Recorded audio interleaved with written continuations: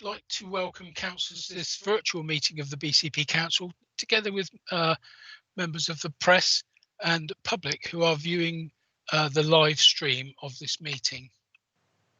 Before I move on with the meeting, I would like to take this opportunity to make the following statement. As you know, we've had two very lengthy and complex council meetings, and I would like to take this opportunity of reminding councillors of the procedures and expected behaviours at council meetings. I appreciate that all councillors are aware, but it is important for us all to recognise the Code of Conduct for Councillors, which is included in the Council's Constitution.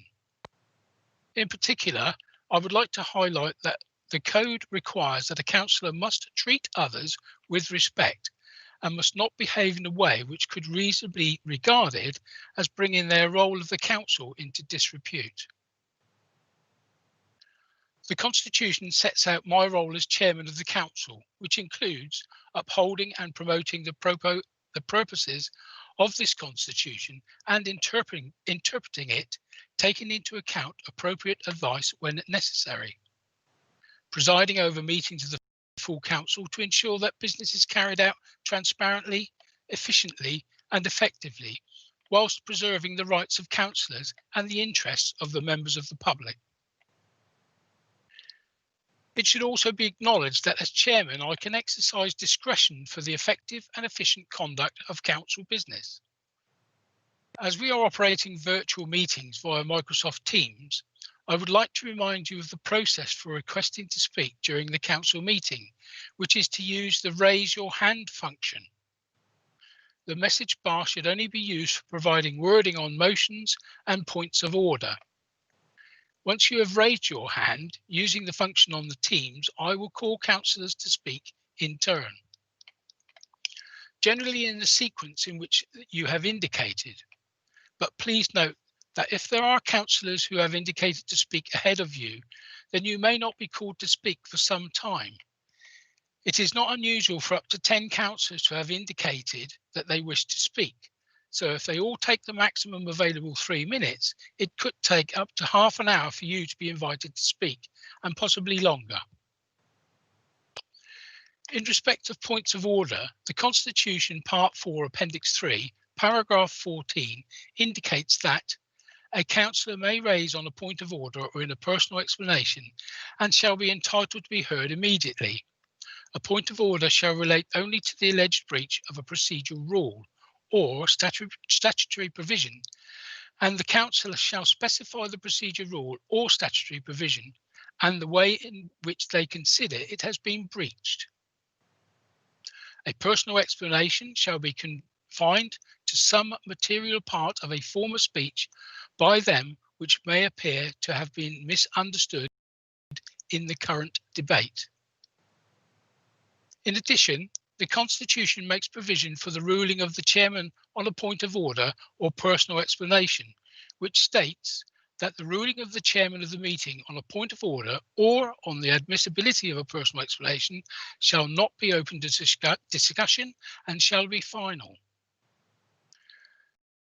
The way that we will manage these will be that any councillor can type PO or point of order into the Teams chat, but will be expected to quote the procedural rule or statutory provision which they believe is being breached. The Council's Constitution is freely available on the website, and I would recommend that every councillor downloads a copy onto their laptop so that they have it available if they need it for this purpose. I will invite the councillor to speak as quickly as I can, and will then expect them to state exactly which provision is being breached and how, and I will then decide the appropriate action, if any. Councillors, I will just say in closing that our Constitution is written to give us a set of rules to manage our meetings most effectively. We need to use those rules, and if we are not happy with the way they are written, then we need to make changes to improve them through the Constitution Working Party and bring those changes to the council meeting for debate. I hope that this clarifies the position, and I look forward to a well conducted and constructive series of debates this evening. Thank you.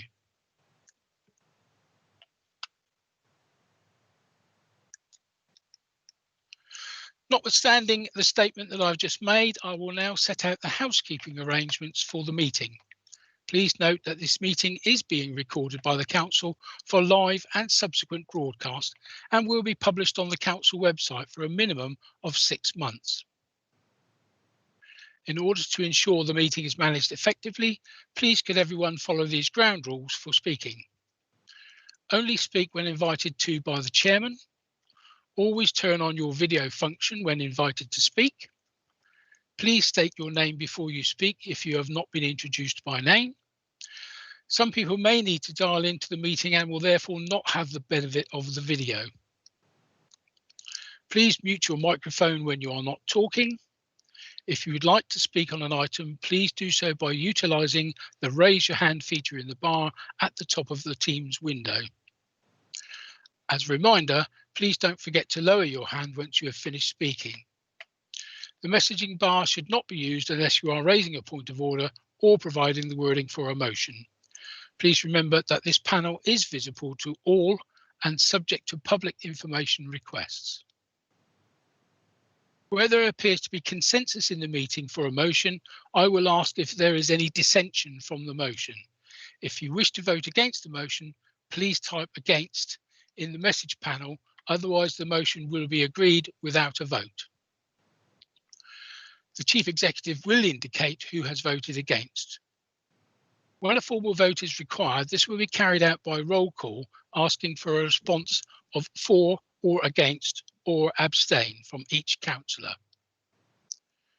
A recorded vote requires support from a quarter of the members present if a request for a recorded vote is made, unless I have already received a notification of the request and 25% of the meeting have already intimated they are in support.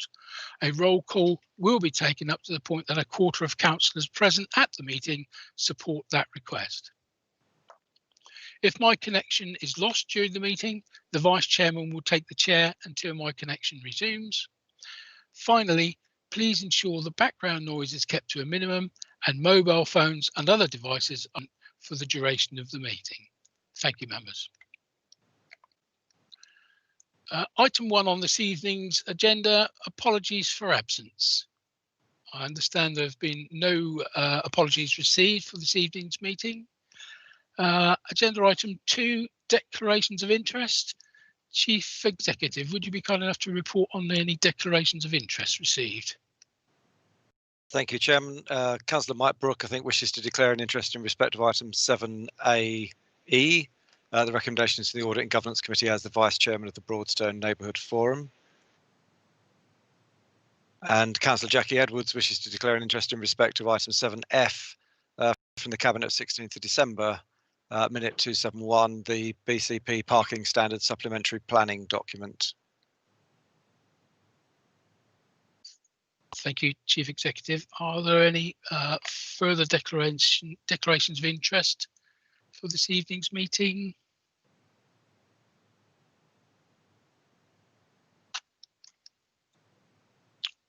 No, I'll move on then to agenda item number 3. Members, confirmation of minutes. Do you agree to confirm the minutes of the ordinary council meeting held on the 24th of November 2020 and the adjourned meeting on the 8th of December 2020? Can I ask if there is any dissension from confirming the minutes, please? I have a raised hand from Councillor Mark Anderson. Councillor Anderson, please. Thank you, Chairman. This is, as I have spoken to Richard Jones earlier today, this is just a item that relates to the minutes. I'd just like to say that at the last council meeting, I was mandated to write to the Right Honourable George Eustace, the Secretary of State for Environment, Food and Rural Affairs, asking that his department accelerate research into alternatives to control TB in cattle. I'm happy to confirm that I have written to the Secretary of State on this. Thank you, Chairman. Thank you, Councillor Anderson, for that update. Is there any dissension against the noting of the minutes?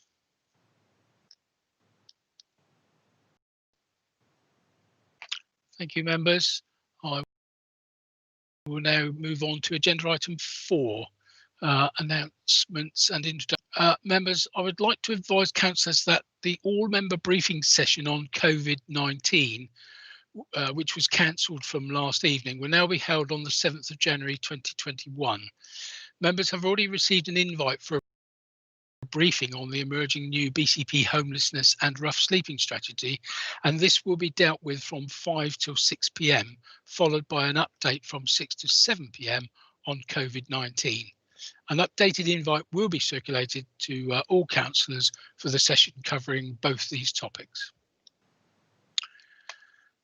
Agenda item 5, public issues. 5A, in accordance with the Constitution, the following public questions have been published on the website and a link circulated to all councillors. Responses to these questions have also been published on the website. And we have questions received from Ben Smith, re Folkestone Station, Chris Henderson, re the Dorset Pension Fund and Fossil Fuels, Patrick Canavan, re the Freeport, Pete Roberts, re Transforming Travel, and Chrissy Morris Brady regarding sewage and nitrates in Poole Harbour. Item 5B, statements. The council has received no statements since our last meeting. Likewise, there have been no petitions received since the last meeting. Agenda item 6, questions from councillors. I would like to invite Councillor Mark Howell. I understand you have a question to put to Councillor May Haynes on the cleanliness and safety of car parks. Councillor. Yeah, thank you. I'm just struggling to open the document at the moment. Perhaps you could go to the next question and come to me later, if that's okay.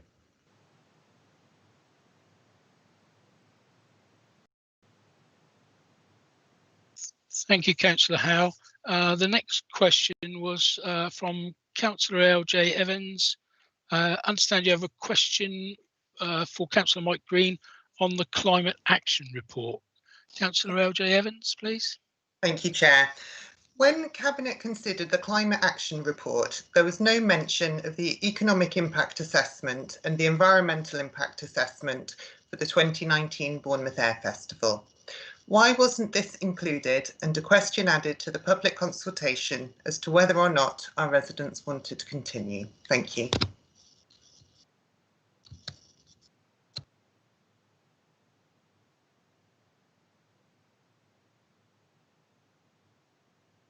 Chairman, would you like me to respond? Yes, please, Councillor Green. I had a problem with my mouse then, trying to navigate 3 screens. Thank you, Councillor Green. Thank you, Mr. Chairman, and thank you, Councillor Evans, for your question. The paper considered by Cabinet was about reinforcing this council's twin objectives to make its own activities carbon neutral by 2030 and to help ensure the whole BCP area is carbon neutral by 2050 at the latest. As such, it would not contain economic or environmental impact assessments of individual events, nor were any asked for during the extensive discussions about the paper held by the All-Party Overview and Scrutiny Board. The paper also explains how carbon emissions are grouped into 3 classes or scopes. Those associated with the Air Festival are contained within Scope 3, which we expect to be studied in future years. The Bournemouth Air Festival is enjoyed by more than 1 million people over 4 days and has brought £30 million worth of business annually to BCP. In light of what has happened during COVID, I believe it would be misleading to include a question which suggests we would consider removing our local tourism industry's star attraction at this time. Thank you, Chairman. Thank you, Councillor Green. Councillor LJ Evans, did you have a supplementary for Councillor Green at all? Thank you, Chair. Yes.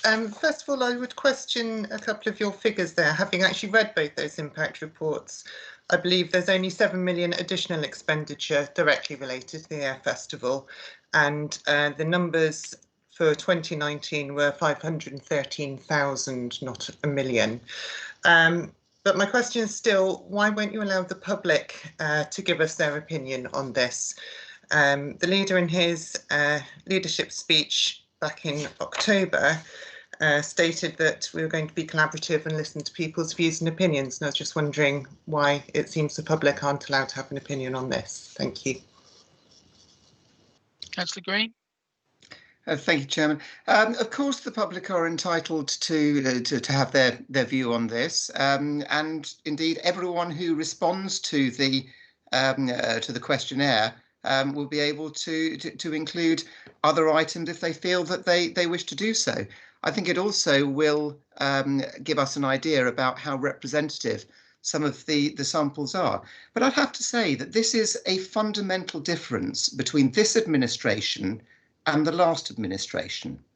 Because as this administration, we intend to pursue the fight against climate change full-heartedly, but in a way that brings people with us. And it is by having those debates and by creating those barriers between so many people who we should be carrying with us but can't, that the previous administration, in my opinion, Mr. Chairman, got it wrong. If we are going to achieve these ambitious aims to make not just the council carbon neutral, but the BCP area carbon neutral, we need to do that by pushing with the grain, not against it, and to try to put in questions which are deliberately and without doubt will be controversial and will put neighbour against neighbour is not the way that we are going to achieve that. We want to bring people with us, and that is why, in my opinion, we will achieve more in our fight against climate change than would have been the case had the previous administration continued. Thank you, Mr. Chairman. Thank you, Councillor Green. Councillor Howell, have you managed to find your question at all? Yes, I have. Super. Would you be kind enough to? Thank you. Yes, extensive consultation by ward councillors regarding the active travel measures introduced in Poole Old Town over the summer has revealed that one of the major concerns of local businesses is the poor cleanliness levels and safety issues associated with local multi-storey car parks, particularly key visitors. Customers have expressed their concerns about these issues and said that they would deter them from returning to the area.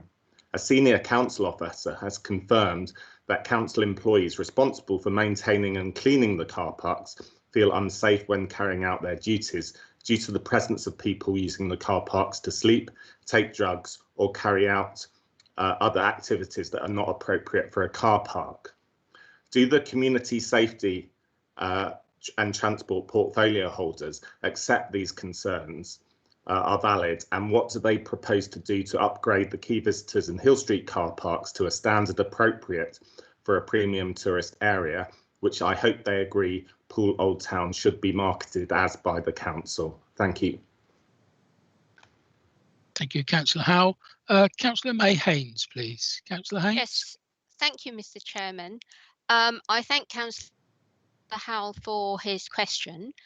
The council is aware that homeless people do use the multi-storey car parks for shelters and therefore use it as an opportunity for the outreach services to be able to engage with the homeless, assess their needs, including health, and try to find permanent solutions, moving them into housing rather than to keep treating the symptoms. This approach continues with closer work partnership working. The civil enforcement officers undertake morning inspections of all Poole multi-storey car parks and ask any rough sleepers still in situ to collect their belongings and leave the car parks, and those that become abusive or refuse to move are reported to the police. We have worked with the police for many years and find them supportive, but appreciate that their response times will depend on the number of available officers and higher priority incidents that might be happening at that point the request is made. Patrols are then taken during the day to try and deter and remove persons begging in the car parks and any other groups causing a nuisance or antisocial behaviour, reporting instances to the car park control room, who log each reported occurrence and report to the police as required.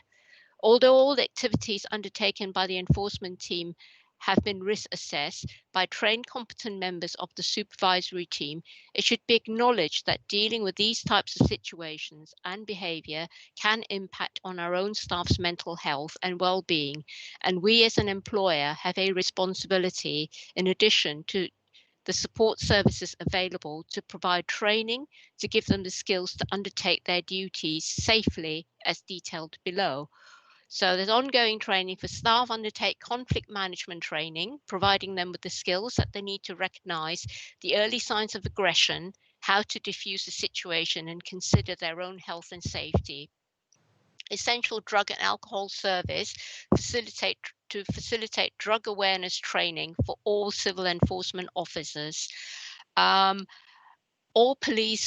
pool civil enforcement officers undertake emergency first aid courses, and while responding to reports of antisocial behaviours in the Quay visitors multi-storey car park, a member of the supervisor team discovered that one of the known drug users, unresponsive in the stairwell, called an ambulance and continued to perform CPR until the first responder arrived, saving the person's life.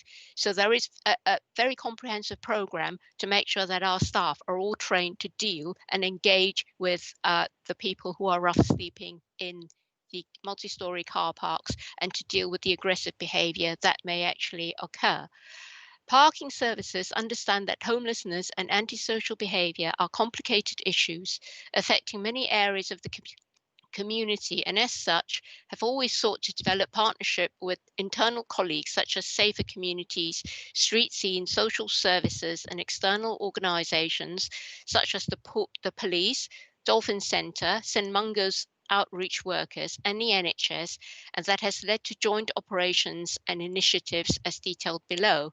There's a whole list, and I will pick some out to read to you. In 2007, Parking Services introduced a new procedure for the removal of goods from car parks to allow us to legally remove belongings left by homeless sleepers using the TORT law, specifically the Interference with Goods Act 1977, Section 12, enabling us to keep fire exits and stairwells clear and improving the appearance of the car parks. In 2015, we worked with the Safer Communities team, undertaking joint visits to issue warning letters to persons repeatedly not complying with requests. And then in 2017, Operation Doorway, a joint operation involving Dorset Police, the Immigration Service, Safer Communities and Parking Services. And then more recently in 2018, we had the multi-agency safeguarding hub approach parking services to assist with locating vulnerable people, including a pregnant heroin addict, known sometimes to be a rough sleeper in our car parks, whose baby was due and had gone missing. In the year just gone, we had CSS officers being introduced into Poole, and parking services have worked with them to address issues of begging and antisocial behaviour, including drug abuse in multi-storey car parks. The car park cleansing team are employed and managed by Environmental Services, and to date, we've made inquiries and we've had no reports of concerns raised by their staff's safety, and would expect Environmental Services to have risk assessed their team's duties. To make the car parks inaccessible to pedestrians and vehicles overnight could be achieved to stop rough sleeping, but would cost a significant amount to install and maintain. With regard to future large-scale decisions regarding the physical nature of the car parks, it would be expected that these decisions would come out of strategic work streams as part of Poole Town Centre's regeneration work and take account of all needs relating to them. We are committed as a council to creating a cleaner area that we are proud of. And I wonder, Mr. Chairman, whether Councillor Howell has a supplementary. Thank you. Yes, I do. Thank you, Councillor Haynes. Councillor Howell, did you have a supplementary? Yes, I do, thanks. I think many people will be surprised that the council deliberately has a policy of using the car parks as a holding area for rough sleepers prior to giving them accommodation. But I would ask the question, given that Councillor Haynes has said that improving the car parks and properly securing them is expensive. Please, could she release the details of the analysis and the actual costs of that to councillors, so we can make our own judgments as to the cost of doing this? Because, you know, personally, I'm aware of a car park in Reading that has been fitted out very successfully to keep it clean and safe for people to use, and with appropriate entrance and exit restrictions. And you know, I don't see why we can't do that in Poole. So if we could have that information. Thank you, Councillor Howell. So Councillor Haynes, can you come back on that request for that information? Yes, Mr. Chairman. In just to make a comment to Councillor Howe's initial response to my response to his question, he said that the council are using the multi-storey car parks as a holding area for rough sleepers. That is incorrect. That isn't what I said. What I did say at the start was that it is known that rough sleepers do use multi-storey car parks. The council have in no way been encouraging them to actually go there to use them as an area for shelter. With regard to the financial figures that Councillor Howell has requested for car parks to be secured overnight, I'm afraid I don't actually have those figures to hand, Mr. Chairman, but I'm very happy to take that away and get officers to actually work to provide me with that information and then send them back on to Councillor Howell if that's acceptable. Thank you. Thank you very much, Councillor Haynes. Would it be possible to pass that information to all councillors Yes. in addition? Thank you very much. Yes, certainly, Mr. Chairman, I can do that. Thank you. The next question is from Councillor Farquhar. Councillor George Farquhar, please. Thank you, Chair. My question is this: what time frame should any member expect to receive a reply or acknowledgement of Cabinet Plus executive members in their portfolio roles? Thank you very much. Councillor Mellor, I believe you'll answer this question. Yeah, thank you very much, Chair, and thank you very much, Councillor Farquhar. In answer to your question, George, there are many different replies can be given to correspondence, so I don't think it is for me to prescribe a time frame. Respectful due consideration should, however, certainly be given to all correspondence. Thank you, Leader. Did you have a supplementary at all, Councillor Farquhar? I did, and essentially it would sort of relate to what the leader views as to be a respectful due time to consider and reply to a correspondence. I would sort of highlight the fact that a similar question was asked of full council on the 5th of November 2019 before he gives his reply to that question. The leader at that time raised it with a cabinet member at that time, reiterating the responsibility of the cabinet members and stressed the importance of swift replies to queries, be they from the public, partners, officers or other councillors. It was also reinforced at that time is that there was an expectation to show leadership as a member of the cabinet. So my question is, what does the leader view to be a respectful period of time to reply to a correspondence from a councillor? Councillor Mellor? Yeah, thank you very much, and I'll refer the councillor to my previous answer. Respectful due consideration should certainly be given to all correspondence. Thank you. Thank you very much. The next question is from Councillor Hadley. Councillor Andy Hadley, please. Thank you, Chair. BCP Council have expressed a desire and intent to be a smart place, creating digital solutions to improve the lives of our residents, vibrancy of our communities, and the prospects of our local businesses. I understand that our traffic light partner holds huge volumes of data about how our junctions are being used, and this should provide accurate and historic flows of traffic around their sensors, including traffic volumes, red light jumping, pedestrian requests to cross, and perhaps even instances of pedestrians giving up and crossing in the gaps. Reliability for detecting bikes is, I understand, more difficult, and the manual traffic counts are infrequent and costly. Given the impact of COVID-19 on travel, it seems inappropriate to continue to use historic models that may now prove just history if our working and living mobility is permanently changed. Can the relevant portfolio holders please advise, rather than relying on historic traffic modelling, how can we maximise use of this rich source of information to monitor and predict traffic flows? Is the information being routinely collated with air quality, health indicators and other available datasets and mapped? And how can we ensure that the existing and innovative smart place information is presented and available for public access, both to assure transparency and to encourage innovation and analysis by schools, university students, interested members of the public and businesses? Thank you. Thank you, Councillor Handley. Councillor Mike Green, would you be kind enough to respond, please? Thank you, Chairman, and thank you, Councillor Hadley, for your question. Because it's in several parts, I will try to answer each of them to the best of my ability within the limits of time. The COVID crisis, with intermittent lockdowns and changing work patterns, has inevitably meant traffic flow on the BCP network has not been following normal patterns. At times it's been up by 70% or up to 70% lower than usual, although in the period before Christmas, traffic volumes increased to close to pre-COVID levels in some areas. And this wide range backs up my personal belief that it's too early to jump to conclusions about how dramatic any permanent shift to lower traffic demand will be. Much data does indeed exist through automatic on-site monitoring using fixed and mobile traffic counters, but as Councillor Hadley suggests, this can be supplemented. For example, Bluetooth technology has been installed on some traffic signals, and this can be used to measure journey times.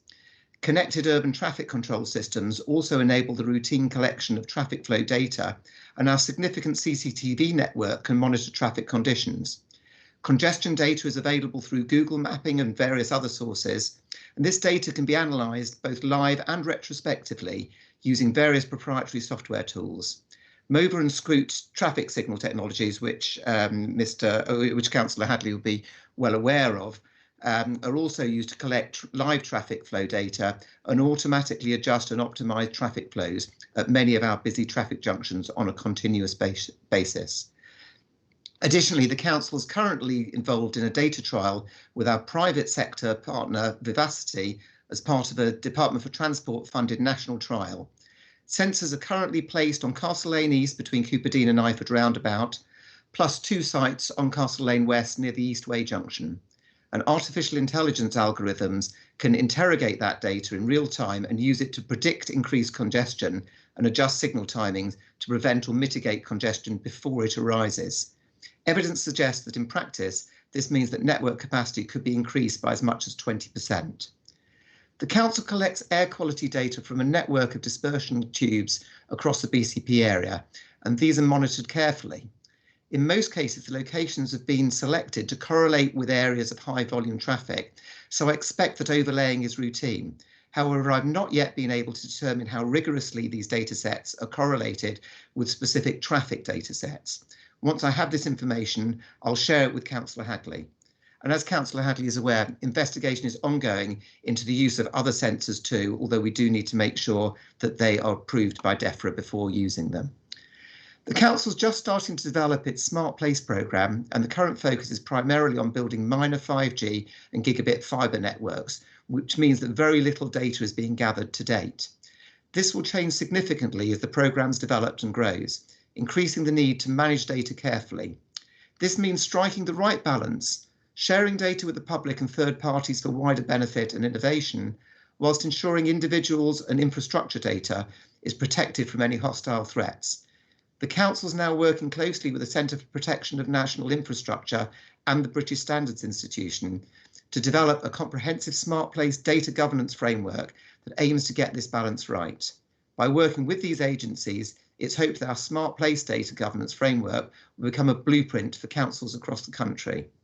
I think it's also important, Mr. Chairman, to emphasise that whilst making the most efficient use of the current road network information gathering assets, changing patterns of working and behaviour present some real opportunities for lifestyle alterations. And the Council's working hard to deliver further unprecedented improvements to sustainable travel facilities and the congestion, environmental and health benefits that these modes can help bring. Thank you, Mr. Chairman. Thank you, Councillor Green. Councillor Hadley, did you have a supplementary at all regarding the answer to the first question? Thank you, I do. Yes, thank you, Councillor Green, for that. And obviously, part of the reason for my interest in this is about the effectiveness of the sustainable travel impacts that we're trying to achieve. I do believe the Smart Place work shouldn't just be about novel methods and 5G, but about better use of what we can already get our hands on. And because I've shown an interest, I've been given links to some of the visualizations around things like 5G monitoring, but they are hidden away. What I'd really like from the portfolio is a commitment to how we can make this information available near real time and historic for public consumption in an easy consumable fashion. I do think the cross between the Dorset ICS Intelligence and Insight Service and the Newcastle Urban Observatory are good models, especially on collaboration across the Dorset area. And we should be serving the public with giving them information to base it on. Thank you. Thank you, Councillor Hadley. Councillor Green, would you like to respond, please? Thank you, Chairman. I'm very aware of Councillor Hadley's belief that by opening up this data as much as possible, we'll get to the best results as quickly as possible. And to some extent, I share that belief. Indeed, in our predecessor authority, we organised hack events where we made a whole load of data available, as did other public bodies, and left it to members of the public to come in and use that information to make applications which would be of use as we go forward to our residents and to others. So I very much see the data, but I've got to come back again to the balance being correct between freeing up this data and ensuring that sufficient data protection is in place so that it can't be used in a hostile manner. And that's why we are working with the Centre for Protection of National Infrastructure and with the British Standards Institution to try to get to the right balance as we go forward. Thank you, Chairman. Thank you, Councillor Green. The next question is from Councillor Lisa Lewis. I understand you have a question to put to Councillor Broadhead regarding upfront costs of preparing for Freeport status. Councillor Lisa Lewis, please. Thank you, Chair. So is £50,000 planned to be spent on the initial bid? What are the total upfront costs of preparing our local area for Freeport status expected to be? Councillor Broadhead.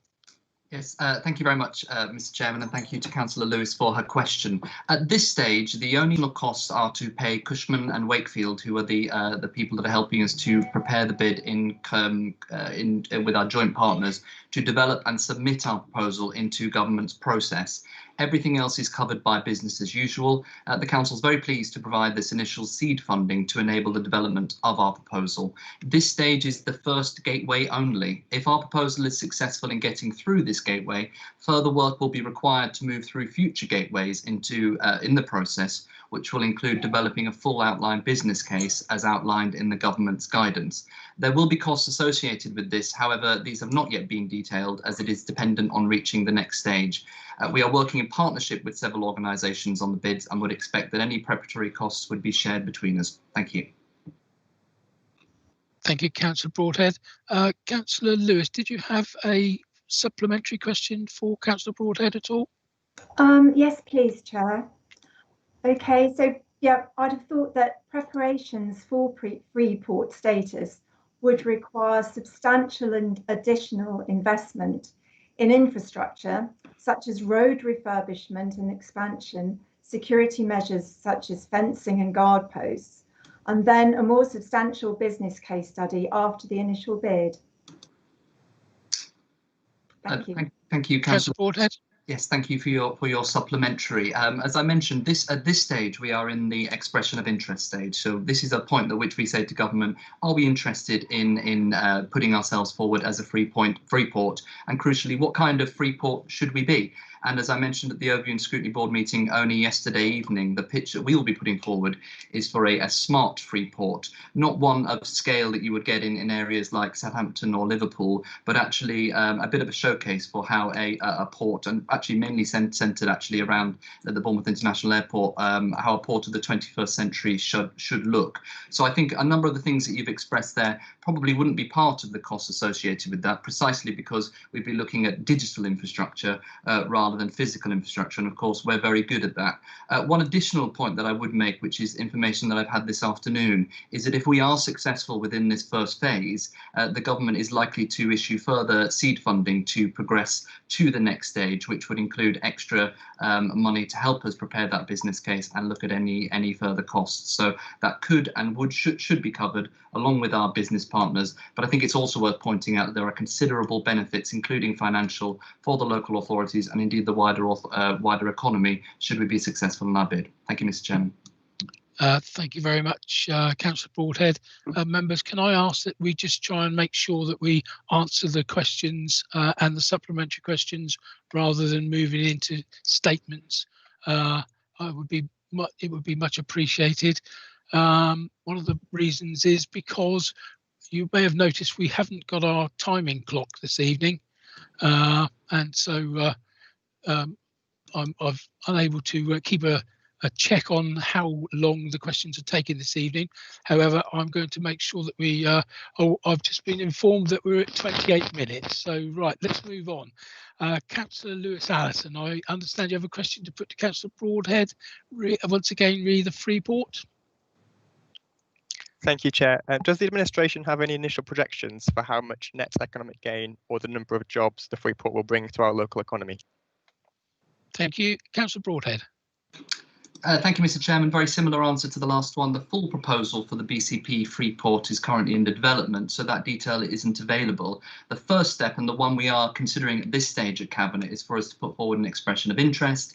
The detailed business case will follow if we are successful in that first round.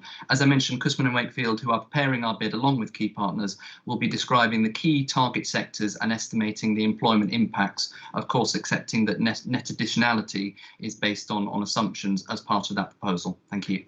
Thank you, Councillor Broadhead. Councillor Allison, did you have a supplementary at all? No supplementary for me. I'm excited to see the detail when it arrives. Thank you very much. Thank you. Moving on then, Councillor Farquhar, I understand you have a question for Councillor Green regarding the lifts at Folkestone and Boscombe Railway Station. Councillor Farquhar? I do, thank you, Chair. I'm conscious of the time which is allowed. I might make a suggestion which might be agreeable to the portfolio holder that's answering, is that perhaps I ask my question in full so it is in the public arena, but a written reply would be published with the minutes, and that would be acceptable. As the Chair to see if that's an acceptable way to proceed with the portfolio holder, conscious of the time. Thank you, Councillor Farquhar. Councillor Green, are you happy to provide a written answer to Councillor Farquhar's statement to all the councillors? Thank you, Chairman, but no, I'm not. Okay. The question that Councillor Farquhar is asking is very, very similar to the one that has been asked by Ben Smith of the Folkestone Communities Forum. And so if Councillor Farquhar would like to withdraw his question, he will see the very similar answer available there. Councillor Farquhar? Thank you, Chair. I've read the question and the reply from the resident, Ben Smith. There is a substantial difference between the questions, so Councillor Farquhar, that would not be acceptable. So can I ask you to put your question to Councillor Green then, please, so we can move Certainly. on? Access Dorset estimates that there are 80,000 residents in the BCP area with accessibility needs. South Western Railway, as the train operating company, has identified that they have miscalculated the budget for the installation and commissioning of 2 passenger lifts at Folkestone for Boscombe Station in the ward which I represent. This is a shortfall of approximately 50% of the actual contractual requirement in the franchise agreement in the area of 1.6 million. SWR are in an emergency measures agreement which will conclude on the 31st of March 2021. At that time, SWR will no longer exist in their present form. Instead, it is anticipated that government will go to a direct award agreement and the 1.6 million in the SWR budget will be lost. Being aware of this risk, SWR have approached the council to match price, or to price match, I should say, their budget shortfall to submit to the Department of Transport in an effort to secure agreement to install the lifts using the budget that they have but cannot unlock due to EMA. What documented efforts has the portfolio holder taken to secure such funding from the council or elsewhere? Thank you, Chair. Thank you, Councillor Farquhar. Councillor Green, please. Thank you, Chairman. Following a long campaign led by Councillor Andy Jones, Ben Smith, who submitted a public question to this council meeting and the Folkestone Community Forum, I was delighted to have been part of ensuring commitment to introduce lifts at Folkestone Station was included within the franchise agreement which SWR won. Both in my time as the responsible portfolio holder at Bournemouth Borough Council and in my short time holding that role within BCP Council, I have urged SWR to honour the commitment they made. It was their responsibility to provide the lifts by 2019, and in my opinion, it is quite disgraceful that they have won the franchise on that basis, but have tried repeatedly to walk away from it.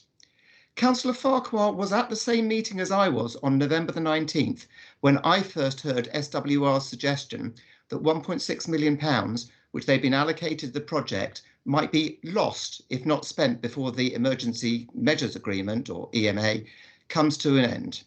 For SWR, or indeed the member asking this question, to believe that the council would be able to find an equal or greater amount to top up SWR's funds could at best be considered naive. A more cynical observer might even see it as a diversionary tactic to push the problem back to a time when SWR are no longer the train operating company. At that same meeting, SWR confirmed too that the EMA means any diversion of the allocated £1.6 million to any other project would be subject to consent by DfT, which would have only limited likelihood of success. The consensus emerging from that meeting was that SWR should look to provide at least one of the two lifts in the hope that the second be provided at a later date. I will continue to press SWR to honour their commitment to provide the lifts at Folkestone Station and believe that obligation should be carried over to whichever department or business takes on the train operating company role after the EMA comes to an end. At the same time, discussions are continuing with Department for Transport, aided particularly by the Member of Parliament for Bournemouth East. Thank you, Chairman. Thank you, Councillor Green. Councillor Farquhar, did you have a supplementary in respect of the answer that's been provided to your first question, please?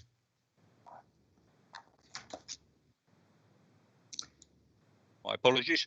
Absolutely, I do. And I thank the portfolio holder for reading the reply, which was to my ear verbatim to that which was given to Ben Smith, who asked a different question.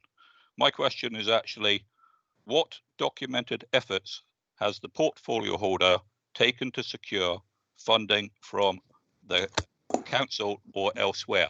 The reason I asked this question, and this specific question, and that's the one which is at the bottom of the question, is because I intend to exercise my rights as a councillor under Article 2, 5.1 of the Constitution, which means that I have the right to access any documentation or information necessary for the proper discharge of my functions as a councillor. So therefore, I would like the portfolio holder to actually reply, what documented efforts has he made to secure match funding? Thank you, Councillor Farquhar. Councillor Green. Yeah, thank you, Chairman. Councillor Farquhar has a funny way of trying to cut down the time involved, doesn't he? And I will point out to him once more the paragraph that I answered earlier. Because Councillor Farquhar reminds us many times in all these meetings that he's new to this job, and sometimes it's quite obvious to see that is the case, because it would indeed be, if I can find the exact number again, to believe the council would be able to find an equal or greater amount to top up SWR's funds could at best be considered naive. Mr. Chairman, there are various discussions that are going on with SWR. Councillor Farquhar has been present for some of them. I wouldn't like to comment on exactly how useful the contributions of all those participants have been, but I think the most important point on this is to note that any discussions need to involve not just SWR, but the Department for Transport as well, and that negotiations, because that's what they are likely to be both difficult and nuanced. It is therefore the correct way of going about it to involve the Member of Parliament and to proceed as we are. Thank you, Councillor Green. Thank you very much. Moving on then to the last question. We have gone over the 30 minutes slightly. Councillor Allison, I understand you have a question to put to Councillor Broadhead regarding impact on income on collection of business rates in respect of the Freeport. Councillor Allison, Chair. Thank you. What is the expected impact on BCP Council income, especially with regards to collecting local business rates? Thank you. Councillor Broadhead. Yes, thank you, Councillor Lewis, for your question. The full impact of the council income is still to be established and will be part of the development of the outline business case if our proposal makes it through the first gateway. However, one of the potential incentives for businesses in the Freeport area is business rate relief on certain sites for 5 years. Now, the government guidance as part of that application process says that local authorities will be compensated by this by government. So the businesses would benefit, but locally we would not lose out financially. Furthermore, however, there is the possibility for local retention of business rates, half of which is currently passported through to national government. This, of course, is very positive and would be reinvested locally. Finally, any increase in economic development in a local authority area naturally generates income to help provide services. The better the local economy, the more taxes, including council tax, etc., are collected. The Freeport bid is one of many examples we're currently working on to inject positivity, opportunity and growth into the various parts of our local economy. If we are to bounce back from the COVID crisis, we should do more than just bounce back to the same position. We should use all the opportunities we can to leapfrog our area into an even better position. Thank you, Mr. Chairman. Thank you, Councillor Broadhead. Councillor Allison, did you have a supplementary regarding the answer provided? Yes, so given that we've got quite a short timescale for the Freeport bids, and we've still not had quite a lot of detail from the administration on what it's going to look like, when can we expect to see the full business case and the details that we need to make a decision on whether this is going to be positive or not? Councillor Broadhead. Yes, thank you very much, Mr. Chairman, and thank you for the supplementary question. As I outlined earlier, this is the first stage. We're submitting this and the deadline is only a few weeks for the expression of interest. If we are successful in that, we will progress to the full business case situation. As I mentioned earlier on, that should and could come with funding as well. And at that point, I'll be looking for as much support as possible from people to inject the detail into what they want our Freeport bid to look like. However, at this stage, at the express of interest stage, I think it's important that we try and get as much cross-party support for the optimism we share for our area. And you only need to look at other areas across the country, Portsmouth South, Harwich, Stockton North, and all of the Labour MPs there are very supportive of their respective Freeport. Allison will be supportive too. Thank you. Thank you, Councillor Broadhead. Thank you, members. We now move on to agenda item 7. And I would just like to remind members that unfortunately we're unable to display the time clock this evening, and so officers in the background are having to do manual time checks, so please bear with us. Agenda item 7. Can I just clarify that the item 7 sets out the recommendations before the council from 7A to 7I. Within these items, there are recommendations, for example, which are marked as 7AA. I just want to highlight this to avoid any confusion. You are asked to consider the following recommendations, which will be taken separately. Item 7A, Audit and Governance Committee, 26th of November 2020, Minute 47, Report of the Constitution Review Working Group, Changes to the Council's Constitution. And I'd like to call on Councillor John Beasley to introduce the item, please. Councillor Beasley. Chairman, by way of introduction, I'm sure most members are aware that the Constitutional Working Group, which is a subset of the Audit and Governance Committee, met on 3 occasions in September and October. and made their recommendations through to the Audit and Governance Committee, who met on the 26th of November and thereby made these recommendations through to full council this evening. I think it's fair to say there's been a very high degree of cross-party working. Doesn't mean we've agreed on everything, but we certainly have had a good working relationship. And the Constitutional Working Group has allowed others to come in and help us in that work, most particularly around the planning issues, which are most of the recommendations, whereby the head of planning and the chairman of planning have both made contributions to help the process. So I'd like to thank all of those people for their input and for the additional meetings that they have undertaken.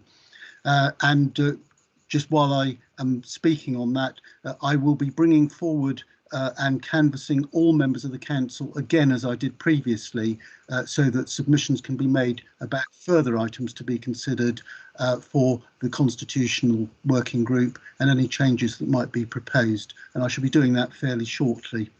The recommendations in front of you this evening, members, amount to 13 in total, but we will take them, I think, in two parts. The first being Procedure Rule 36, which is 7A, A and B. In order to do that, we can deal with that, I think, fairly quickly, because all that we need to do for those two recommendations this evening are to move them and to second them, and then there will be no debate this evening or a vote on them, as they will stand adjourned until the council meeting in February. And I will then come back, Chairman, and introduce the other items separately. So I'll formally move the Procedure Rule 36 recommendations at A and B, and I think the Vice Chairman is going to second.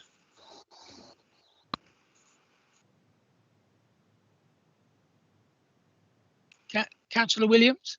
Yes, thank you, Chairman. I'm to second this. It's a fine piece of cross-party work. Thank you. Thank you very much, councillors. So in accordance with the Constitution, then it has been proposed and seconded, and item 36, Rule 36 A and B shall remain now adjourned. Councillor Beasley, please. Thank you, Chairman. In respect of the other 11 items at 7A, that's little c to little m, 11 items in there. All members should have received an email today from Democratic Services, because on the main council agenda, the item at E has been replaced. The working that lies behind it from the working group on the PDF attachment is correct, but what's on the main council agenda was not. And so just to explain that very quickly, so that we all know what we're discussing, at E, the correct wording should be that the power to call in planning applications to committee should not be extended to neighbourhood forums. Unfortunately, somehow the wording got transposed from F into E and supplemented what should have been there. So I hope that gives you some clarity. That leaves us with those 11 other recommendations before us this evening, and I will move those and ask that they be received and adopted. And again, Chairman, I think the Vice Chairman is going to second. Thank you, Councillor Beasley. Councillor Lawrence Williams, please. Thank you, Chairman. Yes, I'm delighted to second. Thank you very much. Members, right, I have Councillor Margaret Phipps has requested to speak. Councillor Margaret Phipps, please. Thank you, Chairman. I wanted to speak on item J, please, if that's okay. The planning committee structure. I'm afraid I can't support that item and the recommendation as set out, that the BCP planning committee remains unchanged. I believe it is not proven that the current structure of just one overall committee best serves the three towns. Other authorities have several individual area committees, and since the formation of BCP, there's been no in-depth objective exploration of whether a single committee is actually working well or not, or whether an alternative structure would work better. I was present at the Audit and Governance meeting where this recommendation not to change the structure was discussed, and can confirm the voting was not unanimous and members did have differing views.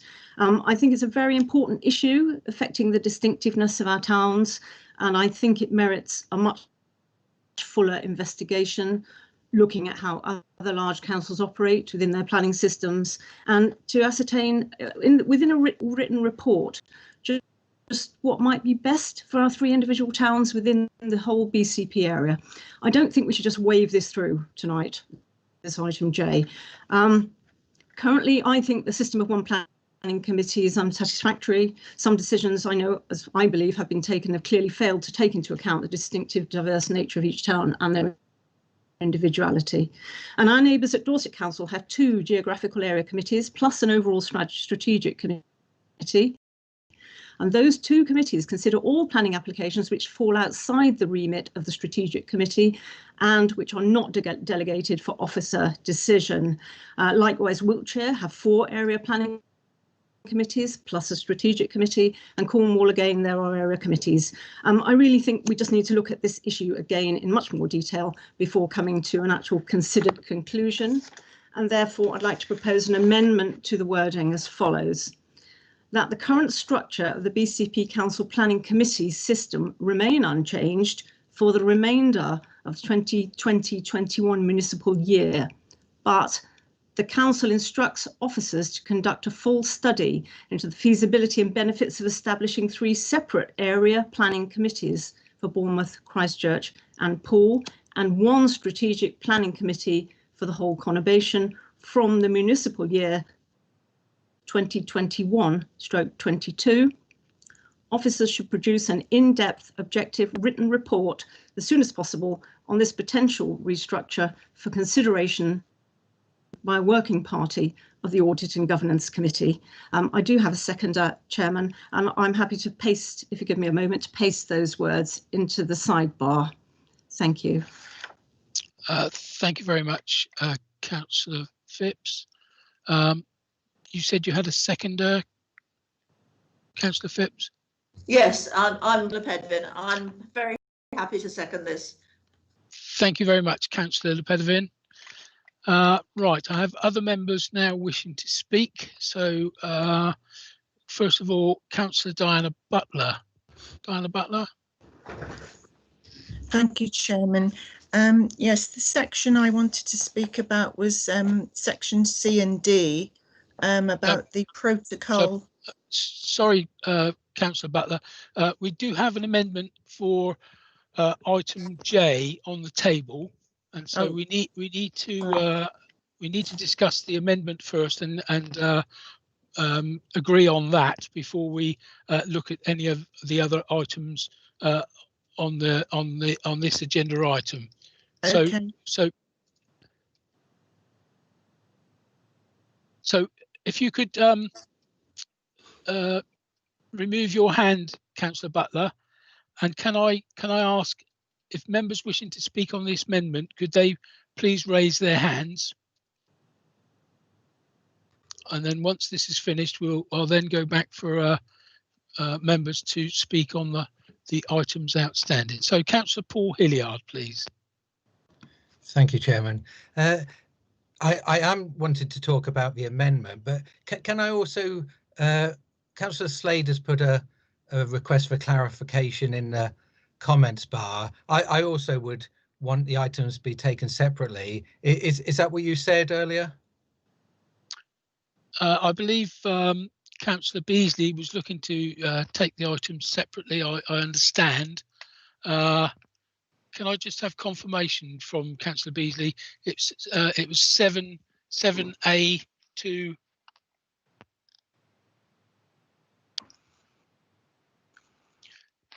M, 7A to M? 7C to 7M. M. Thank you, Councillor Beasley. But is that as a bulk? But as a point of order, we need to look at the amendment that's been put on the table for item J. So we need to deal with that first of all. and then we'll go back. Yeah, so I'm certainly for that amendment. The planning officers obviously still work in 3 distinct teams, one for Bournemouth, one for Christchurch, one for Poole. They obviously, their knowledge dictates that each of the former boroughs are distinct and have their own planning policies. So I fully support the amendment. Thank you. Thank you, Councillor Hilliard. Councillor George Farquhar, we are talking to the amendment. Please. Thank you, Chair. Yes, no, I do wish to talk to the amendment. Yes, no, I fully support Councillor Phipps' amendment in this particular case. It makes a lot of sense with the geographical area that we've got, the fact that we're the 12th largest authority in the area, to have these area committees and one overarching committee. So I would fully support the amendment because she's far more experienced than I. I'm just new to this game, and I will follow her lead. It seems like a good suggestion to me. Thank you, Councillor Farquhar. Councillor Nigel Brooks, please. Councillor Brooks. Yes, thank you, Chairman.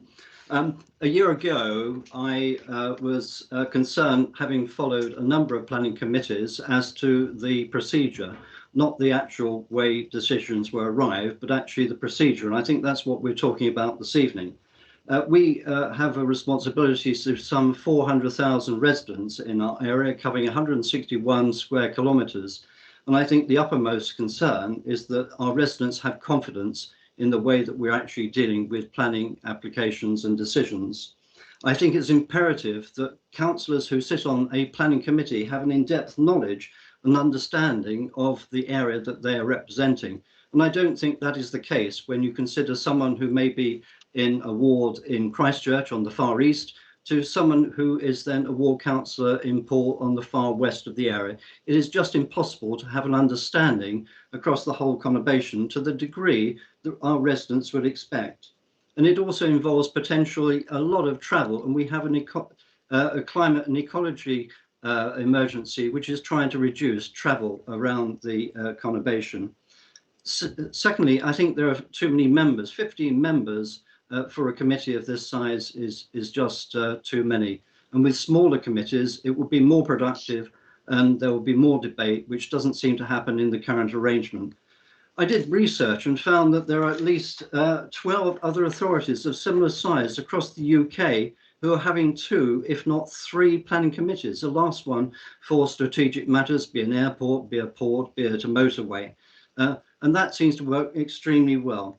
So I think I clearly support what Councillor Phipps is saying this evening. We need to be more focused. We need to have a better way of dealing with planning applications on behalf of our residents who need to see the transparency that we are dealing with their concerns in a way where councillors fully understand all the issues. I think this is a sound step.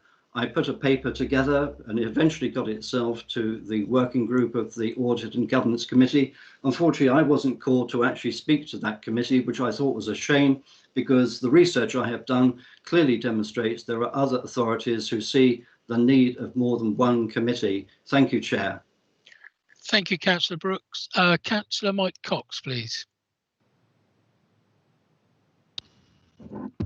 Thank you, Mr. Chair. Actually, myself that brought Councillor Brooks's paper to the Constitutional Committee and asked for support for it.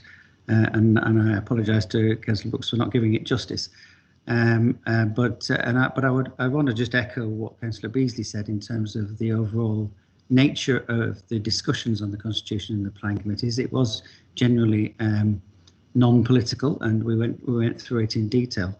But I was significantly outvoted on the Constitution Committee, and even when it went to the Audit and Governance Committee, which I also substituted on, we were outvoted on that as well. But I do think that not enough consideration was given to this matter. Not enough research was prepared either by ourselves or by the officers for us to make the right decision. I appreciate and I listened very carefully to Councillor Kelsey's evidence to this committee when he said that any committee should make the right decisions if it was properly looked at, and I agreed with him that any good committee would make the right decisions. However, a good committee doesn't necessarily have to be a bigger committee.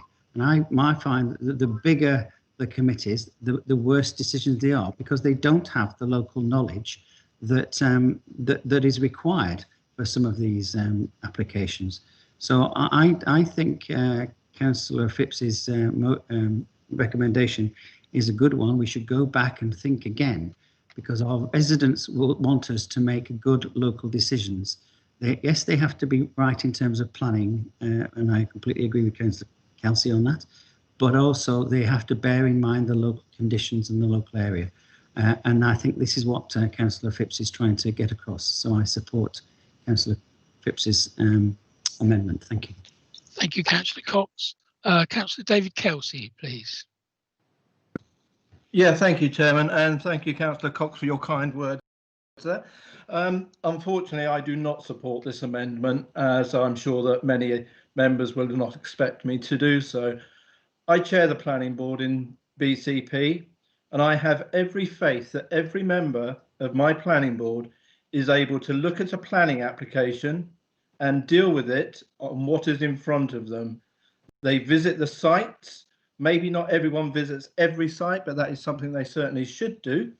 And they look at the planning policy reasons for taking the decision that they take. Having 3 separate committees is cumbersome, it's costly, it's time consuming. We will soon be having a local plan that covers the whole of BCP. We really do need to move away from the 3 separate areas being looked at in 3 separate ways. We are BCP, we need to work as BCP, we need to move forward as BCP.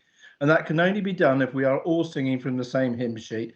So I certainly do not support this recommendation to amend, Mr. Chairman. Thank you.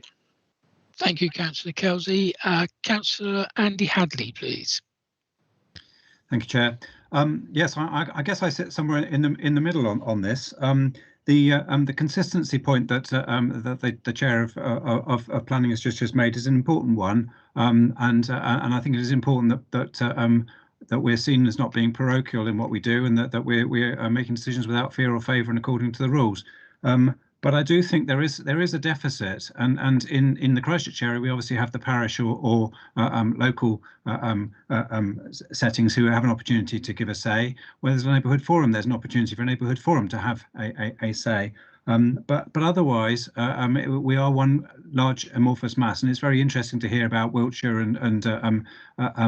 and rural Dorset in terms of the multiple committees. I think it's also relevant to think in terms of the licensing committee that has subcommittees, and whether rather than it being separate committees, they are seen as subcommittees to look at individual housing issues in certain areas, and a strategic group sitting over it to look at the broader picture and at larger planning applications would be sensible. And I think what Councillor Phipps is suggesting is very reasonable in terms of continuing as we are for this year, but taking a good look at this and not just being stuck with what we came out with from the LGR in the first place. So I will support this amendment because I think it's important that we do take a sensible look at this in some detail. Thank you. Thank you, Councillor Hadley. Councillor Stephen Bartlett. Councillor Bartlett. Yes, thank you, Chair. Yes, I think one point that's been missed here is that the vast majority of planning decisions are made by officers and not the planning committee. Indeed, it's probably in excess of 95% of all decisions made under delegated powers to officers. So that leaves very few decisions being left to the planning committee. Indeed, I've been surprised at the low number of decisions that have come to the planning committee, given my experience over 6 years on the Bournemouth Council's planning committee and now this one. I do think we have to be mindful of the fact that we had shared services, we then moved to LGR, and we've done this in order to provide some financial savings and to provide consistency across the conurbation. Now, we're looking at a report a bit later on about parking standards across the conurbation in order to standardise it and to make sure we got a consistent approach for all the residents and that we don't differentiate between them. And it is policy that drives planning decisions, in particular those made by the planning committee, absolutely 100%. and we do take the policies very seriously, and we do look at all the sites that we make decisions on. So I'm very confident that the way the system works at the moment is very fair and it's very professionally applied. However, having said all of that, I think Councillor Phipps is suggesting that we examine the other options. And I don't think there's any problem with us actually looking at the way other people do it and the way that, so we could at least maybe address some of the concerns that she has by asking officers to look into it to provide those other options. So I don't see there's anything, no harm whatsoever in looking at it. We're not making a decision on changing things now, but I would support this amendment purely because it gives an opportunity for a further analysis of it to be carried out, which I suspect will come out in favour of the system that we currently run. Thank you, Chair. Thank you, Councillor Bartlett. Councillor Philip Broadhead, please. Yes, thank you very much, Chairman, and thank you to Councillor Bartlett for stealing most of my points in his last speech, many of which I agree with, apart from that last one, actually, because many of the points that he raises are ones that have been looked at in great detail. He makes the point, as did Councillor Kelsey, that the job of a planning committee member is to look at the planning policy informed in front of them and to make objective decisions about that. And now an element of obviously having local experience is always important, but that is incumbent upon all of us to do our homework and our research. And if the chairman of the planning committee has confidence in his members, then I have confidence in them too. He also makes a point about the fact that the local plan is coming our way very shortly. That is a BCP-wide local plan, and I struggle to see how having a one area local plan will be compatible with further dividing the area and in many ways going backwards. But I think the major point that I was going to make was Councillor Bartlett's main point there. We have a system now within our planning system where a number of the planning applications are delegated to officers to be compliant, obviously, and make the decisions with planning policy. And the predominant things that come before the planning committee now are major applications. Because of that, I really struggle to see how you could have a situation where you had a strategic board which looked at the major applications and then the smaller boards that looked at the smaller applications, because there wouldn't be very many of them to go before them. And if we then started to go backwards and say we want the planning committees to look at everything, then we really are going backwards. The final point I would make is that, and I mean this in the nicest possible way, but Councillor Phipps has brought this motion, has been the cabinet member in this area for, what, 16, 18 months, and was quite content with the situation as present. We had nothing about changing this when she was a cabinet member for this. Now that she's not the cabinet member, suddenly she seems to care an awful lot. And I do worry here that there is a little bit of a, if you ask the same question enough times, you'll get the answer that you want to hear. A heck of a lot of work has been done on this in the past, both through the LGR process and obviously through the Constitution Working Group. So whilst I agree with Councillor Bartlett that on one hand, what is the harm? The harm is we've done this a lot, we've listened to the experts, we've done cross-party work, and if we keep going back to it, we just look like we're asking the same question until we get the answer that the individuals want to hear. We need to move on. We are one place with many, very different areas. We have a system that works. If it ain't broke, don't fix it. Thank you, Mr. Chairman. Thank you, Councillor Broadhead. Councillor Tony Trent, please.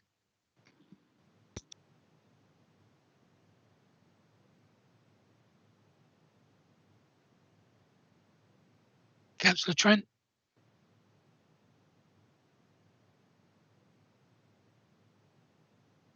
Councillor Tony Trent.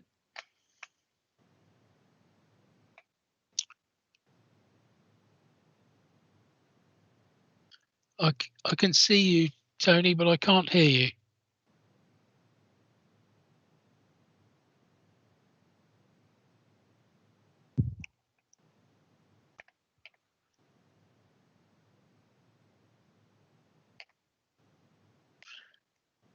Councillor Trent, what I'm going to do is going to move on to Councillor Marion Lepoidovin, and hopefully you can sort your issues there.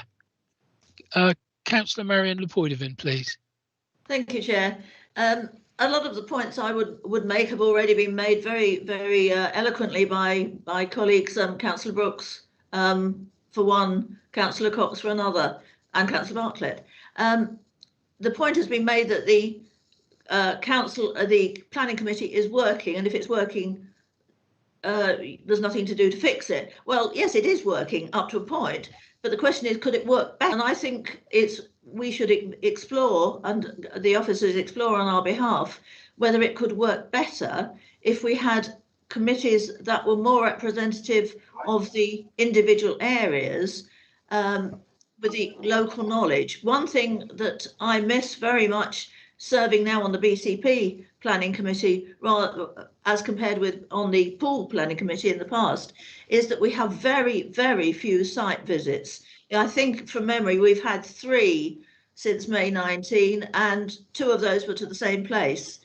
The ability to have site visits means that you can, while we go and see what we can see from the street, of course, on our own, a site visit that can take you onto the site, can see it from a different angle, can get the full picture, is extremely valuable, and that is something I very much miss. The logistics of doing it across the whole of BCP with 15 councillors plus officers, it is prohibitive in almost every case. But in a much smaller area, councillors would already know the area much better anyway, but we can get a real in-depth look and see the site as seen by neighbours from different angles, and see much more what actually is involved. I don't think it's true that we only have strategic planning things to look at the moment. We have very many householder applications as well, some of them on fairly small schemes of work. We get the full range, but I think it's well worth looking at whether it could be done better. This is only an issue in these new big unitary authorities like Dorset, like Wiltshire, like us, where there's still 2-tier councils. Obviously, you've got your local district council planning committees, and the smaller unitaries, as we used to be in Bournemouth and Poole. Again, you've got your local committee. It's only in these big councils, and we know from our research that very many of them have got local subcommittees or local section committees, as well as a strategic one, to meet the needs of individual areas. Even with one local plan, even with the Poole local plan, different areas of Poole had different issues and different requirements in the local plan. The same will apply manyfold in BCP, in a much bigger area and a much more diverse area. So I'm very much in favour, and that's why I'm seconding this amendment, that we look at, ask the officers to bring an in-depth study of how things could be done differently and better. Thank you, Councillor Lepoidovin. Councillor Leslie Dedman, please.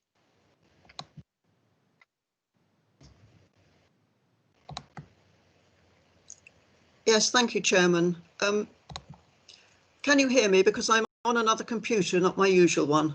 Yes, I can hear you. Thank you. Thank you. Yes, I just want to pick up a few points. I am in support of the motion. There was a mention of cost, and I don't think that cost is relevant when you're talking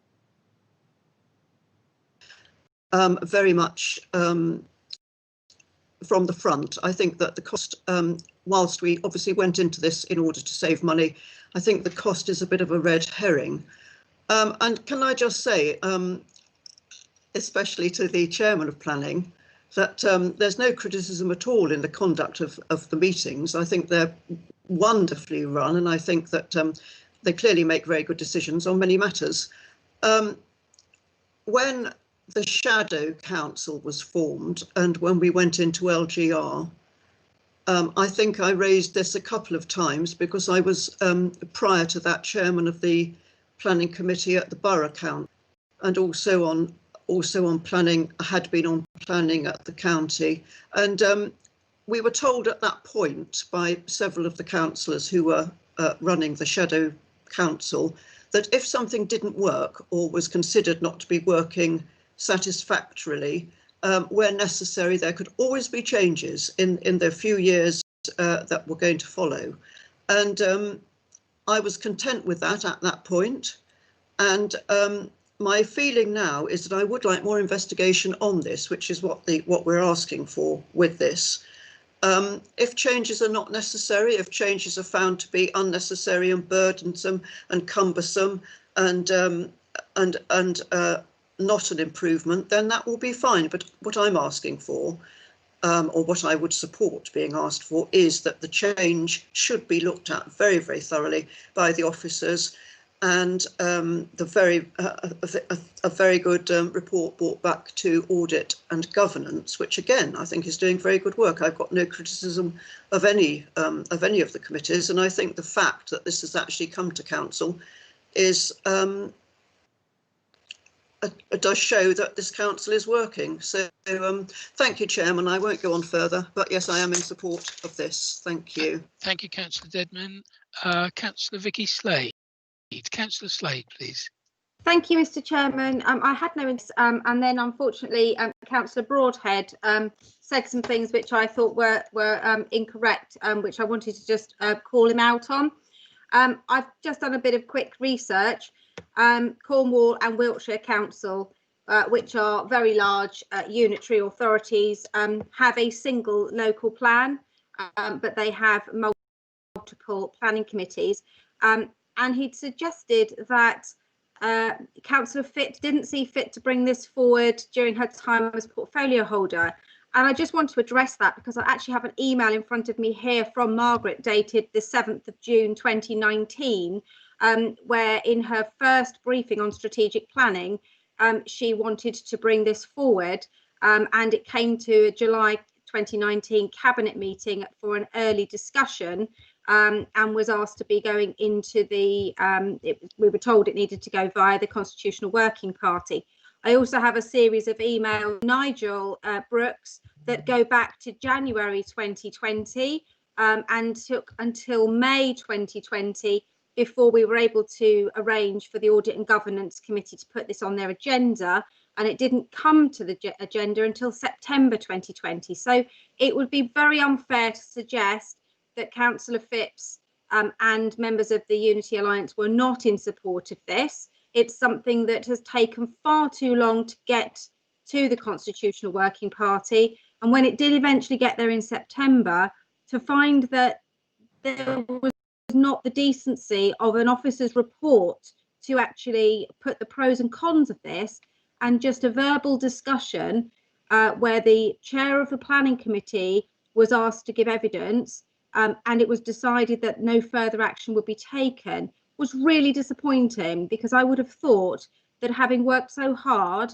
to arrange for this to get that far, and over a year to get their initial idea through a committee, that the very least of that men have expected is an officer report with the pros and cons. So I think that the least we can do is to send this back, ask for an officer report which looks at the pros and cons, and then we make a decision based upon the facts, not just upon the opinions of a few council members, however experienced they may be.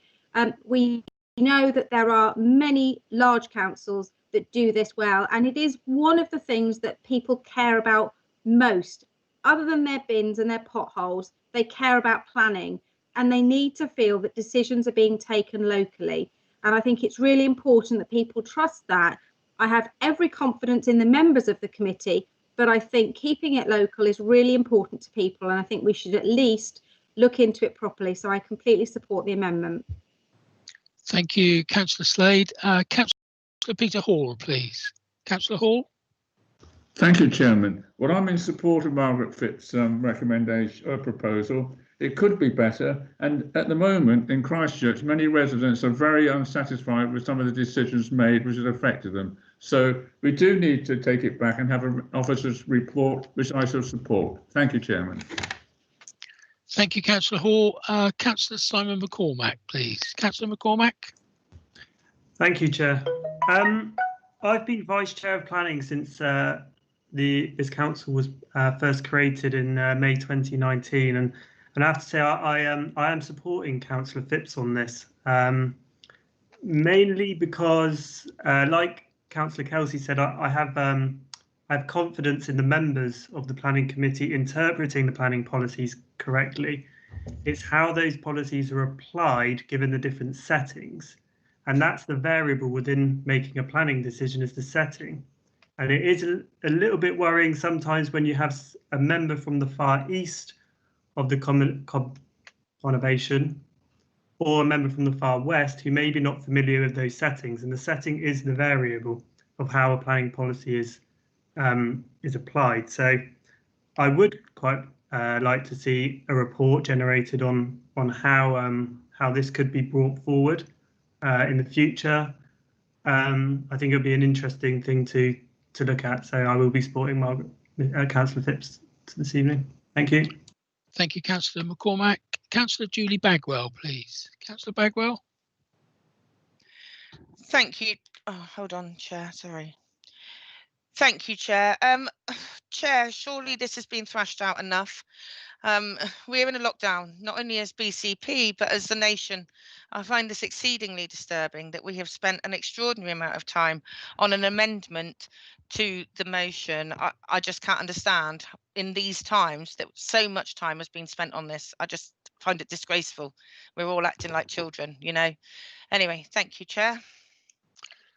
Thank you, Councillor Bagwell. I have no further speakers. Councillor Margaret Phipps, would you just like to sum up, please, before I go to the vote?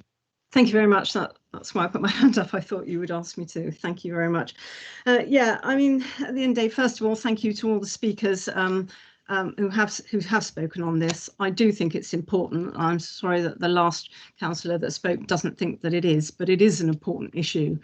And many of the speakers have answered the questions that have been raised in the debate that I probably would have tried to answer now. But of course, the current committee does work according to policy. I appreciate that, but I do think that there is a clear local knowledge deficit, and the area committee arrangement already works very well in other areas. And I really think we should take another look at this to see if we have got it right. Consistency has been mentioned, and planning policy will anyway ensure that there is consistency in decision taking, but local knowledge can be key. I actually recall when LGR was kind of, in inverted commas, being sold to us and being put forward as something that we should do with our 3 towns, and before we even did it, that Wiltshire, we actually had someone, I believe in Christchurch, come along from Wiltshire to tell us what a wonderful idea it was and how it all worked. And I noticed that they actually have area committees, and they were sort of sold to us in a way as a model council. So, and also one councillor has said that this has already been done, but actually it hasn't been done, which is why I'm asking for the full examination of the situation. We know this works in other areas, and in fact, that particular councillor, I think, is the one who once said, you don't know what you don't know. And no, we don't know, because we haven't had a report, and we'd like to know. So I think this is just common sense. With an authority of this size, that we actually should look at what is best for us and be sure that we are operating the best system. So all I'm asking for here is the issue be looked at in more detail with a written report and to be fully examined. And I don't think that's unreasonable. Thank you, Chairman. Thank you, Councillor Phipps. Councillor Beasley, I believe you have the right to reply on the proposed amendment. Thank you very much, Chairman. I don't really wish to prolong matters. Suffice to say, though, that there was quite extensive input and discussion by the working group, and Councillor Cox is absolutely right that he represented Councillor Brooks' proposals, I thought, very well, and indeed we encouraged that to come forward in order that we could have a proper debate about it. There have been some strong arguments on both sides. This recommendation wasn't taken lightly or without substantial input, and so therefore I hope that members of the council will realise that it has been well thought through, and hence the recommendation for council to approve tonight. So I'd be very disappointed if the amendment was successful. Thank you, Chairman. Thank you, Councillor Beasley. I will now hand over to the Chief Executive to conduct the vote on the amendment. Thank you, Chairman, the vote is on the amendment as proposed by Councillor Margaret Phipps. If you're in favour of the amendment, then please say for. If you're against, the alternative is to abstain. I'll go through the councillors in alphabetical order. So Councillor Hazel Allen. Against. Councillor Lewis Allison. For. Councillor Mark Anderson. Against. Councillor Sarah Anderson. Against. Councillor Marcus Andrews. For the amendment. Councillor Julie Bagwell. Against. Councillor Steve Barron. Against. Councillor Stephen Bartlett.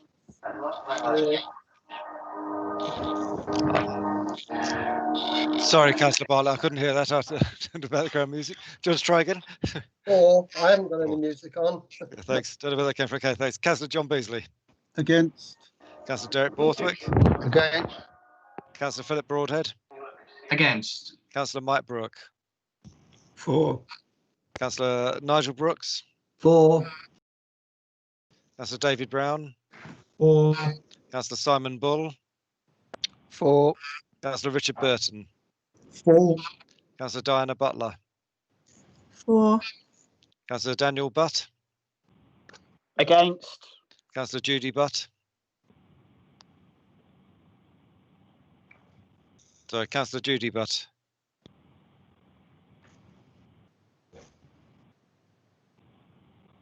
Okay, I'll come back to you, Councillor Butt, at the end. Councillor Eddie Coop. Against. Councillor Mike Cox. For. Councillor Malcolm Davies. Against. Councillor Norman Decent. Against. Councillor Leslie Debman. Hello. For. Okay, was that Judy Butt coming in? Hi. Councillor Butt.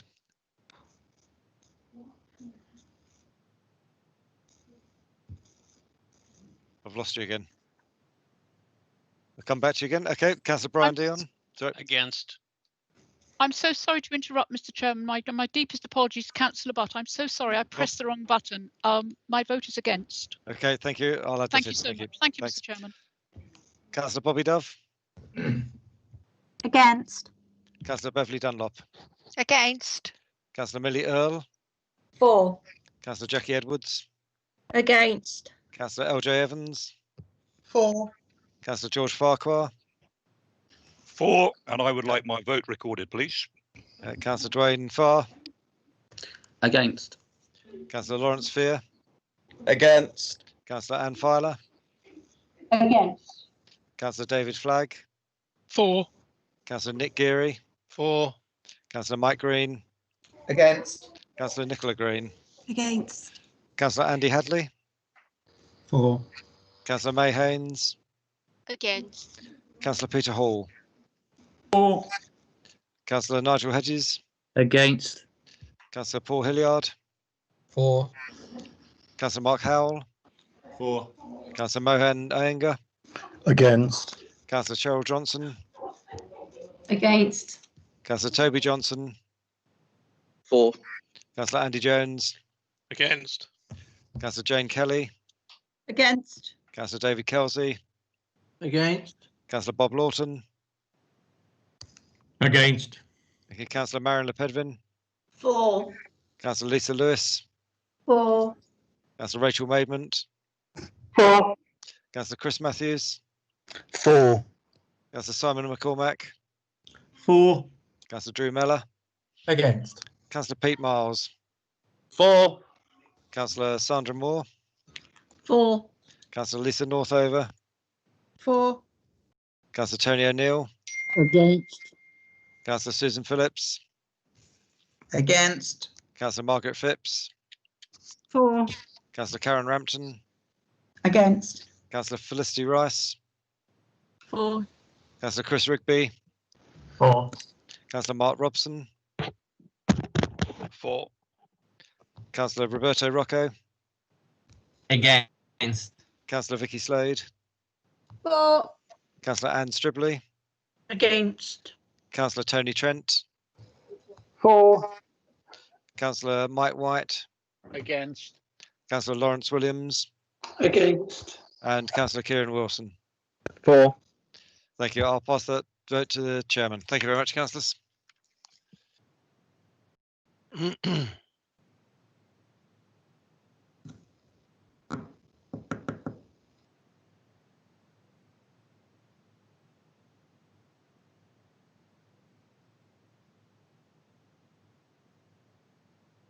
Thank you, members. I can advise members that the vote is as follows: 36 votes for and 38 votes against. So the amendment is not carried. Is there any further debate with regards to item 7A? Councillor Farquhar. Thank you, Chair. I don't think we've had much in the way of debate as yet because the amendment was put forward. But speaking to the substantive is because I've listened very carefully to those members that chose to speak on this item and spoke very well and with a great deal of experience. And the fact that the votes are 36-38, I believe that this council is actually split in its decision over this particular item. And if we go forward to the vote, then I will not be able to support the substantive simply because it is my belief that this council is split over this amendment. Thank you. Thank you, Councillor Farquhar. Are there any further speakers with regarding item 7A on this evening's agenda? Councillor Paul Hilliard. Thank you, Chairman. Item I, the tree preservation orders. So I looked at the flowchart of how it's progressed, a tree preservation order and the timings and etc. My one question, and hopefully Councillor Beasley be able to answer, but it's similar about the councillor call-ins, that my residents have asked that they don't want everything to be just an officer. They want some member resident input. So in particular about tree preservation orders, it says it's determined by officers, but can he confirm the process, as I understand it, is that a resident can raise it, a councillor can raise a request, it's determined by the officer, but there seems to be a challenge process. Is that correct? Thank you, Councillor Hilliard. I'll ask Councillor Beasley to address that issue in his summing up. If I could now hear from Councillor Diana Butler, please.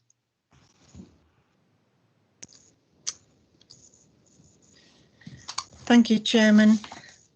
Yes, my comment was on section C and D about the removal of the 30-day limit for call-in. I feel that these changes of protocol for 30 days doesn't give enough time for councillors to have adequate consultation with residents. Things can crop up. We might not be around for the prior days, and 30 days gives much more time for everything to be considered for the process, which for a lot of people is really important to the area and to maybe their livelihoods. So that is really what I can't agree to, section C and section D as part of this whole item.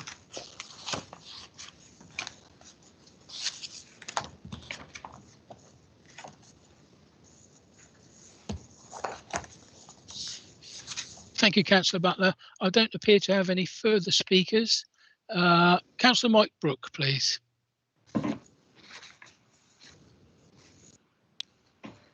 Fine. Thank you, Chair. It was actually in response to councillor comments. The intention, as I understand it, of the items is to actually enable councillors to have more time to discuss with residents, because it's taking the restriction of 30 days out of the programme. All you have to be able to do is indicate to the case officer early on that you may be wanting to red card, and then following from that, at an appropriate time, you can put in a red card, having spoken to your residents, having discussed it further with the case officer. So actually, this is a much wider and more flexible system and approach to the call-in process than having the tight restriction of 30 days. And as we're finding at the moment with the time planning issues are coming forward, there are so many delays that you can run out of the 30 days before you've even seen the notice that there is an application in. So this is a much more appropriate approach to the dealing with the call-in, and certainly it worked in Poole very, very satisfactorily. It does put an onus on local councillors to ensure they talk and discuss with case officers, but that in itself is a good thing because it enables councillors to get a better understanding of the planning process, of the policies, and how the decisions are actually arrived at.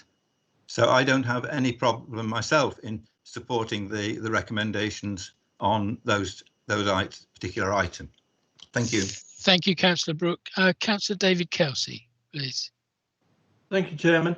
I totally agree with Councillor Mike Brooks on those points, Chairman. He's pretty much stolen my thunder from what I was going to say. And of course, it does mean that with the new call-in form that is available on the internet for everybody, councillors can say to the officer, yes, I want to call this in, but they can indicate that they also won't need it called in if their views are the same as the officers. Therefore, that will save everyone time. But to have it at 30 days, it does actually give councillors a lot longer to get their recommendations into the planning officer. And I think personally it will work much better for local councillors, Chairman. Thank you, Councillor Kelsey. Councillor Butler, you've raised your hand again after already speaking.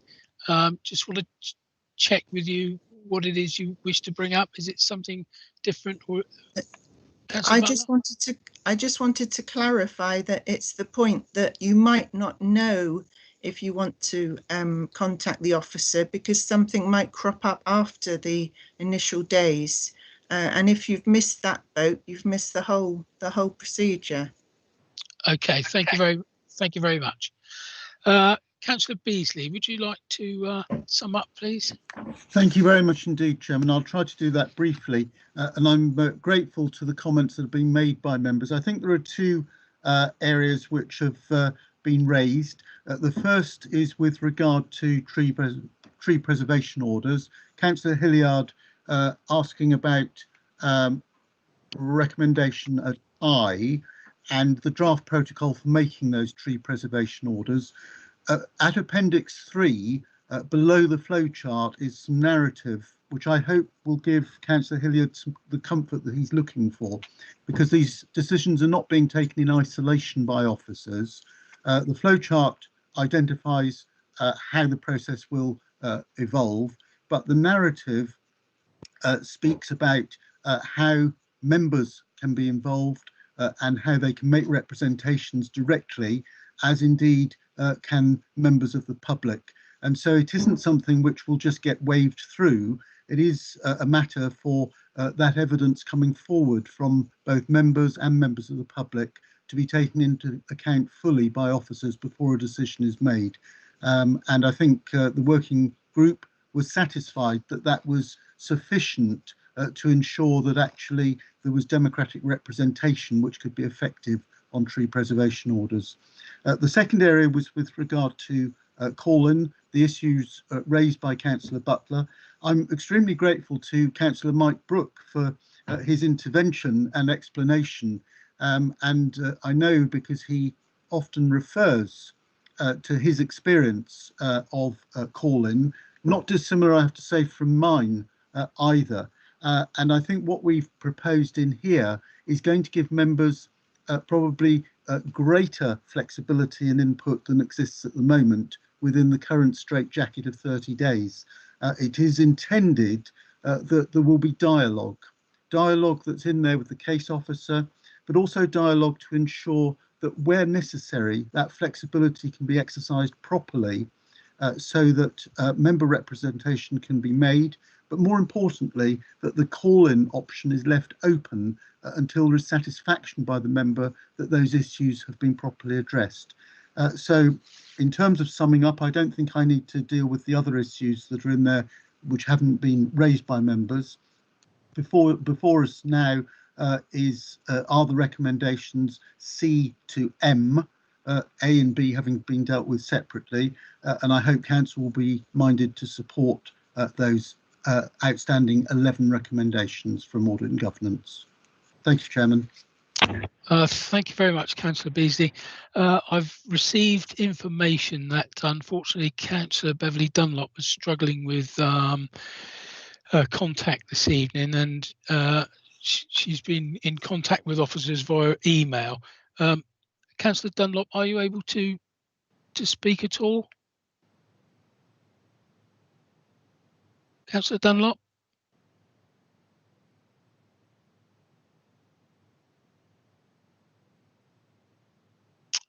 Members, if you just bear with me, I'm going to take guidance and advice on how we move forward. Thank you.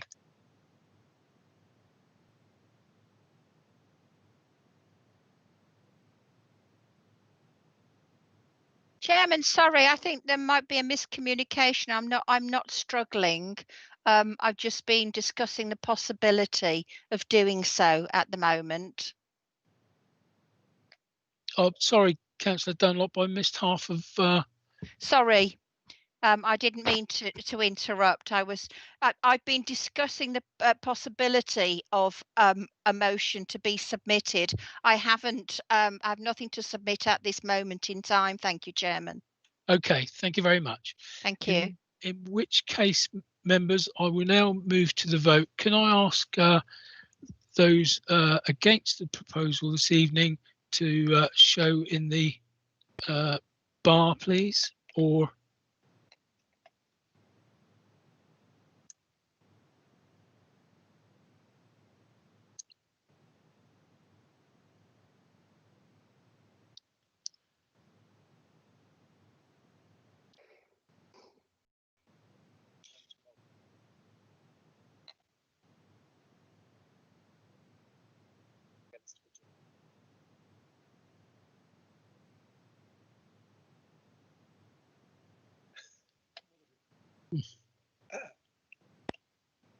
so we conduct the vote. Chairman.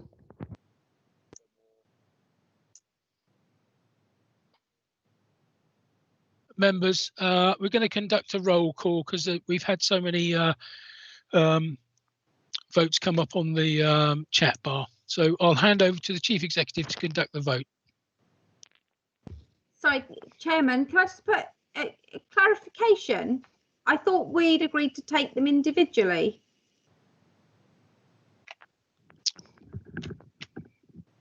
Well, Councillor Slade, you did have the opportunity once we'd had the vote on the amendment to debate any issues that you wish to raise. Thank you for clarifying. Chief Executive, please. Thank you, Chairman. For clarity, it looks like there are one or two members that may wish to vote in a particular way on a particular recommendation. If you could identify that when speaking, then we'll take it as a block vote. But there's one, for example, that says that vote against for item J, I think I saw. So if members could say that when they give their vote, I'll record that separately. Okay, so again, I will go through the councillors in alphabetical order from surname. So Councillor Hazel Allen. 4. Councillor Lewis Allison. 4. Councillor Mark Anderson. 4. Councillor Sarah Anderson. 4. Councillor Marcus Andrews. Abstain. Okay, thank you. Councillor Julie Bagwell. 4. Councillor Steve Barron. 4. Councillor Stephen Bartlett. 4. Councillor John Beasley. 4. Councillor Derek Borthwick. 4. Councillor Philip Broadhead. 4. Councillor Mike Brooke. 4 other than item J. Okay, so J is, and you're voting against on item J, did you say? I'm voting against item J. Okay, that's fine. Thank you. Councillor Nigel Brooks. Item J against. Thank you. Councillor David Brown. Yeah, against item J, otherwise for.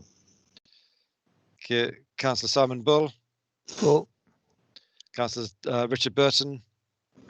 Abstain. For all. Okay. Councillor Diana Butler. Against C and D. Okay, thank you. And for everything else. Yes. Thank you. Councillor Daniel Butt. For. Councillor Judy Butt. For. Councillor Eddie Coop. For. Councillor Mike Cox. For, but against J. J. Okay.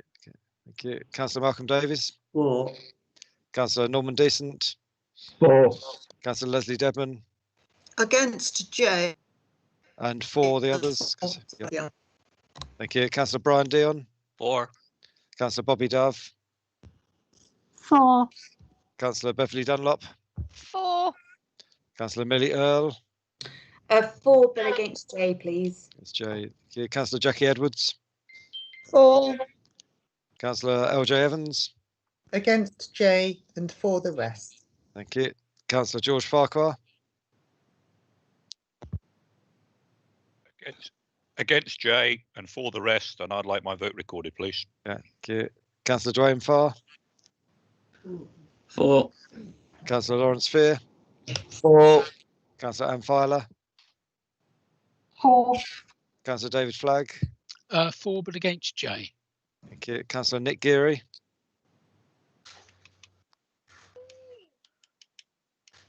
Councillor Nick Geary.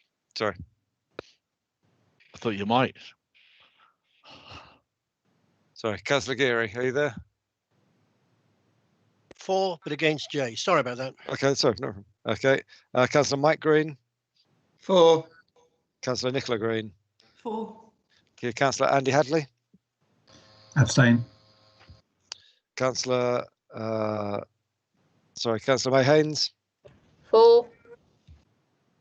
Councillor Peter Hall. Against J, but for.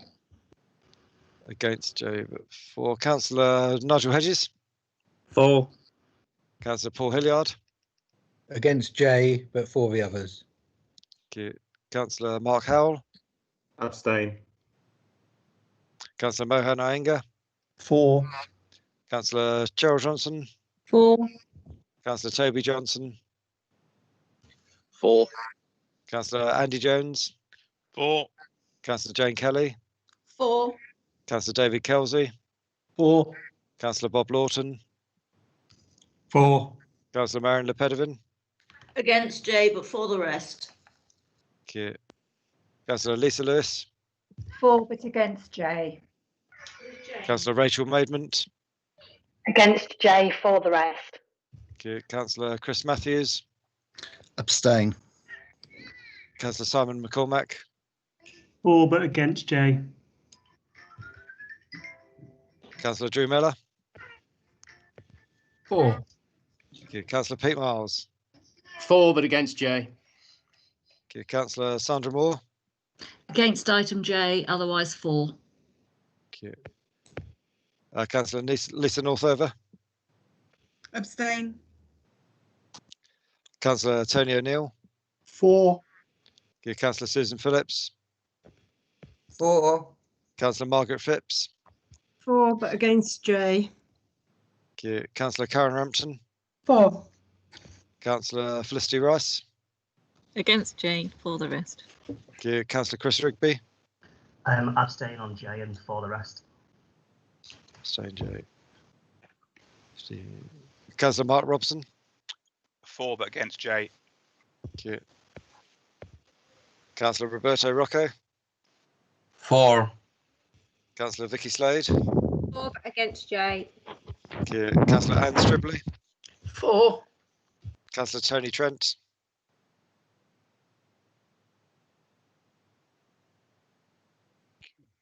Councillor Trent.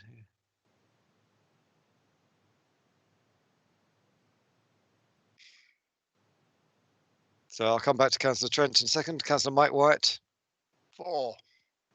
Councillor Lawrence Williams. For. Councillor Kieran Wilson. Abstain on J. So, J. Councillor Tony Trent. Do we have Councillor Trent on the line?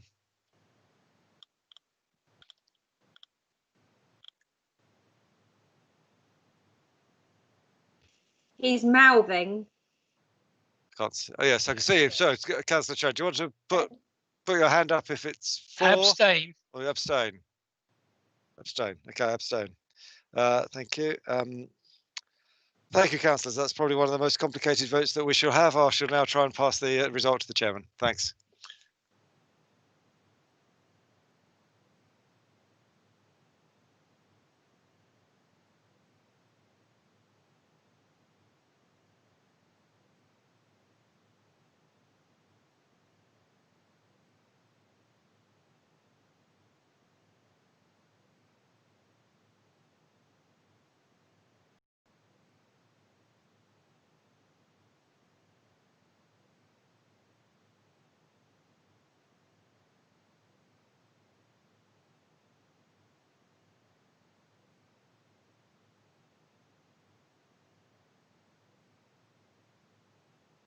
Right, members, hopefully I will convey this the results correctly.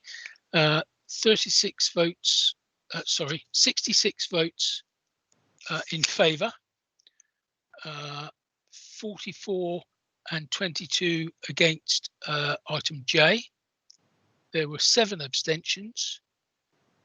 There was 1 against C and D, and the one before that was two abstentions? Two abstentions to J.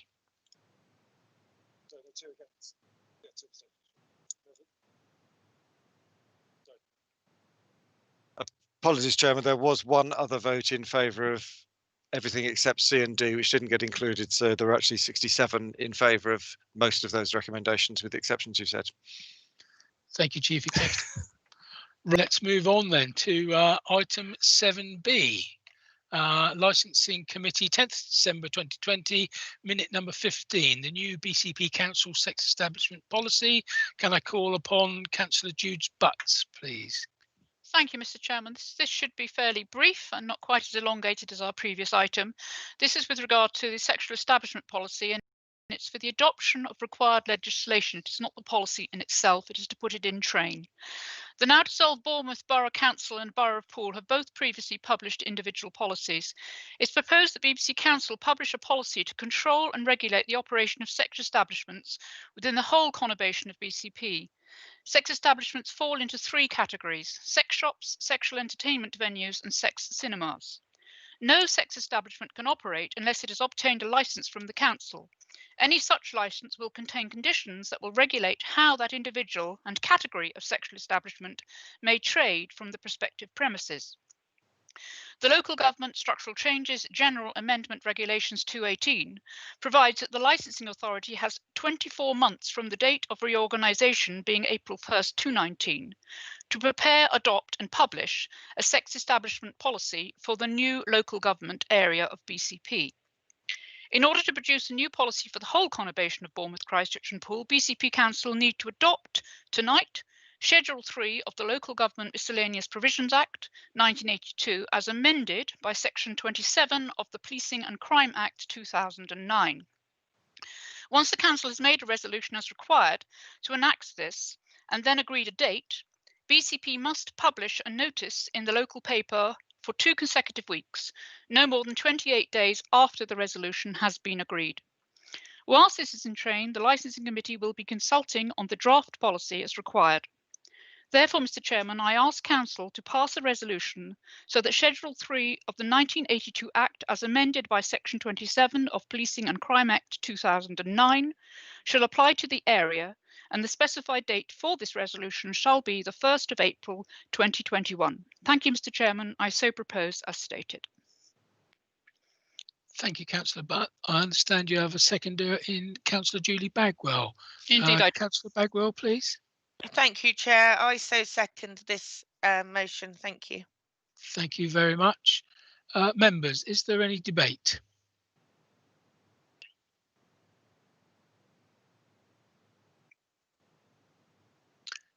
Can I ask those members against the proposal to show in the chat bar, please?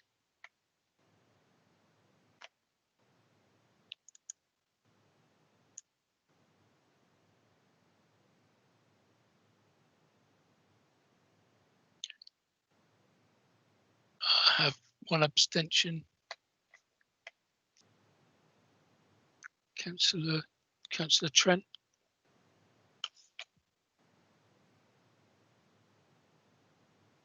Okay, thank you very much, members. Thank you very much, members. That's a majority vote with one abstention. Moving on then to item 7C, Licensing Committee, the 10th of December 2020, minute number 16, the new BCP Council scrap metal dealer policy. Councillor Judes-Butt, please. Thank you very much again, Mr. Chairman. Again, quite a succinct report and asking again for the adoption of this policy this evening. The Scrap Metal Dealers Act 2013. However, in line with best practice, BCP Council has chosen to adopt a formal policy for this purpose. The Scrap Metal Dealers Act 2013 was introduced in response to the continuous increase in metal theft, driven by the global rise in commodity prices and the recognition that the existing regulation of scrap metal dealers was ineffective. The Home Office has estimated that there were 80,000 to 100,000 reported metal theft offences in 2010-11 alone, and is costing the economy up to an estimated 260 million per year. There are currently 15 scrap metal dealers with site licences and 18 scrap metal collectors with collectors' licences registered within the BCP Council area. A person may not hold more than one collector's licence issued by the same local authority, but may hold more than one licence if issued by different authorities. With regard to policy, the policy sets out how applications for licences under the Scrap Metal Dealers Act 2013 will be administered, and information contained within the policy is in part lifted from the legislation to assist applicants. The policy as set out is self-explanatory. However, it is further noted that applicants of those processing applications must always have regard to the Scrap Metal Dealers Act 2013. The Licensing Committee recommends that the Council approves the final version of the new BCP Council Scrap Metal Dealers policy as agreed and before us this evening. Thank you, Mr. Chairman. Thank you, Councillor Butt. And once again, I understand you have a seconder in Councillor Julie Bagwell. Councillor Bagwell, please. Thank you, Chair. I second this recommendation. Thank you very much. Is there any debate, members?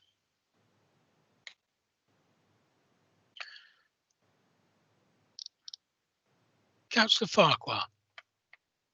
Thank you, Chair. I just briefly wanted to say that I very much welcome and support this policy coming forward. I'm sure, like many councillors, the issue of scrap metal theft from people's personal property has caused a great deal of distress, myself included, and I think it's long overdue for the government to take that action to regulate the industry. Thank you very much, Councillor Farquhar. Councillor Butt, did you want to sum up at the end after debate? Thank you, Mr. Chairman. That would be most kind of you. Thank you. Thank you. Councillor Bobby Dove, please. Councillor Dove.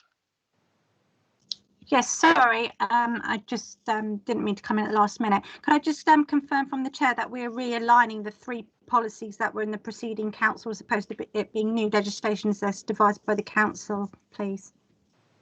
Thank you, Councillor Dove. I'll ask Councillor Butt to respond to that in her summing up. Is there any further debate? No, in which case then, Councillor Judes-Butt, please. Would you be kind enough to sum up? Yes, thank you, Mr. Thank you for your question, Councillor Dove. And in fact, there hasn't been stated policy with regard to guidelines. So it is in fact putting this stated policy down onto text as to what officers have been doing on our behalf for a period, and to have a proper policy with set guidelines. We're coming under the Act, the 2013 Act, which is the Scrap Metal Dealers Act. So it is in keeping with that. So it is to create a new policy per se for the whole of the BCP conurbation. I hope that answered your question. And to also thank thank Councillor Farquhar for his kind words. I'll certainly take those back to the committee. It was quite a piece of work. The officers worked very hard. I'll take those kind words back to the committee on his behalf. So, Mr. Chairman, I so move that we now adopt this policy. Thank you, Mr. Chairman. Thank you, Councillor Butt. Can I ask members who wish to vote against, can you please show in the conversation bar, please?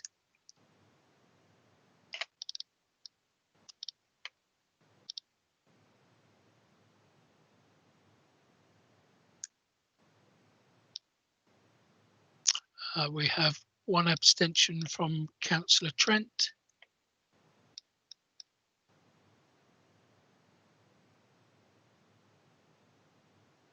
Thank you very much, members. So that's a majority vote with one abstention. Moving on then to item 7D, Cabinet 16th of December 2020, minute number 263, Housing Development Scheme, Cynthia House, Cynthia Close Pool. Can I call upon Councillor Bob Lawton to introduce the item, please? Councillor Lawton. Thank you, Chairman.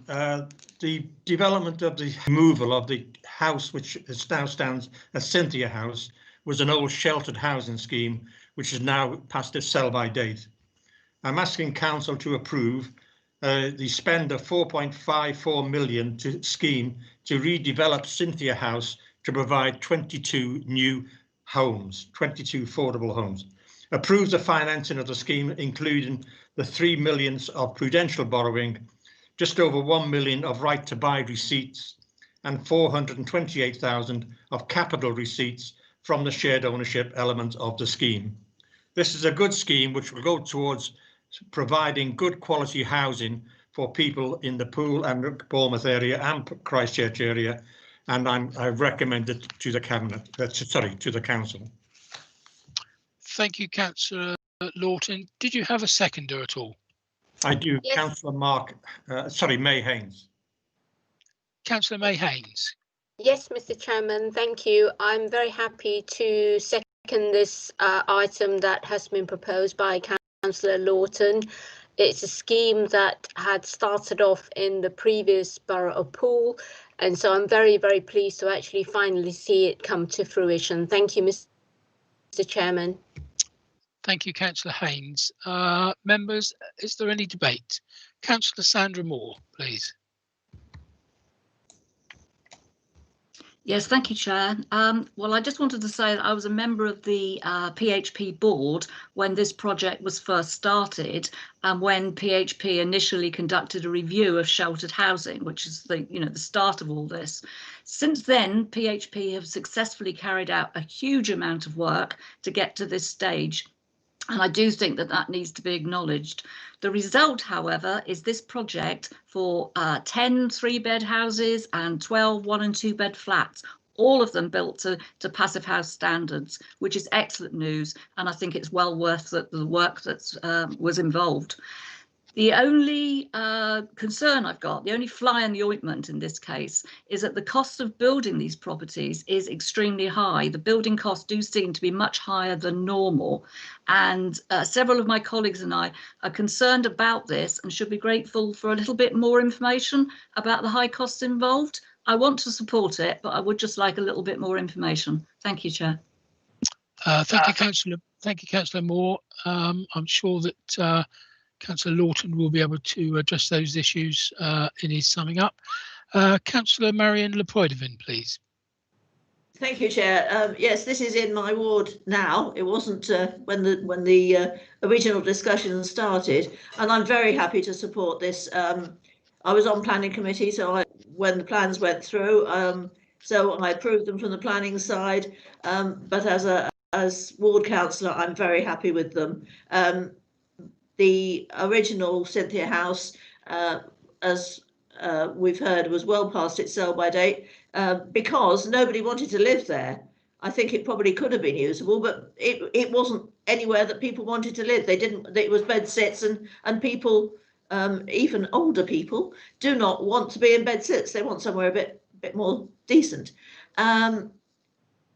Councillor Moore has raised the other issue that I'm also concerned about, is the cost. I realise they're built to Passive House standards, which are which will have a higher build cost, but it does seem quite excessive that the unit costs work out to over 200,000 just for the building when the land is already in possession and there's no profit to be made. So that is, like Councillor Moore, that is my only concern. Thank you, Councillor Boydevin.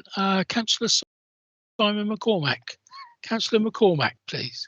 Thank you, Chair. Completely agree with Moore and Councillor Boydevin have said. And I did some small calculations earlier, and I came out with a figure of £4,616 per square metre, which is extraordinarily high even for passive housing. So I do have some concerns over the build costs, and that works out roughly at 206,500 per unit, which is very high for this sort of build. And the other thing I was looking at is there seems to be a 50-year payback on this build, on the money borrowed, and I've also got a little bit of concern that even though that goes across the length of the perceived time that these units will be available, I still think 50 years is a little bit too long to be paying back a build like this. Thank you, Councillor Cormack. Councillor Julie Bagwell, please. Thank you, Chair. I'm happy to support this motion. We desperately need these homes, 3-4 bedroom homes. You know, at the end of the day, sorry, I haven't done that. At the end of the day, we have to understand that getting rid of the materials that are already on site is going to be one of the biggest costings. You know, in this day and age, we're going to have to find a scrap merchant to take them, etc., etc. You know, so that is not cheap. And yes, I do agree the price is high, but I'm on the board of PHP, and I consider that the work they've done has been outstanding, and for that I thank them all, the whole team. So I will be supporting this recommendation.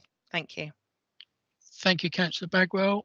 I have Councillor Andy Hadley, please. Councillor Hadley. Yes, just on the point that's raised by under paragraph 13, it suggests that the contamination has already been removed. So I don't know whether those costs have already been met via another source or are netted into these figures. But the numbers do seem high, and I don't know why, as the local authority, we always seem to spend top whack on doing these things. Clearly, as the previous speaker said, it's really important to provide some decent housing units, and some 3-bedded units will be very helpful, the 10 units, but the costs do seem high. Thank you, Councillor Hadley. Councillor Diana Butler, please. Thank you, Chairman. Yes, I'm just wondering why previously they were sort of flats that people were living in.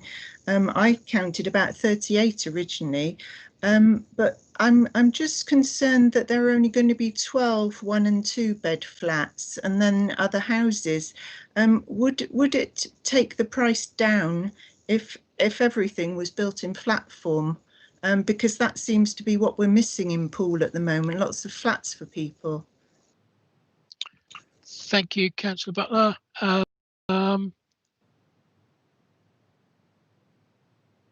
Councillor Bagwell, you have already spoken to this item.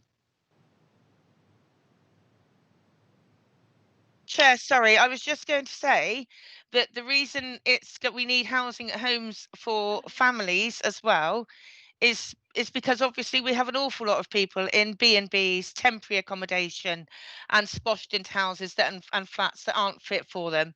And as families are needing homes in this area, and that is going to get worse, let's not pretend. No jobs, everything else, we are going to need more family homes. Thank you, Chair. Okay, thank you for that, Councillor Bagwell. Right, can I now move on to Councillor Lawton, please? Would you be kind enough to sum up, please? Thank you, Chairman. A few points, and thank you for the support of the councillors in this excellent scheme. As regards the costs, a couple of people have mentioned, I think it was Councillor Moore mentioned, cost of passive housing is much more expensive than standard housing, approximately between 15 and 20% more. The other reason for the cost appearing to be high is that those costs are also including the communal areas within the platting areas, so that it has artificially, if you like, raised the costs within that area. The cost of the individual flats will be much less, and we would be at the market rate. But because the communal areas are included within that, that has raised those costs. Councillor, the flats and houses are excellent for that area, and we do need houses as much as we need flats in Poole, Christchurch and in Bournemouth. The time is not unusual. Coming from industry, I remember myself that if I went to my boss and said I want to build something, if he said to me, when's the payback time? And if I said it was more than 2 years, he would refuse the scheme. So 50 years is not unusual within council times for borrowing money from the Public Works Board. Thank you, Chairman. Thank you very much, Councillor Lawton. Right, can I now ask members wishing to vote against or abstain, could you just show in the conversation bar, please?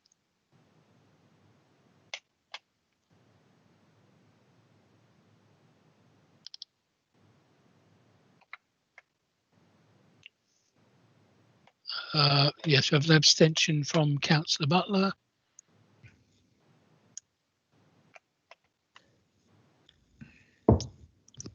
Okay, thank you very much, members. So that's a majority vote with 1 abstention. Thank you. We now move on to item 7E, Cabinet 16th of December 2020, minute number 269, Q2 budget monitoring 2020-21 and the medium-term financial plan update report. Councillor Mellor, please. Thank you very much, Chair. This is a report we're all very used to, so I won't go into too much detail. It's also gone through the overview and scrutiny and cabinet process. Key headlines that I will flag are that we are moving our 21-22 TFP deficit from 13.4 million down to 10.3 million. So the significant additional investment has been brought forward in this paper, particularly 310k into children's services, 350k into transformation, and importantly, £365,000 into the 100-day plan priorities of this new administration. That includes, Chair, significant investment in Christchurch street cleansing, ending years of underinvestment there, support for mental health provision, homelessness, and importantly, a start to address the increasing problem of antisocial behaviour as part of our Pride agenda. Chair, there are 3 main recommendations for Council in this paper. First is approving the capital vehement set out, refinancing of the historic infrastructure spending, and then the approving of a discretionary business rates relief policy. Chair, very happy to move the recommendations, and I look to a seconder, Councillor Broadhead. Thank you. Thank you, Councillor Mellor. Councillor Broadhead. Yes, delighted to second recommendation. Thank you, Chairman. Thank you very much. Any debate, members?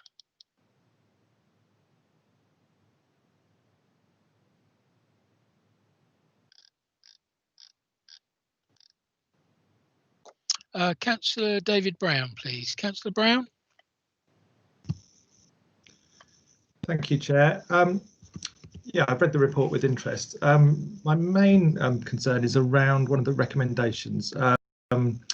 Recommendation B about the refinancing £4.8 million of historic infrastructure spending via SIL and Section 106 to support the 2021-22 medium-term financial plan and budget, which is referenced within the report and within Appendix D1. My concerns are, I'm obviously well aware of the financial pressures on the council and the need to work to sort of close the budget gap. But what concerns me about this is it's a case of reviewing past infrastructure spending in Bournemouth and Poole and Christchurch that's been funded by the council, and now looking at what we've got in SIL funds and Section 106 funds and saying, oh, right, OK, well, we've got this accumulated, but we can allocate that to infrastructure spending that's previously taken place. Good from a financial perspective and a financial strategy in dealing with the budget gap, but where it talks about a drawdown of SIL and Section 106 capital funds to do that, in effect, that's a loss of accumulated capital funding, developer contributions, which would be funding £4.8 million of future infrastructure expenditure across the conurbation. if I'm not wrong. So I'm concerned that the sort of future infrastructure spending around heathland and around transport and around education infrastructure across BCP will be jeopardised by taking £4.8 million out of that accumulated developer contributions fund, allocating it to past expenditure, and we'll have a lot less developer contributions to spend on our future infrastructure needs. And I don't know whether the portfolio holder can ease my concerns about that or explain what future infrastructure expenditure is being sacrificed to allocate this money to the sort of previous expenditure, because unfortunately I don't think, unless you can ease my concerns about that, then I won't be voting in support of this recommendation. Thank you, Councillor Brown. I don't appear to have any further speakers. Just give it a couple of seconds. Councillor Paul Hilliard. Councillor Hilliard. Thank you, Chair. It was just a small point. I think it's towards the end of the report. There's a comment, and I imagine it must be from our Section 106 officer about the level of reserves. So if a portfolio holder could just, or the leader could just confirm the level of reserves. Obviously, it's in comparison to other councils. It's not saying we've got no reserves. It's just saying they're low. So that's all I was worried about. Thank you. Thank you, Councillor Hilliard. Councillor Andy Hadley, please. Councillor Hadley. Thank you, Chair. In the 100-day plan table, it talks about the Freeport development, and that was discussed earlier. But one of the things that was raised with the portfolio holder the other evening in ONS, and he wasn't able to answer, was whether the partners who should be leading the bid, the commercial entities who will benefit from the tax reductions, are contributing to that, and why we, as the public authority that will perhaps lose funding, are paying for that. So has he managed to get any reassurance as to whether there is any contribution, financial contribution from the partners in that deal? Thank you, Councillor Hadley. We don't appear to have any further speakers. So in which case then can I ask Councillor Mellor to sum up, please? Yeah, very happy for the three speakers for their comments. In terms of the first comment in relation to David Brown's comment, I think it's actually excellent work, and it's excellent work of the officers who have done a terrific admin exercise and have been able to effectively, put historic money we've already spent against, seal costs, which we had a great surplus of. He'll be well aware that capital is locked. So to get it into the general fund means it's actually flexible. So it's not a case of we can't then spend that money on infrastructure projects going forward. It means we've got flexibility. So it's just being much cleverer with the use of money than we were able to be. And I'd just also say, while we're touching on infrastructure, the point we've raised on several times is by having a more ambitious and commercial sense to how we can borrow and how we can utilise, the lowest borrowing rates anybody's ever seen, we're able to invest significantly in infrastructure. So I have absolutely no question that we would be bringing more infrastructure spending forward. In terms of the reserves position, I can say we're well aware that our reserves are lower than they have been. I think that's perfectly understandable in terms of where we are. In terms of giving Councillor Hilliard some comfort, the reserves position has improved materially since June. We're now looking to take much less reserve than we were in terms of balancing the budget. We might even not have to use reserve to balance budget, certain reserve to balance budget. Thank you very much, Councillor Hadley, in terms of your question in relation to Freeport. Good opportunity for me to comment on this. There has been, where investment is, where the money involved in investment in Freeport is time. It's the time of officers or consultants to put a report together. What our partners have done, the Rigby Group particularly, they've invested significant time, and they've been doing it for a long time, well over and above the amounts of time and money we've invested. So the Rigby Group are putting in more investment and they're sharing their work with us. The reason we're having to get consultants to do it is because we weren't looking to do, the previous administration didn't want to do this. Effectively we've had to go at a pace that our existing officer base weren't able to do in the time frame. So it's about effectively delivering that at pace, and that's why we've had to use consultants to do it. Otherwise, we'd be using our officers to do it, and there wouldn't be a cost in terms of budget implication. So yeah, Chair, very happy to move this. Thank you very much. Thank you very much, Leader. It's been proposed and seconded. I do note that Councillor David Brown has his hand raised, but you have spoken, Councillor Brown. Right, I'm going to move to the vote. So if members wish to abstain or vote against, could they please note in the conversation bar? Thank you. So we have an abstention, 3 abstentions.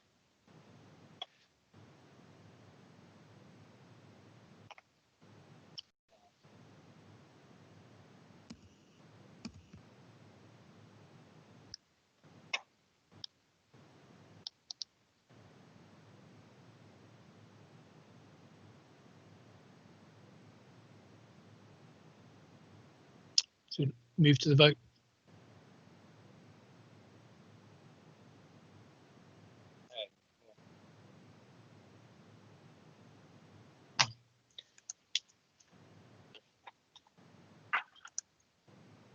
Members, a number of people have shown their vote in the conversation bar, and I'm going to hand over for the Chief Executive to conduct a vote on this item. Chief Executive, please. Thank you, Chairman. So a straightforward vote on the recommendations. Please vote for or against or abstain. Councillor Hazel Allen. For. Councillor Lewis Allison. For. Councillor Mark Anderson. For. Councillor Sarah Anderson. For. Thank you. Councillor Marcus Andrews. Abstain. Councillor Julie Bagwell. For. Councillor Steve Barron. For. Councillor Stephen Bartlett. For. Councillor John Beasley. For. Councillor Derek Borthwick. For. Councillor Philip Broadhead. For. Councillor Mike Brooke. Abstain. Councillor Nigel Brooks. For. Councillor David Brown. Abstain. Councillor Simon Bull. Abstain.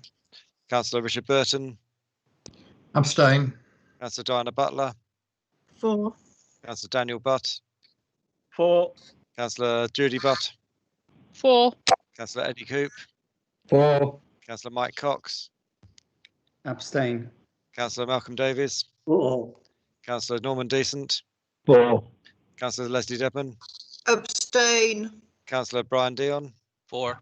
Councillor Bobby Dove. Sorry, 4. Thank you. Councillor Beverley Dunlop. For. Councillor Millie Earl. Abstain. Councillor Jackie Edwards. For. Councillor LJ Evans. Abstain.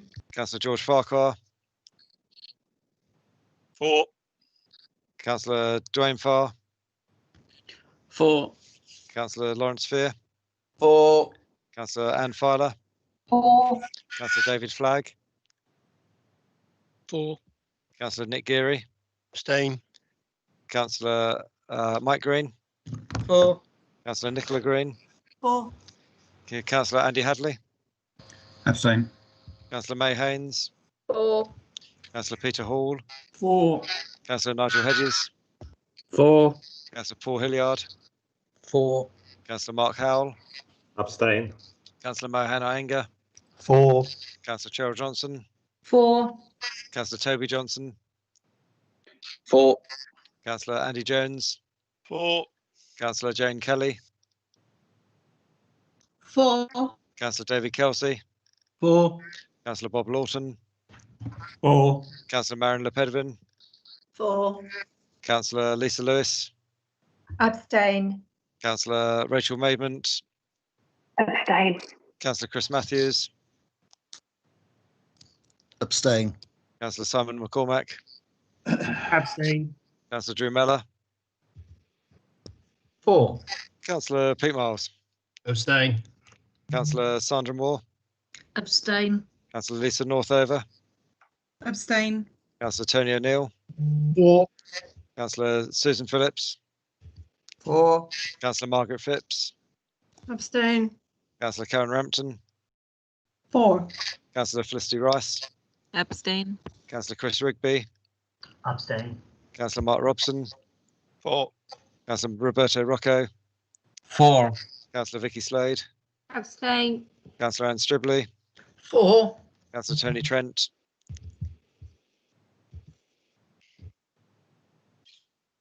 Councillor Tony Trent.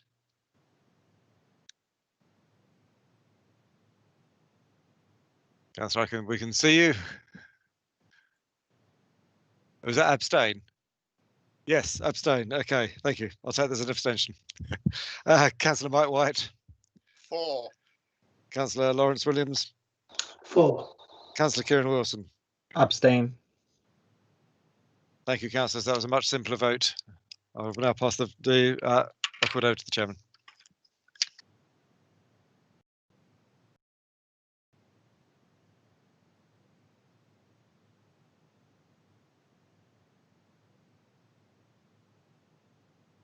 Members, the result of the vote is 49 votes for and 25 abstentions. Thank you.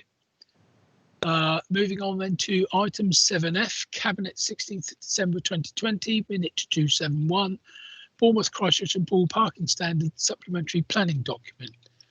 Councillor Mike Green, please. Thank you very much, Chairman.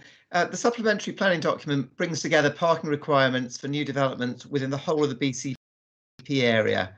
It replaces the 3 individual documents for the predecessor councils. It differs fundamentally from those individual SPDs in introducing a zonal approach with much reduced and in many cases no requirement for on-site parking in most town and district centres. It strengthens requirements for cycle parking and includes measures to promote electric vehicles and car clubs. All of this is designed to improve the viability of new home building in well-connected locations, so making it easier to meet our housing targets and to speed up our shift to sustainable transport. It started off within a cross-party working group, which was in place across both the previous and current administrations, and I'd particularly like to pay thanks to Councillor Margaret Phipps and Councillor Andy Hadley, who worked with me and others at the beginning of this. And its contents of the SPD were extensively examined and discussed at the Overview and Scrutiny Board on the 7th of December and then at Cabinet on the 16th of December. And again, I'd like to thank all those members who contributed during those stages. The SPD is a big change, and those discussions did bring up some concerns about specific parking requirements, for example, those in housing multiple occupation, and also about the allocation of some specific areas into particular zones. So I think it's wise at this point to say that if it appears over the next 12 months that the policy would benefit from a few tweaks, then we should be prepared to revisit elements. But with that in mind, and given how detailed and extensive the discussions have been at the appropriate stages, I hope the Council will be able to agree the recommendation without need for debate. But I'll ask my seconder, who's going to be Councillor Phil Broadhead, to speak. Thank you. Thank you, Councillor Green. Councillor Broadhead. Yes, thank you very much, Chairman. I'm happy to second this. This is a joint paper from both the planning and the transportation side. Councillor Green has summed up quite adequately. I think the only thing I would draw out is, first of all, Councillor Green's promise that, like any document and any policy that we consider, everything remains under advisement. We live as we learn, and if things change, then we react accordingly. However, it's pretty clear that we've had a problem, particularly in our urban centres, about viability for some developments coming forward. And I think it's a very good principle, and I think what a local authority should do is to try and get out of the way on these things. So rather than put restrictions in place, I think it's our job to remove restrictions, and in many cases the market tends to find the right answer. So what this document doesn't do is ban any development in the urban centres from including parking.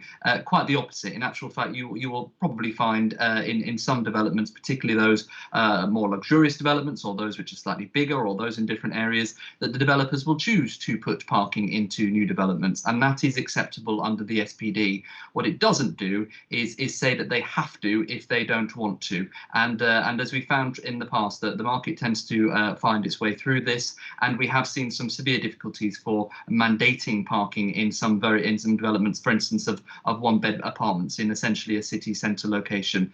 So really pleased that this is coming forward. Pleased that we've got cross-party support for this. Like anything, the work is never done, but I do think this is a step in the right direction. Thank you, Chairman.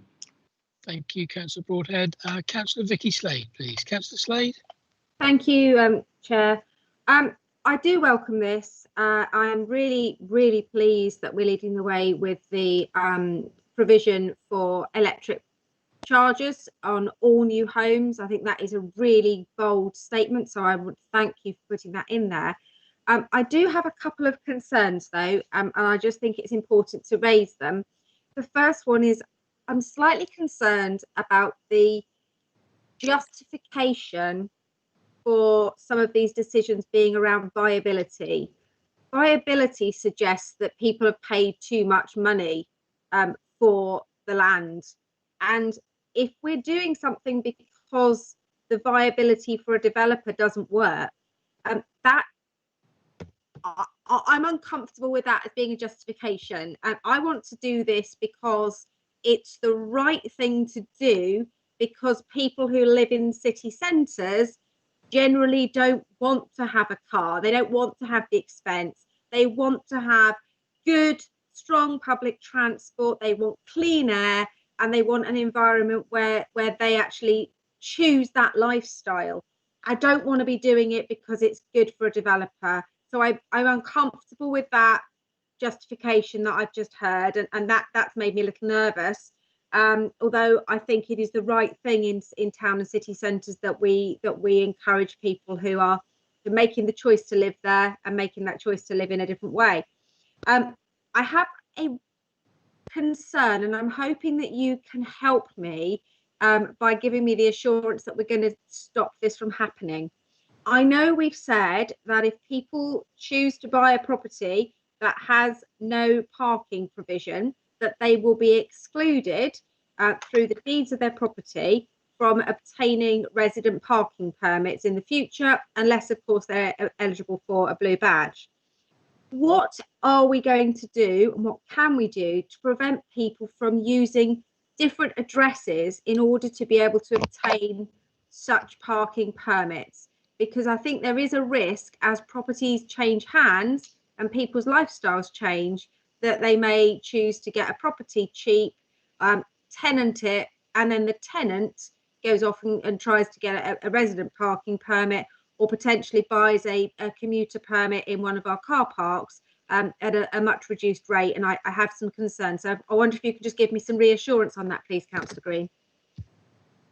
Thank you, Councillor Slade. I'll move on to Councillor Stephen Bartlett, please.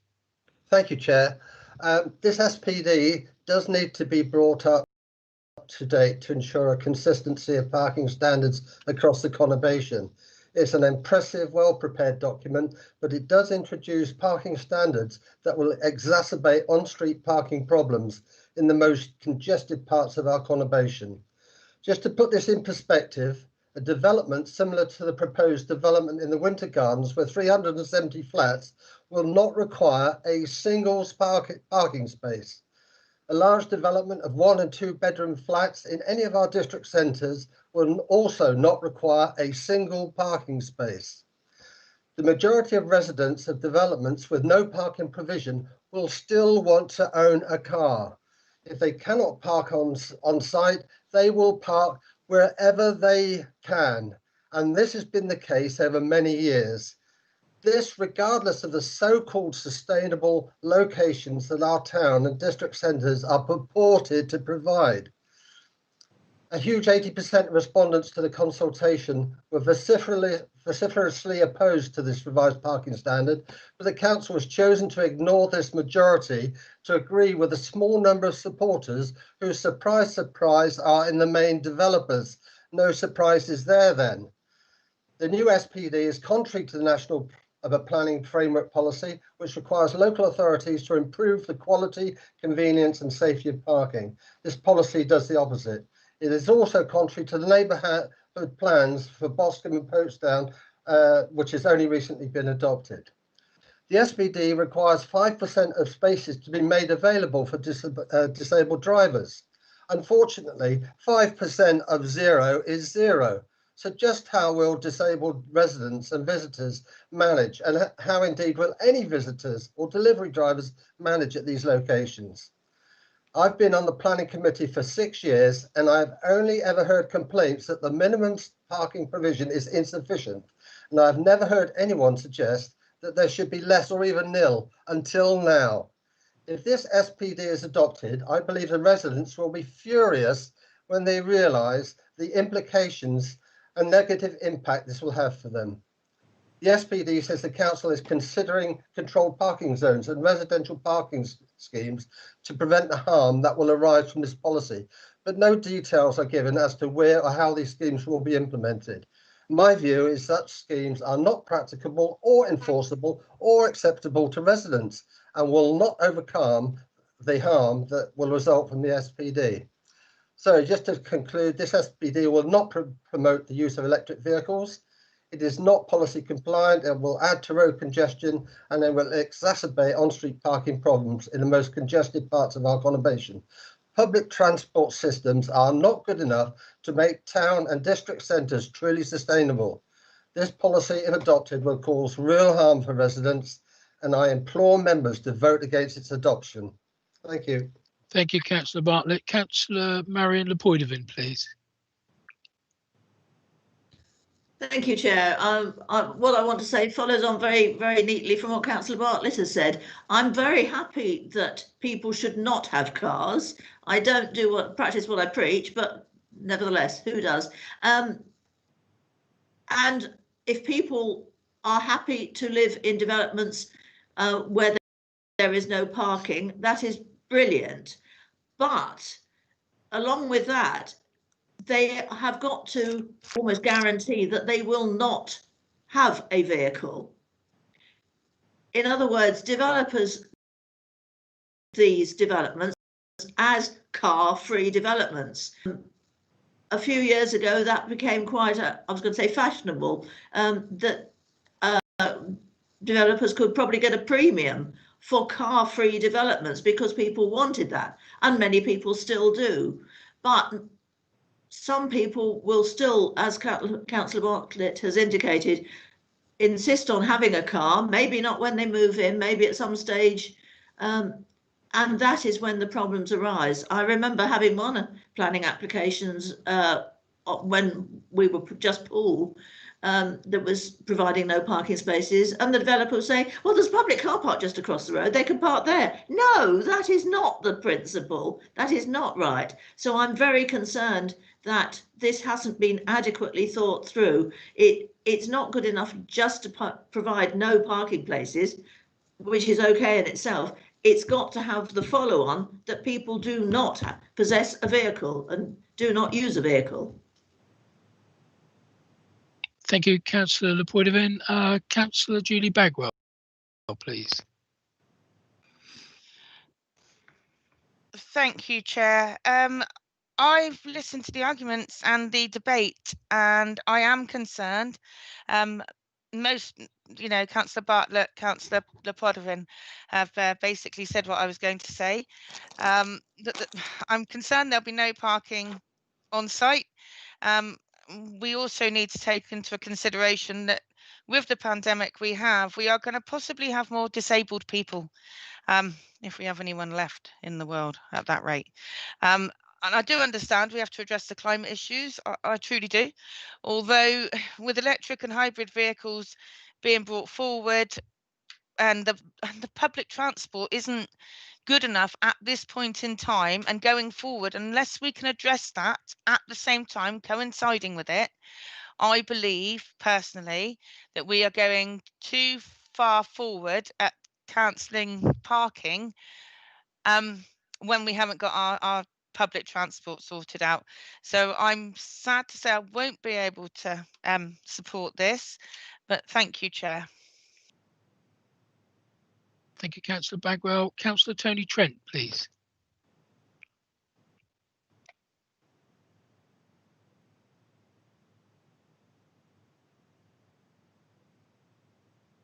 We can see you, Tony.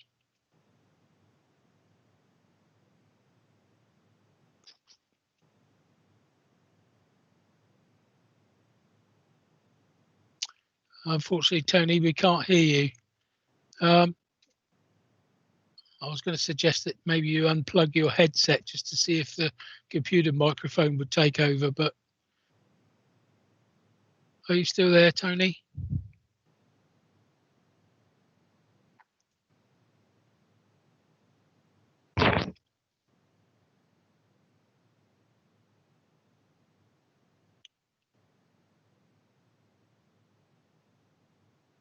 I think I'm going to move on, members. Time's getting on. Councillor Green, would you be kind enough to sum up, please? Thank you very much, Chairman. Sorry, I see that Councillor Hadley was indicating. Did you want to call him first? It's only just appeared on my screen. So yes, Councillor Hadley. Thank you. Yes, I just the previous speaker talked in terms of the climate crisis. We have all agreed that is a major problem. I think one of the parts of this that I'm sure Councillor Green will come back to is that this isn't about saying there will be no parking. It's enabling developers to consider car-free sites, and I think that was something that the councillor probably made a point of. They should be advertised as such. The other part of that, though, is car clubs. Is about people not necessarily physically having to own a car. We've seen the barrel bikes as being a very popular way of people having transport as a service, taking in a bike when they need it and leaving it in place that somebody else can use it when they don't. And the same can be true of cars as well. So the car club spaces is a part of the proposal as well, as a plan for that. And obviously trying to get people to take sustainable means to get around in those urban areas, and it is particularly the town centre locations. So it's those places where actually, you may be able to get out your drive, but you're not going to be able to move around because we're so congested anyway. So it's about congestion, it's about climate change, it's about trying to move forward in ways that many other conurbations and cities around the world have done. And I think that's again part of what we need to look beyond our own area. If you look at central London now, the centre of London is much quieter than it used to be with main traffic, because people are finding other ways to get about. Yes, they've got much better public transport than we have, but we've got to start somewhere. We've got to move forwards, and I think this is an attempt to do that. Ideally, it would have been in parallel with the parking plans, but we had to move forward on that which we could, and this one was felt to be urgent. Thank you. Councillor Mike Brooke, please. Fine, thank you, Chair. It's just a quick comment, really. I'm listening to the statements that have been made. I seem to think that there is a little bit of confusion insofar as it, and perhaps the portfolio holder will confirm this or otherwise.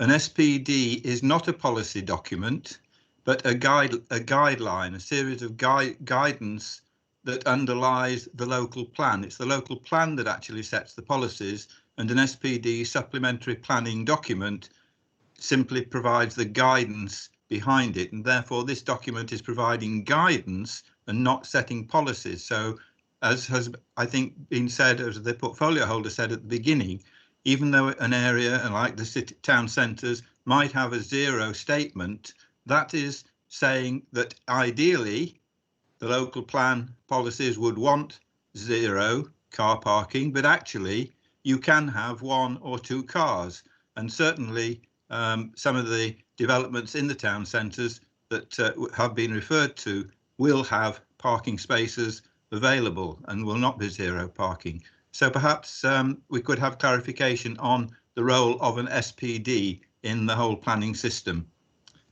Thank you. Thank you, Councillor Brooke. If there are no further speakers, can I call upon Councillor Green to sum up, please?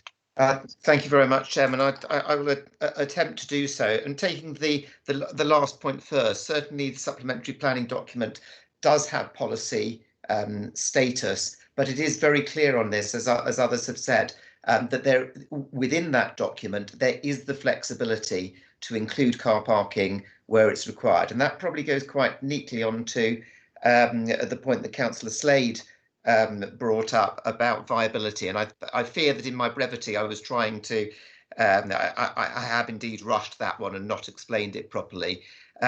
Where we're talking about viability is that at the moment, because of the requirement to provide car parking spaces where in many cases they're not actually required, it means that those carrying out development are only able to build a smaller number of units, where we as a local authority want a larger amount of units to be built, which will therefore take the pressure off the housing target and mean that in the areas that we prefer to keep lower density, we will be able to do so, because our town and urban centres will instead be bearing that weight rather than having to push it out into other areas. And that's where I'm talking through on the when I refer to viability. I think a lot of the comments that have come through on the have shown that there is a worry about having limited or no car parking availability at new build properties. I just point out, this isn't the first place. We are not the first place in the country to be doing this. This is something that is widespread, and it is effective in the other places that it takes place in, because there are, as again people have pointed out, many people who would like to buy a property at a cheaper price and accept that they will not be having a car at that property. And this comes back again to one of Councillor Slade's point, and also Councillor Poitevin, when we're talking about car-free developments. That's absolutely right. You won't be able to have a different address to be able to buy a permit if we introduce the correct type of residence parking zones.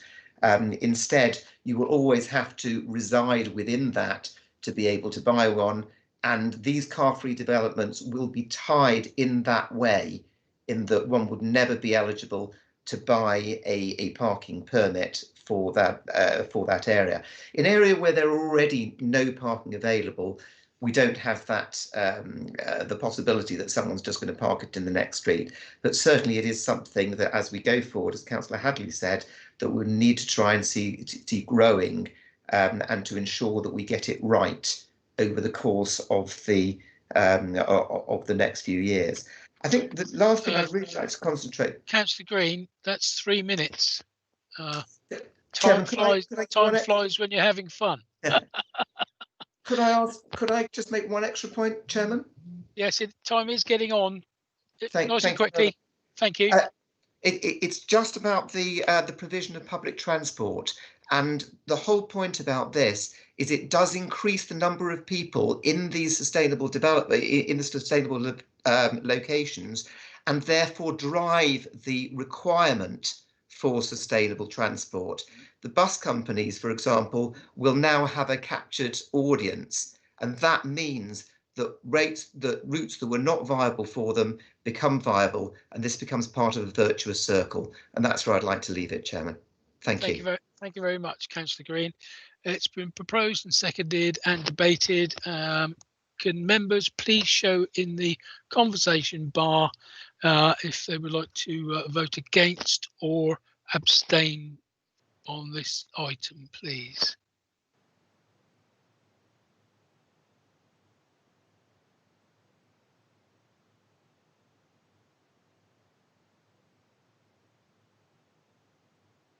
Three abstentions.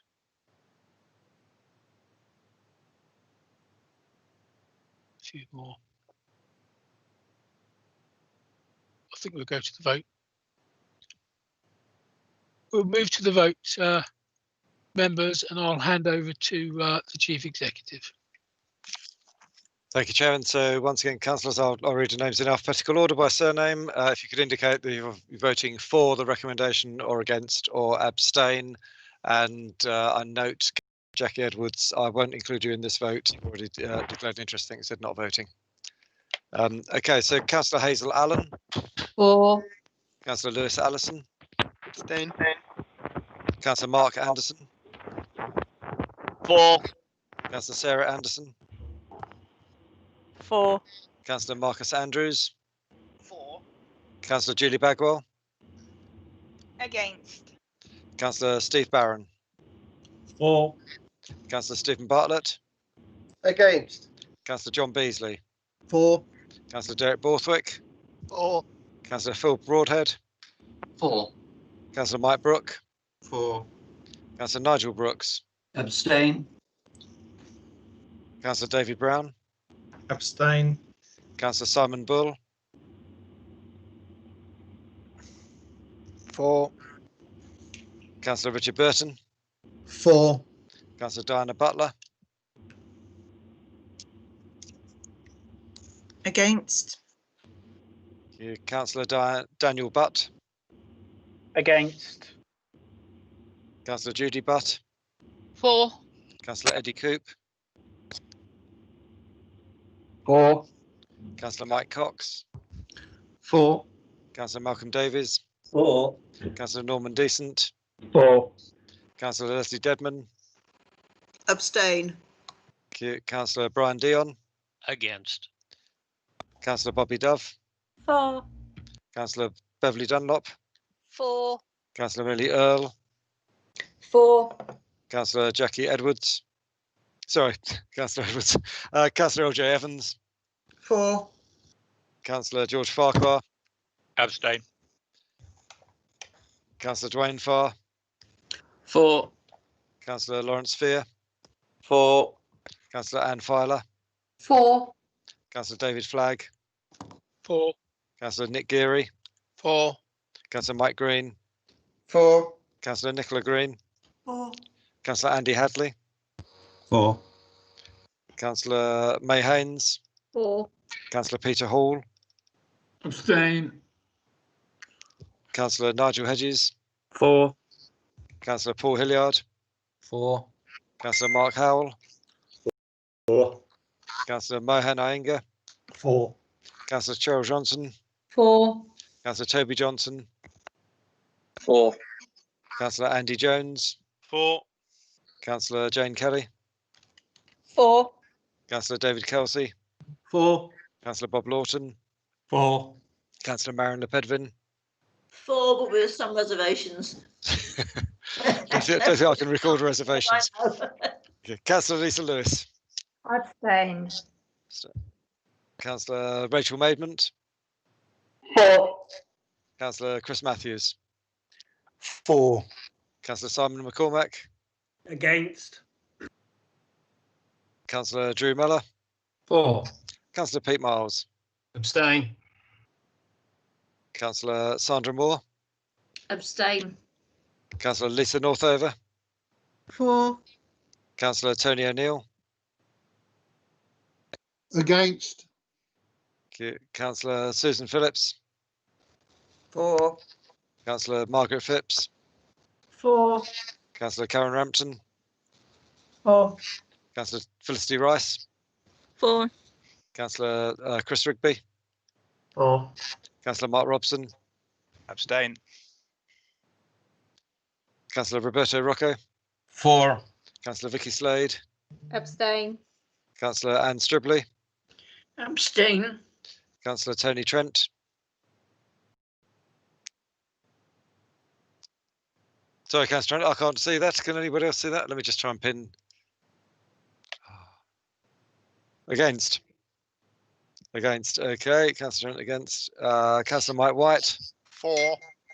Councillor Lawrence Williams. 4. Councillor Kieran Wilson. 4. Thank you, councillors. So I'll hand that vote to the chairman. Thank you.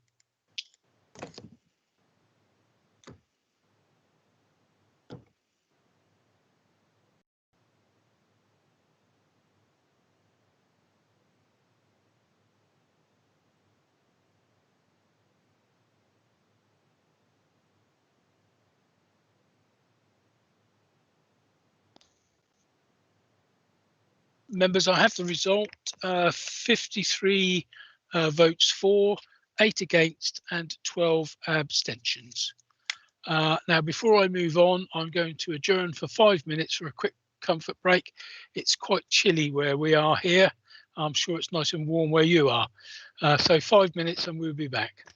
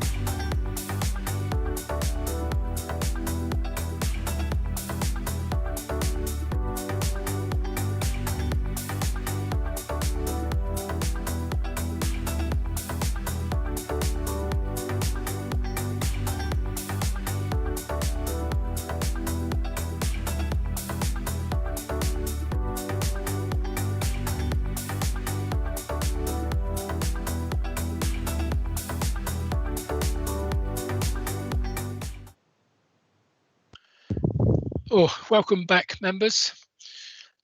We move on then to item 7G, Cabinet 16th of December 2020, minute 272, Dorset Nature Park.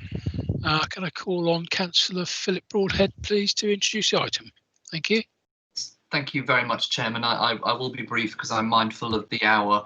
This paper, that little known phrase that we all know about, which is eutrophication.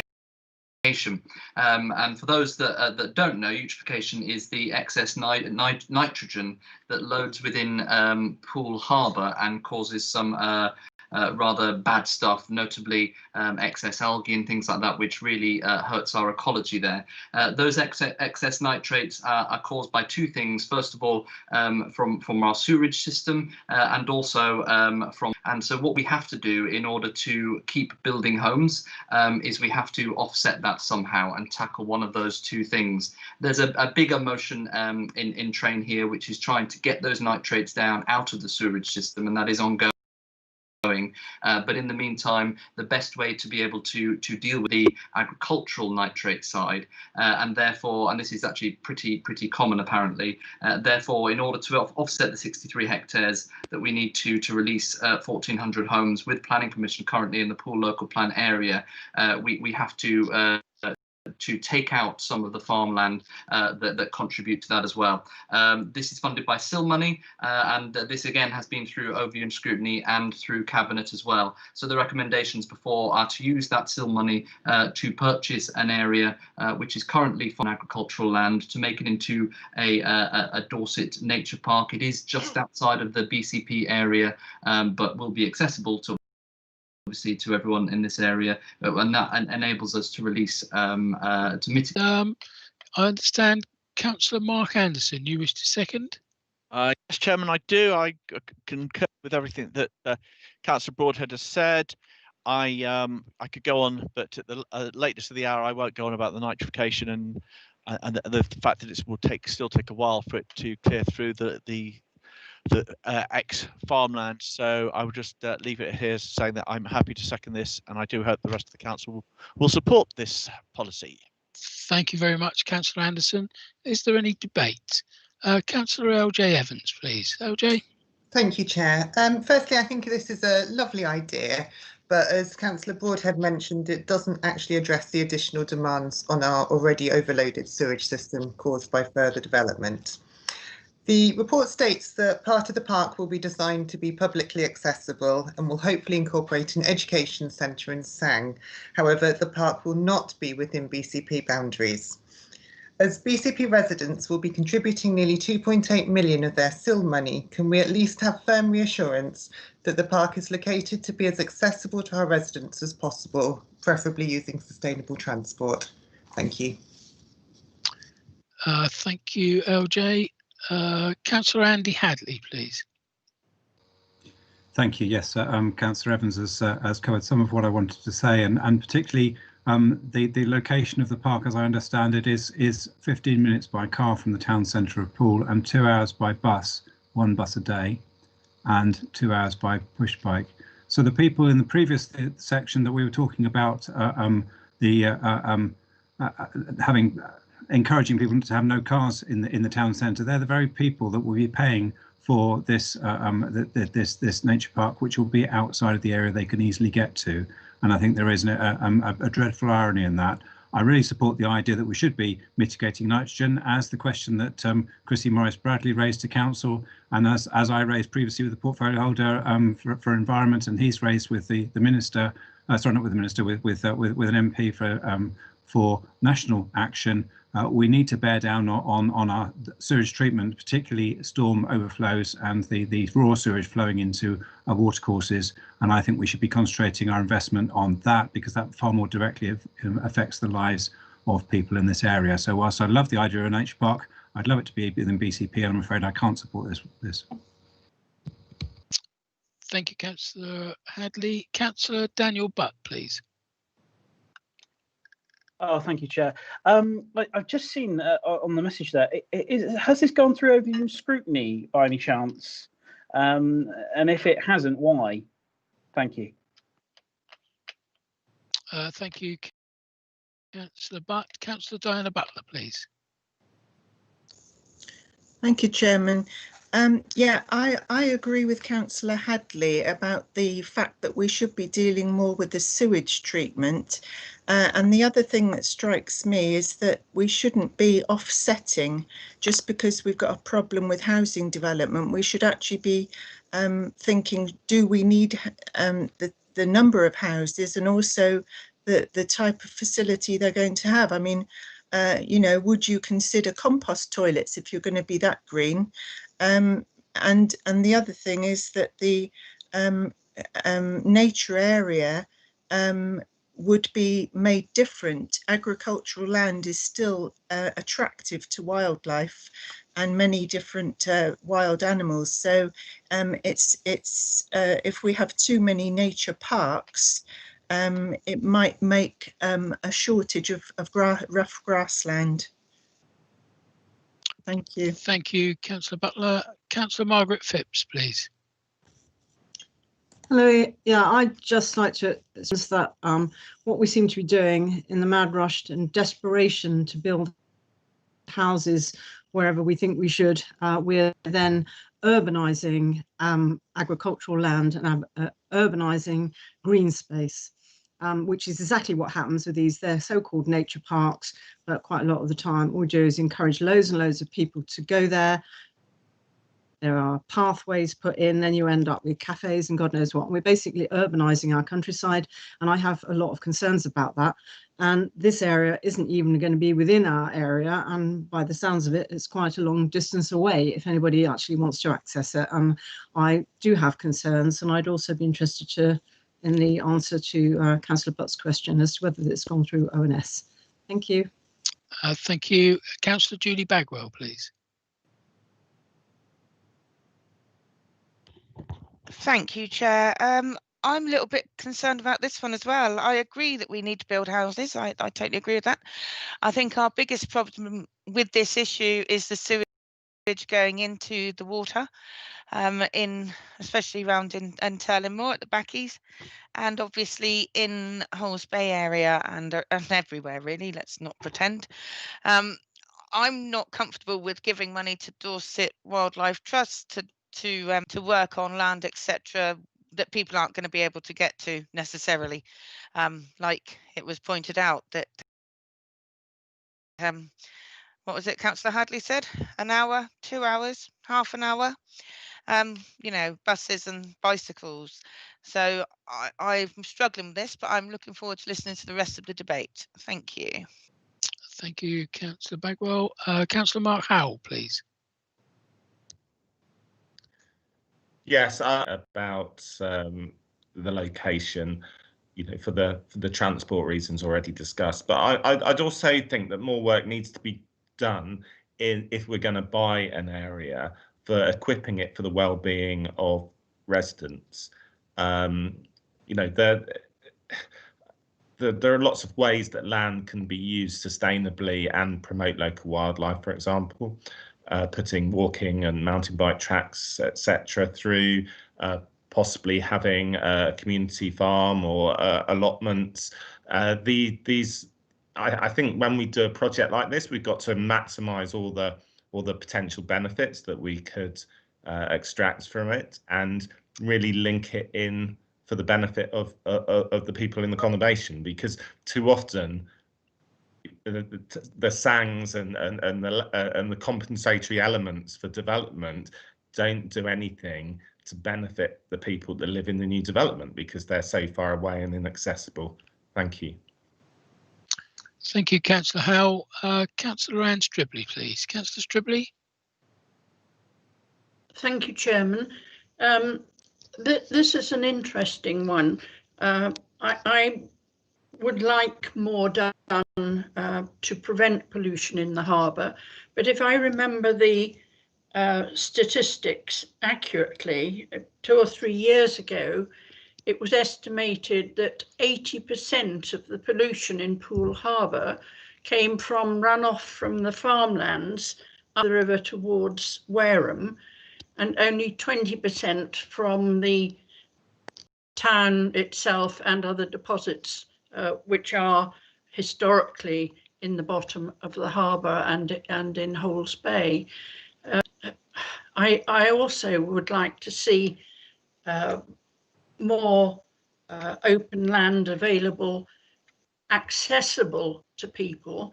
We do have, although not many people realise it, we actually do have a walking cycling route all around Poole Harbour that was established some years ago, and one of the prime movers to put in that was an officer of Poole Council who did it as part of his hobby in his early retirement.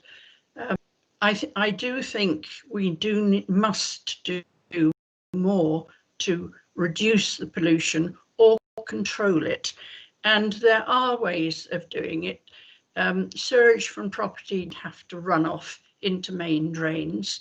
There are things as septic tanks and all sorts of other devices which will deal with the matter in the vicinity of the property entirely. So I do think we need to urge more careful thinking on this issue. I won't be voting against this one, but I do have concerns it could be a lot better. Thank you, Chairman. Thank you, Councillor Stribley. Councillor Chris Rigby. Councillor Rigby? Yeah, thank you, Chair. Looking through this, in principle, I do like this. I really support the work which Dorset Wildlife Trust do, and I think that they could do a lot with this grant, but in this instance I just don't think there's been enough work done in the background on this one to really see the value for money, and if it is something which could be better spent, possibly with working in collaboration with Dorset Wildlife Trust on a smaller area, what other options are available. Just this single report, I'd like to see a little bit more information and also get overview and scrutiny's view on it as well, and go much more in depth into what we would be able to do to deal with this. So I'm not going to be able to support this at the moment, but I do like the idea of it. Thank you. Thank you, Councillor Rigby. Councillor Peter Miles, please.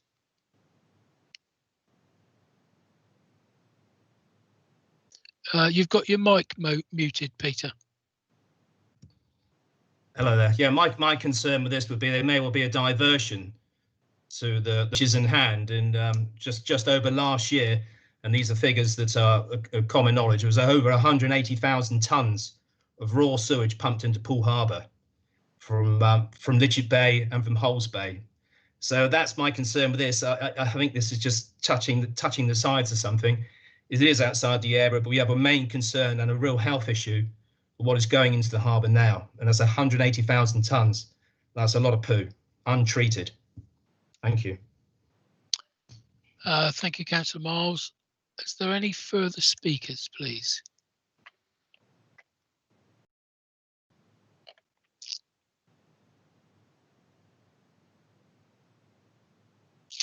Councillor Marion Lepoidovin. Thank you. I was just typing in the box, but I haven't had time to finish it. I wanted to propose that we defer this, send it back to ONS, probably. It sounds as though it needs a lot more work and a much more detailed and costed and well worked out scheme. I don't think, from all the comments and from all I've heard and from all I've read, that we should be in a position to make a decision tonight. I think it needs more work.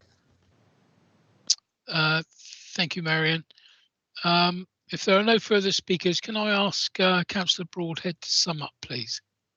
Yes, thank you very much, Mr. Chairman. I'll try and address a few of the issues. I actually agree with a lot of them. This is not an ideal solution. I think Councillor Miles said it doesn't touch the sides of the issue, and they're right, and many of the other points are right. Ultimately, the way to deal with the nitrate problem that we have in our harbour is to solve the agricultural problem. Councillor Stribley points out, that is the much larger contributor to the nitrate issue in Poole Harbour, and also to make sure that our sewerage strips out the nitrate completely. Now, Poole sewage treatment works do use nitrate stripping technology, but it's not quite there yet. And the problem we have is that we have an issue in front of us that has to be resolved pretty sharpish. As Councillor Stribley points out, the majority comes from farmland, and actually taking the nitrates out of the harbour via the agricultural, stopping the agricultural input is a much more effective way of doing it. Now, if we had the option of removing that agricultural nitrate input within the BCP area, of course we would, but of course we've got to look at those areas that are actually feeding directly into the harbour, and we are an urban area, and that farmland is very, very limited. So it is an option that is a short-term option. It deals with the issue that's in front of us, and just to the points that the colleagues raised at the beginning. If this was a paper about creating a nature park, then yes, I agree. There's lots of different options we'd want to look at about sustainability and all of that kind of thing. It's not. It's actually about removing agricultural land to solve an ecological problem, and that in turn creates a nature park. So one follows the other rather than the other way around.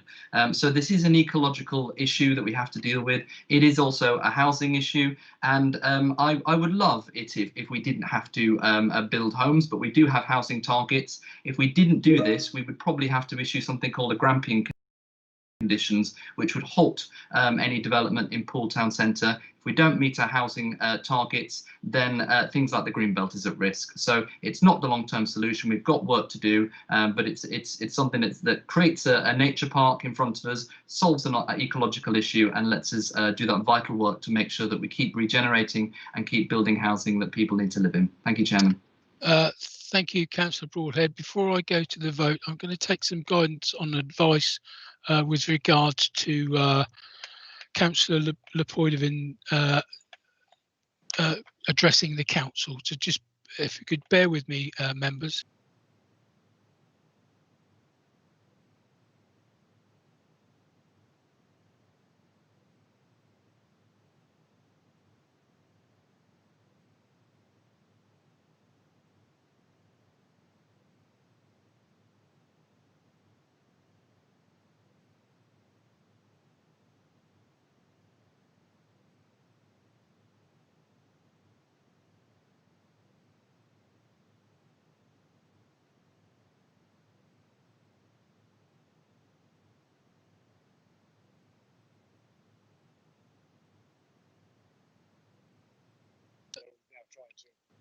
Members, I don't believe that Councillor Lepoidovin placed any words with regards to a motion that she was proposing, and my view is that members are now trying to move back on trying to use that as an amendment, and in this instance I think we'll go to the vote, because members have an opportunity to clearly vote this down if that's the general feeling. So I'm going to go to the vote. Can members show in the conversation bar if they wish to vote for this motion, please?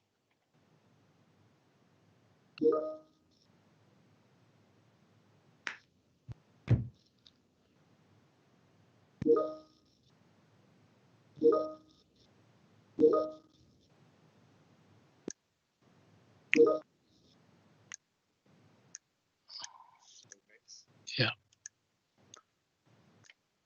Okay, members, there is a real mix of intentions, so I will now hand over to the Chief Executive to conduct the vote.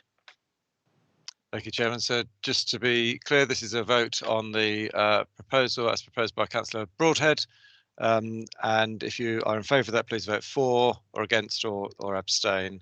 Again, I'll do it in alphabetical order. Councillor Hazel Allen. For. Councillor Lewis Allison. Against. Councillor Mark Anderson. For. Councillor Sarah Anderson Andrews. For. Councillor Judy Bagwell. Against. Councillor Steve Barron. Abstain. Councillor Stephen Bartlett. For. Councillor John Beasley. For. Councillor Derek Borthwick. For. Councillor Philip Broadhead. For. Councillor Mike Brooke. Abstain. Thank you. Councillor Nigel Brooks. For. Councillor David Brown. Against. Councillor Simon Bull. Against. Councillor Richard Burton. Abstain. Councillor Diana Butler. Against. Councillor Daniel Butt. Against. Councillor Judy Butt. For. Councillor Eddie Coop. For. Councillor Mike Cox. Against. Councillor Malcolm Davies. For. Councillor Norman Decent. For. Councillor Leslie Debman. Abstain. Councillor Brian Dion. For. Councillor Bobby Dove. For. Councillor Beverly Dunlop. For. Councillor Millie Earle. Abstain. Councillor Jackie Edwards. For. Councillor LJ Evans. Abstain. Councillor George Farquhar. Against, and I would like my vote recorded, please. Councillor Dwayne Farr. For. Councillor Lawrence Fear. For. Councillor Anne Filer. For. Councillor David Flagg. Abstain. Councillor Nick Geary. Against. Councillor Mike Green. For. Councillor Nicola Green. For. Councillor Andy Hadley. Against. Against. Councillor May Haynes. For. Councillor Peter Hall. For. Councillor Nigel Hedges. For. Councillor Paul Hilliard. For. Councillor Mark Howell. Against. Councillor Mohan Iyengar. For. Councillor Cheryl Johnson.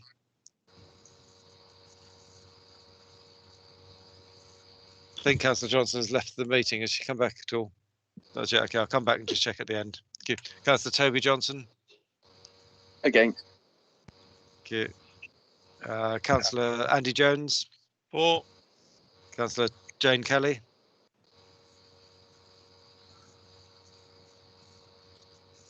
Sorry, Councillor. Thank you. Councillor David Kelsey. For. Councillor Bob Lawton. For. Thank you. Councillor Marion Le Pedevin. Against. Thank you. Councillor Lisa Lewis. Against. Councillor Rachel Maidment. Against. Councillor Chris Matthews. Against. Councillor Simon McCormack. Abstain. Councillor Drew Mellor. For.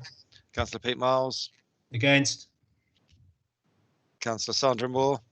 Against. Councillor Lisa Northover. Against. Councillor Tony O'Neill. For. Thank you. Councillor Susan Phillips. For. Thank you. Councillor Margaret Phipps. Against. Councillor Karen Rampton. For. Councillor Felicity Rice. Against. Councillor Chris Rigby. Against. Councillor Mark Robson. Against. Councillor Roberto Rocco. For. Councillor Vicky Slade. Against. Councillor Anne Stribley. For. Councillor Tony Trent.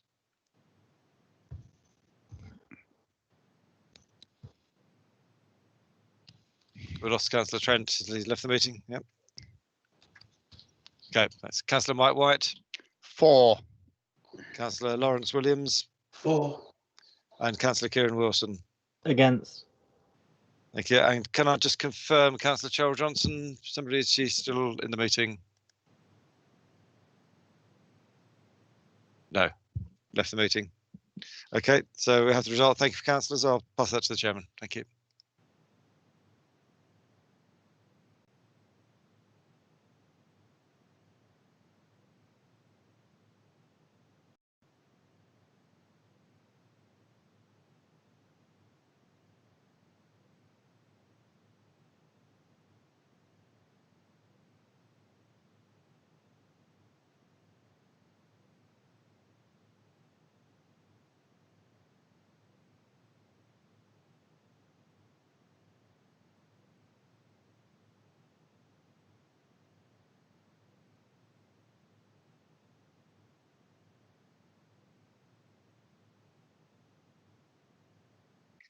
Thank you, members. The voting is as follows: 39 votes for, 25 votes against, and 8 abstentions. So that motion is carried. Moving on then to 7H. Cabinet 16th December 2020, minute 274. Could I just remind members to turn their microphones off if they're not speaking, please? Minute number 274, housing scheme at Wilkinson Drive, Bournemouth. Can I call upon Councillor Lawton to introduce the item, please? Thank you, Chair. This is a BCP Council owned site which comprises open space and a disused play park, which was identified as surplus to requirements in the Bournemouth Neighbourhood Play and Open Space Review of 2009. The current proposal presents a new build scheme of 4 by 3 bedroom houses and 9 by 2 bed flats with parking, etc. All of the homes are to be for social rent and will be designed to high energy efficiency standards. What we are asking the council to approve is to to commence and completion of the build subject to the conditions set out in the financial strategy, and authorise the Corporate Directorate for Environment and Community to approve the necessary contractual and legal requirements in consultation with the monitoring officer. Also, to approve the funding model for the scheme with specific approval for the use of 1.2 million of new prudential borrowing to be repaid from the housing revenue account over 50 years. This is another good scheme which is coming forward, which will alleviate and help us to house more people. It is a good scheme. There will be social rent, which will help people on lower incomes, and I commend it to the council. And Councillor Mike White will second this motion. Thank you, Councillor Lawton. Councillor White, please. Councillor White. Yes, thank you, Chairman. I'm very happy to support this proposal, which certainly makes a useful contribution to our housing targets. Thank you. Thank you. Any debate, members?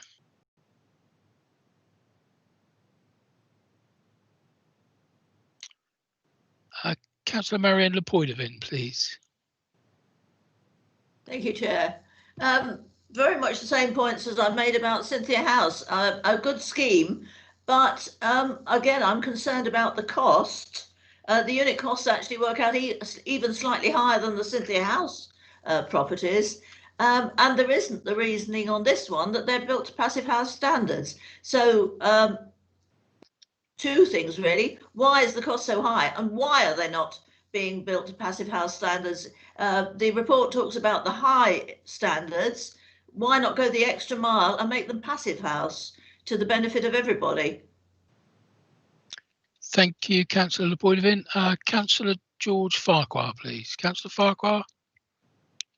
Thank you. I follow on from the last speaker there. I always welcome social housing, but it should really set the bar as regards the housing stock that we have available to our residents, simply because it should be the very best, not what we'll have seen before. So I agree that it should be to whatever the highest standards is. And in this particular case, in the case of the declaration of a climate and ecological emergency, not to build our social housing to passive house standards, particularly at the price which is at, doesn't make sense to me. But I will be supporting it because it is council housing. Sorry, it is social rent housing. Thank you, Councillor Farquhar. Councillor Mike Green, please. Councillor Green. Thank you, Chairman. I wasn't intending to speak on this at all, but I do think that people are getting absolutely obsessed with this idea of passive house. The first thing that passive house requires is a certificate. And effectively what we are doing is paying for a certificate, even when we are actually building to equivalent standards, as I believe is the case in this paper and actually the other. When one looks at the costs, which we have done very, very closely, and we did at Cabinet, as we have done overview and scrutiny in similar projects, there are some high costs, but they're also justifiable costs. But what we haven't been doing in the past, and we have this time, is to start at looking at what the carbon savings are. And I feel it really is important not just to look at the cost and to come out, as a previous speaker did, and say, well, we just need to build to the highest standards, whatever. We need to build to a standard which gives the right amount of carbon saving for the right amount of additional money spent. I've been through this paper to ensure that it does, and I've satisfied myself that it does, and I really wish that other people would do the same before criticising it. Thank you, Councillor Green. Councillor Kieran Wilson, please. Councillor Wilson. Thank you, Chair. I'll take my glasses off. I can see the reflection. Yeah, I wasn't intending to speak on this either. However, I know a lot of work has gone into this development from the fantastic officers that we have. John Thornton in development, and I think some of the issues I completely understand. Councillor Farquhar's passion, but I think in this case there's site constraints and there's certain issues which mean that it can't be built to exactly pacifist standards, but it's going to be built to the highest standards possible. I think it's fantastic that it's going to be social rent, which is much needed. So I'm really pleased that that's being carried on. It's a development that's being put up in my ward, and there is a bit of displeasure from some people who are very close to the development that it's a loss of a green space, but it has been allocated in the I think it was the strategic housing market assessment for housing since 2009, so it is kind of long overdue. And in that document it actually was going to be 27 homes, and that's reduced, so it's not an overcrowding issue. So I do really support this. I think it is a good development, and yeah, I'm just pleased that it's taking place in its current form. Thank you. Thank you, Councillor Wilson. Sorry, Chair. There was one other thing.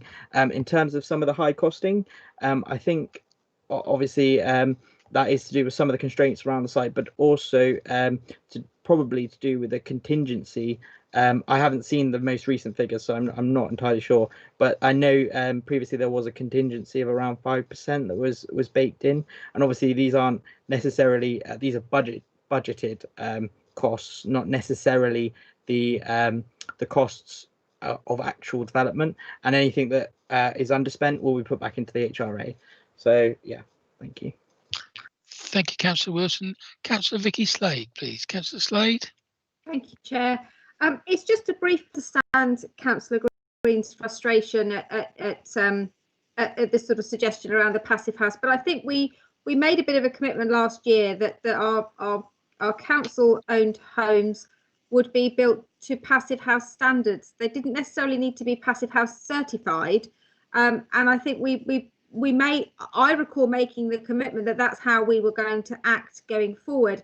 And I think it's really an ask of the portfolio holder that where we are not going to that standard, it's quite clear on this that the carbon standards are very, very good. There are some really good measures in here, but where we're not, that we clarify why we aren't going to that level. Because I think then if we can all aspire that the passive house standard, if not certification, should be heading. We know that there are 792,000 social homes that don't meet band C within the country, and the government's allowed £63.13 per home to retrofit. When the future home standards comes in a few years' time and everyone's expected to be at this high level, it's going to be incredibly expensive for all councils to get there. So it would just be really useful if we set a standard and we're going to 90% of where we want to be, that we know how close we are. I just think it would be useful for us all to understand that benchmark and not use a different standard each time, because I think it does cause confusion if you're not sure how much you're saving. Thank you.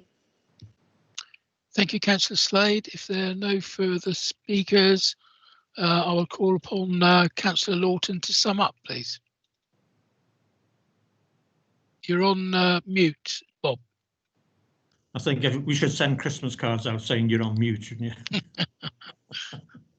Right, the build cost is high, I agree, but it's also, if you exclude the communal areas which are included within it, if you exclude the communal areas, the build cost actually falls quite considerably. So that's the reason why it appears to be high. The second thing is, yeah, I'm pleased that it is social rent. I did make a decision to continue with what the previous portfolio and administration had done. Incidentally, it'll actually save 21 tonnes per annum of carbon saving, which is quite, you know, it seems a small figure, but I think that's quite good. One has to be aware of the costs of building passive house, and passive house, as I said earlier on, is generally between 15 and 20% more. So to attain that standard and to have social housing rented properties, we have to be careful as a council that the site becomes viable, i.e. that it pays for itself and isn't a huge on cost or a drag on the council finances. I am in agreement with the people who have said we should build the passive house standards, and not necessarily, I must admit, to passive house full standards all the time. Just to take Councillor Farquhar's point, I should just mention, which was in the report, these buildings will be fully compliant with energy uses and insulation standards, which are higher than any historical codes of housing at level 3. The housing and flats will benefit from the addition of photovoltaic panels, which will provide free electricity to the occupants of the houses and will reduce the service charge for those in those flats. Triple glazing will provide sound and heat insulation, and additional cavity insulation will complement this to reduce the heating requirements, which will be met by ground source heat pumps. We are currently considering building standards and increased sustainability standards for the overall programme to involve delivering high innovative sustainable schemes. This is a good scheme. I'm pleased to bring it forward. I commend the previous portfolio holder for working on it. I've had little input on it, I must admit. I can't take all the credit, but it's a good scheme. It builds towards our housing and social needs for the housing needs within the council of the BCP area, and I highly commend it to the council. Thank you, Chairman. Thank you, Councillor Lawton. Right, we'll move to the vote. If members could show in the conversation bar if they wish to vote against or abstain, please.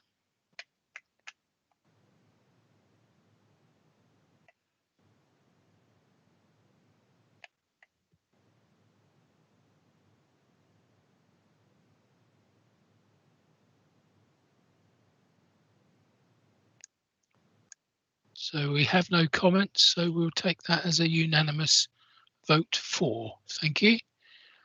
Moving on then to item 7I, Cabinet 16th December 2020, minute 275, Housing Scheme at Duck Lane, Phase 2 in Bournemouth. Councillor Lawton, once again, please. Again, thank you, Chair. The BCP owned site comprises at Duck Lane a disused plot within the grounds of the 3 HRA flat blocks. Land is behind a block of garages and is a frequent, unfortunately, location for fly tipping and other unfortunate antisocial behaviour. The current proposal is for the provision of 12 by 2 bed flats for smaller families and associated parking. All of the homes are to be of affordable rent and will be designed to high energy efficiency standards, again reiterating the point that I made earlier on, with ground source heat pumps and triple glazing. I'm asking Council to approve to commence and completion of the building subject to the conditions set out in the financial strategy and authorise the Corporate Director of Environment and Community to approve the necessary appropriations and contractual and legal requirements in consultation with the Monitoring Officer. And again, approve the proposed funding model for the scheme with specific approval for the use of 1.684 million of prudential borrowing to be repaid from the housing revenue account over 50 years. Again, this is a good scheme. It will enable us to build and have another 12 two-bed flats addition to the housing schemes which we have within the council. And I highly recommend it to the council, and Councillor Mark Anderson will second this proposal. Thank you, Councillor Lawton. Councillor Anderson. Thank you, Chairman. I'm happy to formally second this motion. Thank you. Any debate, members?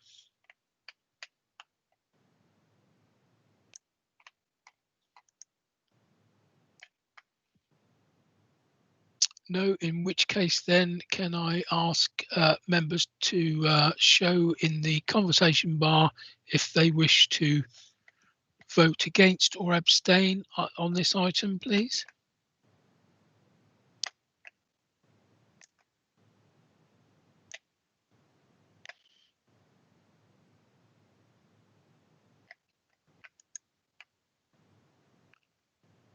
Thank you, members. We'll take that as a unanimous vote. Thank you. Moving on then to agenda item 8, decisions taken by the Chief Executive under the urgency powers. Members are advised of the decisions taken by the Chief Executive in accordance with relevant urgency powers on the financial support for BH Live, which the Council is asked to note. Chief Executive, did you wish to say anything? Sorry, no, Chairman, I wasn't expecting to, but happy to take any questions if they came through. Do members have any questions all for the Chief Executive?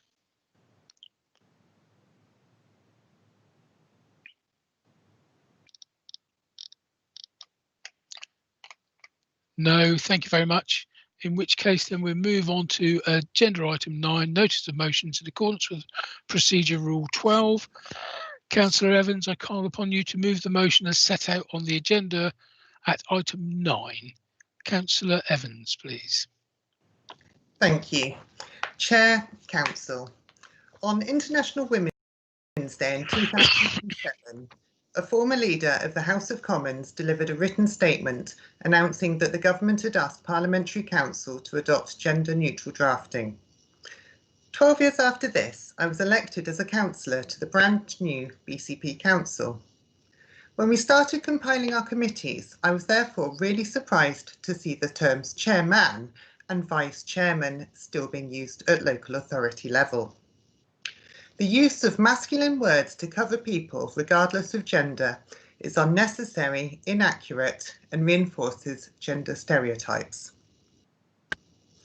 By bringing this motion, I'm proposing that BCP Council resolves to, firstly, remove male universals such as chairman from the Constitution, policies, and all written and verbal communications, and to replace them with gender-neutral terms such as chair, unless that is the form of address chosen by the individual incumbent.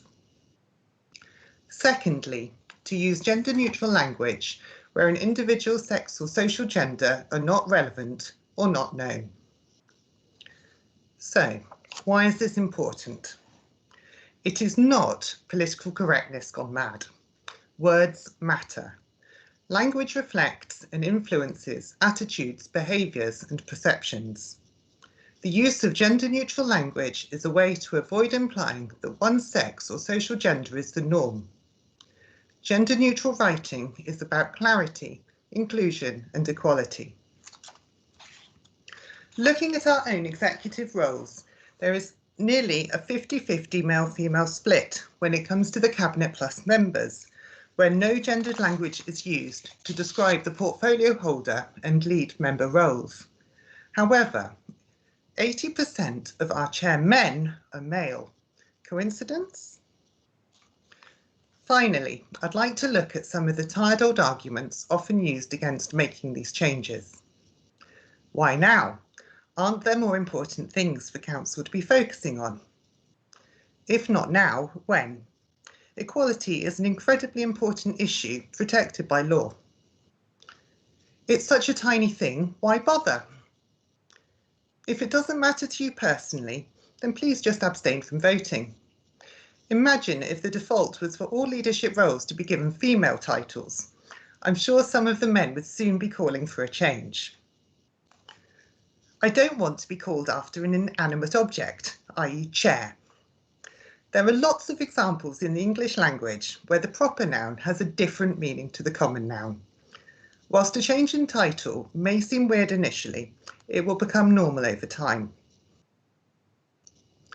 No one likes change, but sometimes it is important to embrace the short-term difficulties for the longer-term gains. Altering the language we use is such a tiny thing, but the repercussions can be huge. Thank you, Councillor Evans. That's 3 minutes. It's over 3 minutes. Okay, Thank you very much. I look forward to the debate. Thank you. Can I call upon Councillor Lisa Lewis to second the motion, please? Councillor Lewis. Thank you, Chair. So why adopt a gender language? The use of masculine and feminine words to cover people regardless of gender or sex is unnecessary, inaccurate, and tends to reinforce historic gender stereotypes. In other words, gender-neutral writing is about clarity, inclusion, and equality, and would help to prevent unconscious bias. The civil service has had this policy since 2007, when legislation changed to writing in gender-neutral language. Many other councils have already adopted the policy. The present situation, where we have phrasing which indicates a male-only perspective, or that assumes heterosexual relationships and that people fit into traditional gender norms, can create an exclusive environment where people could feel unwelcome and excluded. Much language that is gender biased is not harmless. It helps subordinate women in social and political relations. One of the consequences of inequality is when people who are privileged by the system, who benefit from structural inequality, are less likely to notice or be bothered by it. However, they are able to use their privilege to help others. Women still have fewer opportunities than men, and one way to improve this is through language. Words such as he, him, and his are commonly used to refer to all people, but actually exclude half the human population and perpetuate the idea that male is the norm and female the anomaly. They can be changed to they, them, and theirs, and thus will be more inclusive. Similarly, with using chairman, policeman, fireman, etc., studies have shown that when words like man are used generically to refer to people, readers or listeners tend to picture men only, not a balance of men and women, let alone women only, and chair, police officer, firefighter would be preferred. Attitudes are changing gradually. Most young people expect gender-neutral language these days, and we don't want to risk alienating them. Gender-neutral language would show that BCP Council is a place where anyone, regardless of their sex, social gender, or marital status, can take up a position with decision-making responsibilities. Thank you. Thank you, Councillor Lewis. Are there any members wishing to speak on the motion, please? Councillor Rachel Maidman. Thank you, Chair. I just wanted to thank Councillor Evans for bringing this motion to Council. I totally agree that language is entirely important. My sons are both very young, and when I speak to them and their peers, it's remarkable how pervasive it still is that you ask them to draw a fire person, or you ask them to draw a doctor, and they will automatically go to gender stereotypes. And therefore, for me, the use of language holds a huge amount of power. We still know that when it comes to pay, women are paid on average just under 20% less than their male counterparts, and that pay gap only gets worse when you look kind of further up the spectrum. And so this is a little way that we can just show that we want to promote and push equality. And equally, I think it's really important for other members of our community, those who are trans and non-binary, that they are also recognised and validated by us as a council. And so I think this, despite it being a small change, it's remarkable how small changes add up. Those small increments make a difference. And I think it's a really important one that can really show we're pushing ourselves forward as a forward-thinking, inclusive council.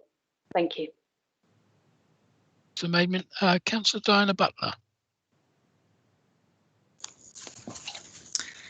Thank you, Chairman. I find this,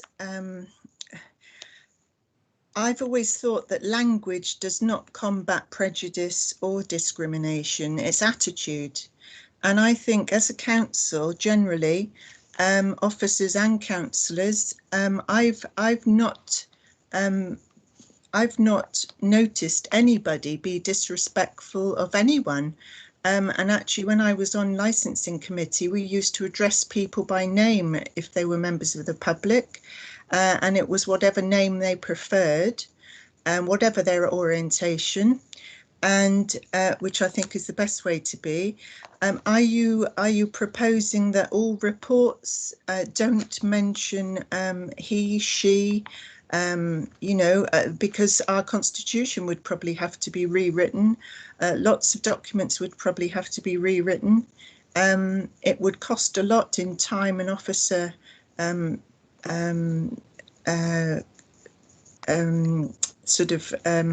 do I want to say? Commitment. If you look at Latin languages, you've got le and la, which, are you going to say the French are sort of, shouldn't be should be gender neutral? I don't think it does necessarily make a difference, the language. I think as long as people are respectful and treat people properly, I think that's the most important thing. So I feel a bit sorry about this, really. But anyway, that's my personal opinion. Thank you, Councillor Butler. Councillor Leslie Debnam, please. Yes, thank you, Chairman. Yes, I'm totally in favour of this. I've spent most of my working life, I was going to say a boss, I mean a boss, not a bossy woman, but that too, in a man's world. And I think this is long overdue.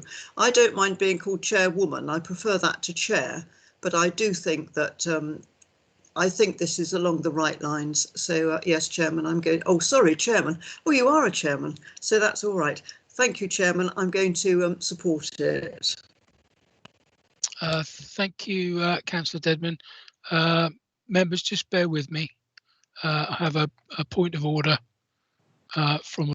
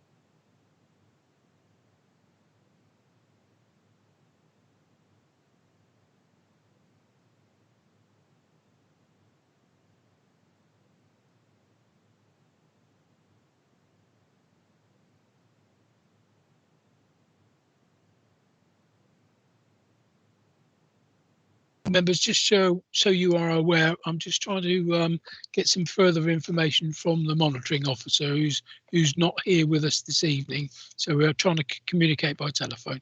Just if you could just bear with me one moment, please.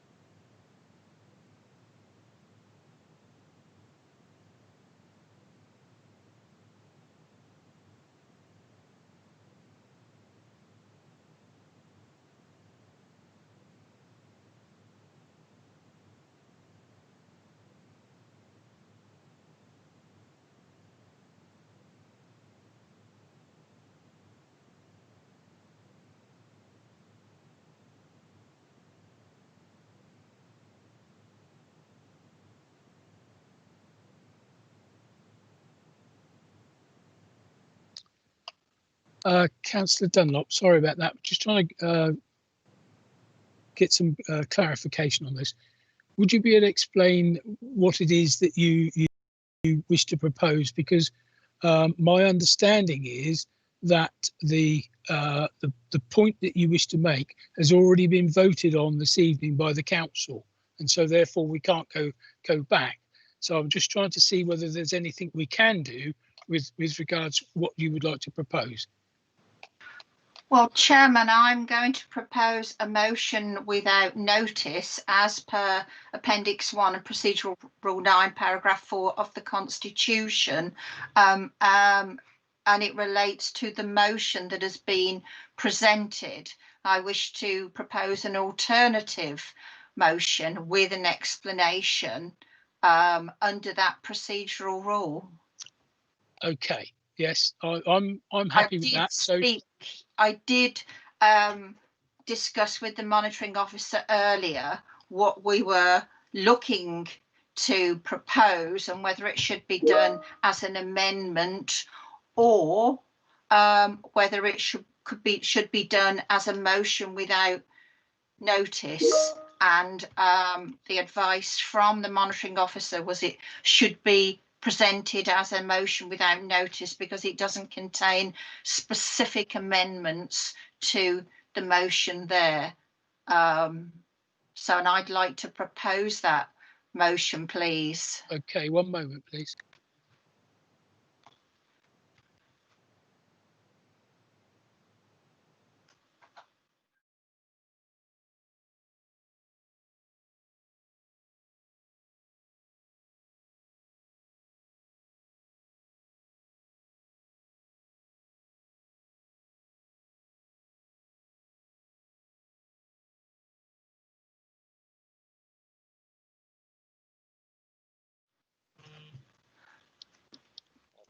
Right. Right, members. So the point you raised, Councillor Dunlop, is not actually a point of order. It's not a point of order, but if you raise your hand in the raise hand bar, when we get to you, you can move your point forward. Is that, you happy with that? So I'm well. Where are we? It's well. No, what I've been told is the point you raise is not actually a point of order, but you can raise it in turn with the other members.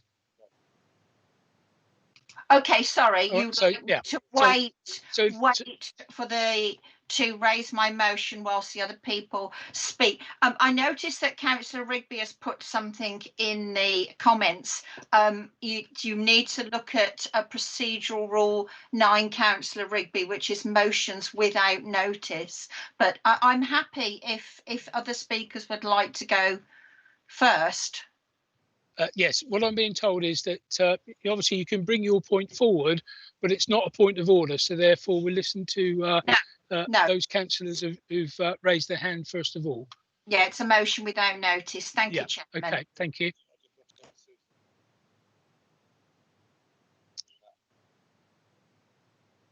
Can I ask Susan? I've not got you on my list. Please, would you be kind enough just to address the council, please, Susan? Certainly, Chairman, and I do apologise for the difficulties with me being at a distance, but being in Northamptonshire and all the lockdown, I didn't feel it was right for me to be in Bournemouth this week. From what I understand, Councillor Dunlop wants to bring a notice without motion to refer this matter to overview and scrutiny. Am I correct, Councillor Dunlop? You're on mute, sir, Councillor Dunlop. Thank you, Chairman. That's yes, that is part of my. So I think that was I think that was the missing piece of information that we weren't clear that was what Councillor Dunlop wanted to do. So that is permissible under Appendix 1, which Councillor Dunlop has referred to, and that is a request she can make without notice during the course of the meeting. I hope that clarifies it, Chairman. Thank you very much, Susan. Right, so we'll carry on then with Councillor Andy Hadley, please.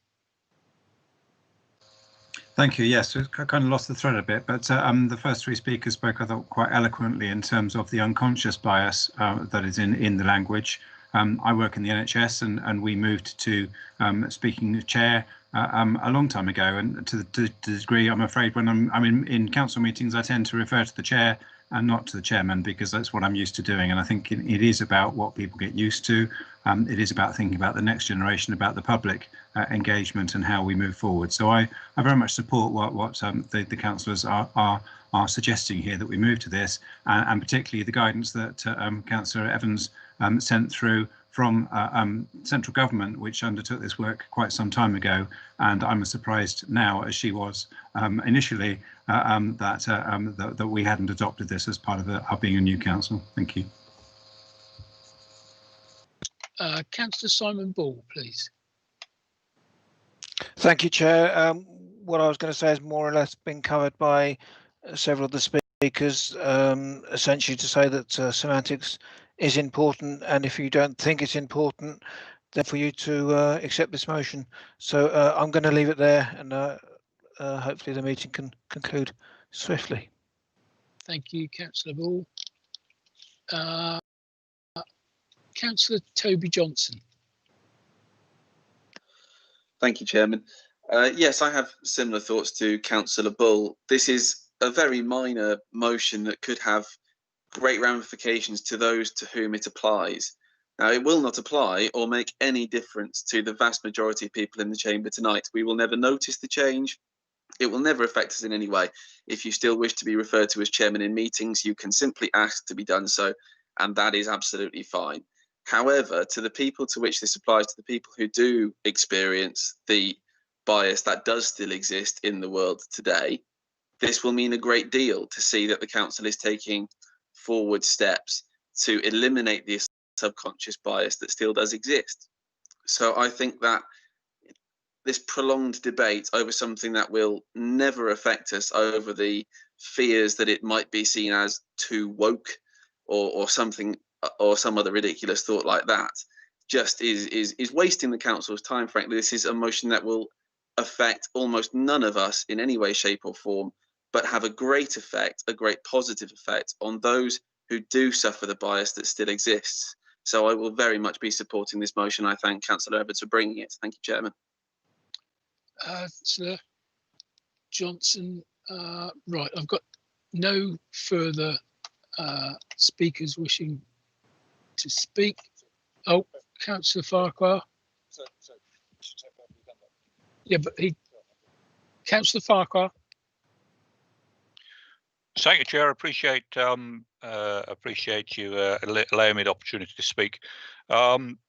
I personally would like to hear from our equalities lead on this particular matter before the motion without notice, whatever that is. I'm on a learning curve here, but it seems to me that the motion as written is fairly unambiguous and so I'm concerned that any amendment to it could be viewed as a record amendment, and to what the other speakers have already spoken is that this means a tremendous amount more to people outside of this chamber and to our residents and to communities and people that follow perhaps a different lifestyle to many in this particular chamber, and I would be fully supportive of it. But I would like to hear from our equalities representative on the council or a equalities member.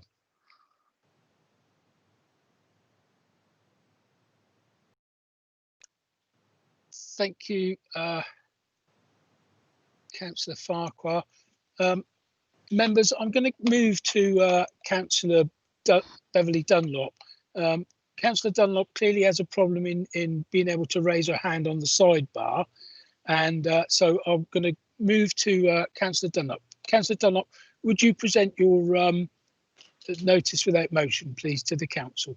I will, thank you very much. It's actually a motion to refer to another committee, which falls under the motion without notice. And I think I'd like to say straight away, because I think there's an assumption that I'm going to oppose what's happening here. And that absolutely is not the case. As a female who can actually recall not being allowed to wear trousers in the office, and as someone who's campaigned for women's equality since secondary school, I totally understand and support the spirit in which this motion is being brought to council. You know, assuming masculinity in roles or second guessing people's gender isn't inclusive, and it sends all the wrong messages. However, as we've seen from the emails today, there is confusion over the purpose and the detail of the motion. So I know Councillor Evans has sent out some clarification and a document for guidance that refers to how we might apply gender neutrality in drafting documentation. The wording of her motion includes formal and verbal communications. So what that means in its current written form is the motion is potentially damaging to equality because it's not respecting people's rights to be identified exactly how they would wish to be identified. And it could unintentionally overturn the proposed constitutional amendments that the council agreed to from A and G Constitutional Working Group earlier. So my interpretation is that Councillor Evans wants to see neutrality applied to roles, and this is reflected in policy and documents such as the Constitution, and I would hope that's something we could all support. And what I'm really saying is, given that the Constitution has only very recently looked at this important matter and we've accepted their recommendation earlier, the amendment I'd like to propose is that we refer it back to audit and governance, and I got just some wording along that proposal, so please don't misconstrue where I'm going with this. I just think that as it relates to documents and constitutional issues, and it's literally just been looked at in audit and governance, it seems reasonable for me to go back to that constitutional working group, and I do have some wording if you would like me to read that. Yes, please, Chairman, I don't know what your preference is. I'm happy to be called chairman, thank you. Then you are chairman. So what I'm saying in my motion is that council resolves to note that there is an inconsistent use of gender terms in BCP Council's constitution, policies and communications, and that council refers the matter to audit and governance to review the constitution with the purpose of removing gender specific determination when describing roles within BCP Council, including from the constitution, policies and communications, and to be replaced with gender neutral terms such as chair. So I'm not opposing at all anything that's being said. It's just to me, it's a means of doing it in the right way and focusing on the right issue that I believe Councillor Evans is wanting to put forward. Okay, thank you, Councillor Dunlop. Members, if you just for clarity, Chair, I'll second that motion. Thank you. Thank you very much, Councillor Mellor. Just bear with me one moment, please.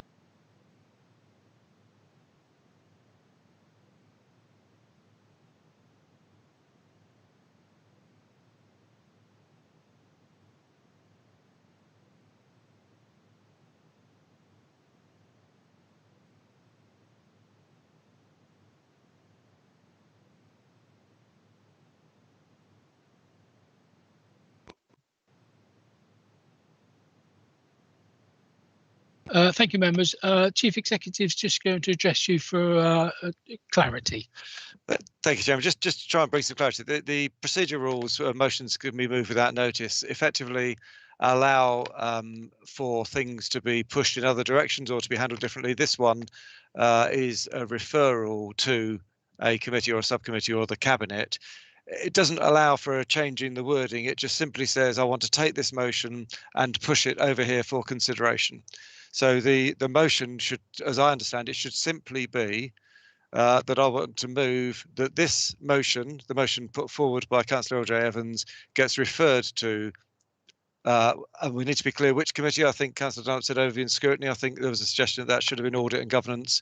Audit and governance, because it's part of, I think it's part of really part of the constitutional working group, and we've actually had an item related to this very issue in our papers tonight, which everyone has accepted. So to be clear, I think the motion without notice that's being moved in the middle of a debate on a motion is to refer that motion to the Audit and Governance Committee for it to consider through its constitutional working group, full stop. If that's the right way, I mean, I don't think even my 13 years I've put in a motion without notice before, so I wasn't sure if we should provide wording or not. But I do feel that is the right place for it to be discussed in the round with the cross party, because it does relates to roles. I think this is what we're talking about, and they're absolutely right. We can't have this male bias. So, Chairman, I think Susan's confirmed that is the right interpretation. So no additional wording. It's just simply a reference to the committee I think the process will be the council would vote on that. If that passes, then the motion gets referred. If it falls, then we go back to the original motion. Thank you, Chief Executive. So we are now voting on the notice without motion without notice, that this be referred to the Audit and Governance Committee. And I do understand that members have raised their hands in the sidebar, but I've been told that we must go to the vote first. So if I think what we'll do is we'll go straight to the Chief Executive and conduct a full vote on this one, I think, Chief Executive. So if you would, please. Thank you, Chairman. So councillors, to be clear, this is, sorry, somebody said, do I get to comment on this? Is that LJ? Susan, does the proposer get to comment on the motion? She's not a proposer of this motion. No. Sorry, I was just checking whether or not there was a right of reply, and I would like to double check with Richard Jones, but I don't believe in the case of notices without motion that there is. But could I just double check that quickly, please? Right. Give me a moment. But you know what's going to be, you just wait up for the engineers. Can members turn their microphones off, please?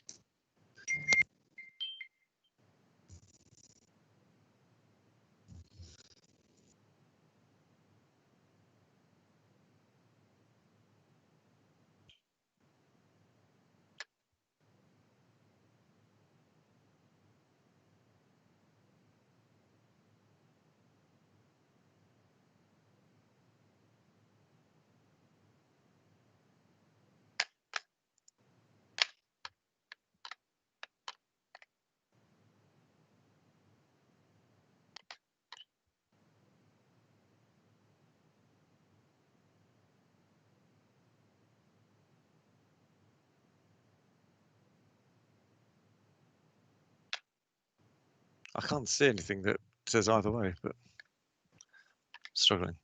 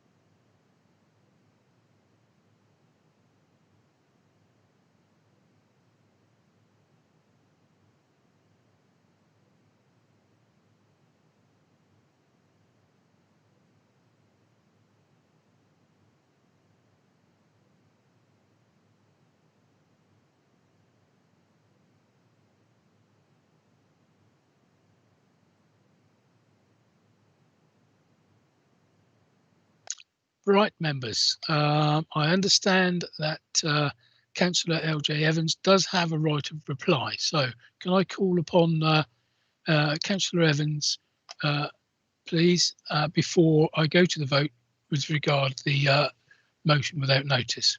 Councillor Evans? Thank you, Chair. Well, I'm sure, like everyone else, I am very confused as to what is now going on. Councillor Dunlop says she supports the motion and actually was suggesting some very sensible proposals to change the motion. It's a shame she didn't perhaps just put in an amendment to do that. Referring it back to audit and governance, or, well, I say back to audit and governance, it doesn't seem to have ever been considered by audit and governance. Seems very much a backward step. We've got 74 councillors here willing to vote. I think we give them the chance to have their say on the debate and cast their votes accordingly. Mentioned the motion we passed earlier this evening, which we didn't even feel needed any debate, which was that anyone presiding over a meeting can choose the form of address they wish.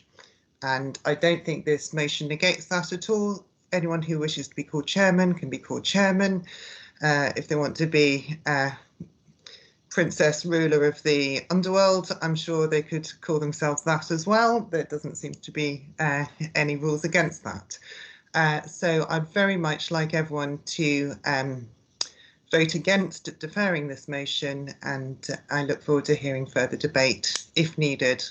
As Councillor Johnson said, it's a tiny change. Let's just pass this and move on. Thank you. Thank you, Councillor Evans. I will now move to the vote. Would you be kind enough to conduct the vote, please, Chief Executive? Thank you, Chairman. So this is a vote on the motion which has been moved without notice to refer the item to the Audit and Governance Committee. If you're in favour of that, please vote for or against or abstain. So Hazel Allen. For. Councillor Lisa Allison. Against. Councillor Mark Anderson. For. Councillor Sarah Anderson. For. Councillor Marcus Andrews. Against. Councillor Julie Bagwell. For. Councillor Steve Barron. Abstain. Councillor Stephen Bartlett. For. Councillor John Beasley. For. Councillor Derek Borthwick.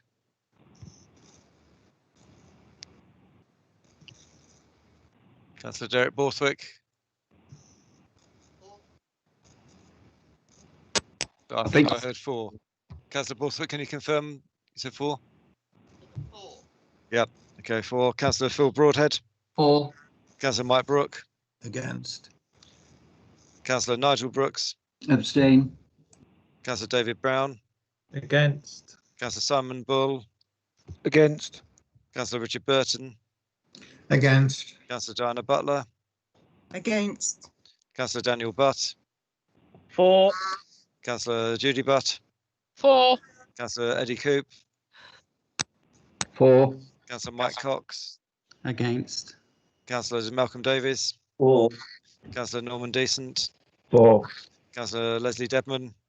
Against. Councillor Brian Dion. For. Councillor Bobby Dove. For. Councillor Beverly Dunlop. For. Councillor Millie Earl. Against. Councillor Jackie Edwards. For. Councillor LJ Evans. Against. Councillor George Farquhar. Against, and I would like my vote recorded, please. Councillor Dwayne Farr. For. Councillor Lawrence Fear. For. Councillor Anne Filer. For. Councillor David Flagg. Against. Councillor Nick Geary. Against. Councillor Mike Green. For. Councillor Nicola Green. For. Councillor Andy Hadley. Against. Councillor May Haynes. For. Councillor Peter Hall. For. Councillor Nigel Hedges. For. Councillor Paul Hilliard. Against. Councillor Mark Howell. Against. Councillor Mohan Iyengar. For. Councillor Cheryl Johnson. Jobbed off the call. Councillor Toby Johnson. Against. Against. Councillor Andy Jones. For. Councillor Jane Kelly. For. Councillor David Kelsey. For. Councillor Bob Lawton. For. Councillor Marion Le Pedvin. Against. Councillor Lisa Lewis. Against. Councillor Rachel Maidment. Against. Councillor Chris Matthews. Against. Councillor Simon McCormack. Against. Councillor Drew Miller. For. Councillor Pete Miles. Against. Councillor Sandra Moore. Against. Councillor Lisa Northover. Against. Councillor Tony O'Neill. For. Councillor Susan Phillips. For. Councillor Margaret Phipps. Against. Councillor Karen Rampton. For. Councillor Felicity Rice. Very against. Okay, Councillor Chris Rigby. Against. Councillor Mark Robson. Against. Councillor Roberto Rocco. For. Councillor Vicky Slade. Against. Councillor Anne Stribley. For. Councillor Tony Trent. Is Councillor Trent still on?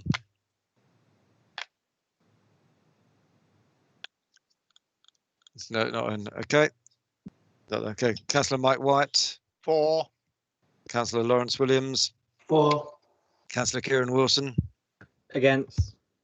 Thank you, Councillor. We'll pass that result to the chairman.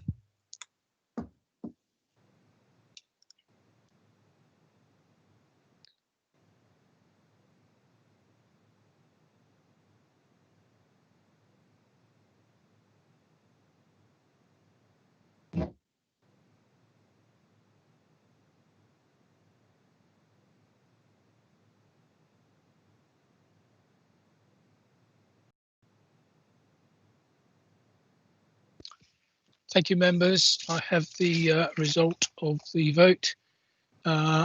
For 38 votes, against 32 and abstentions 2, which means the motion without notice is carried and agenda item 9 will be referred to the Audit and Governance Committee. There being no further business to conduct this evening, I declare the meeting closed. Thank you very much. Good night, everyone.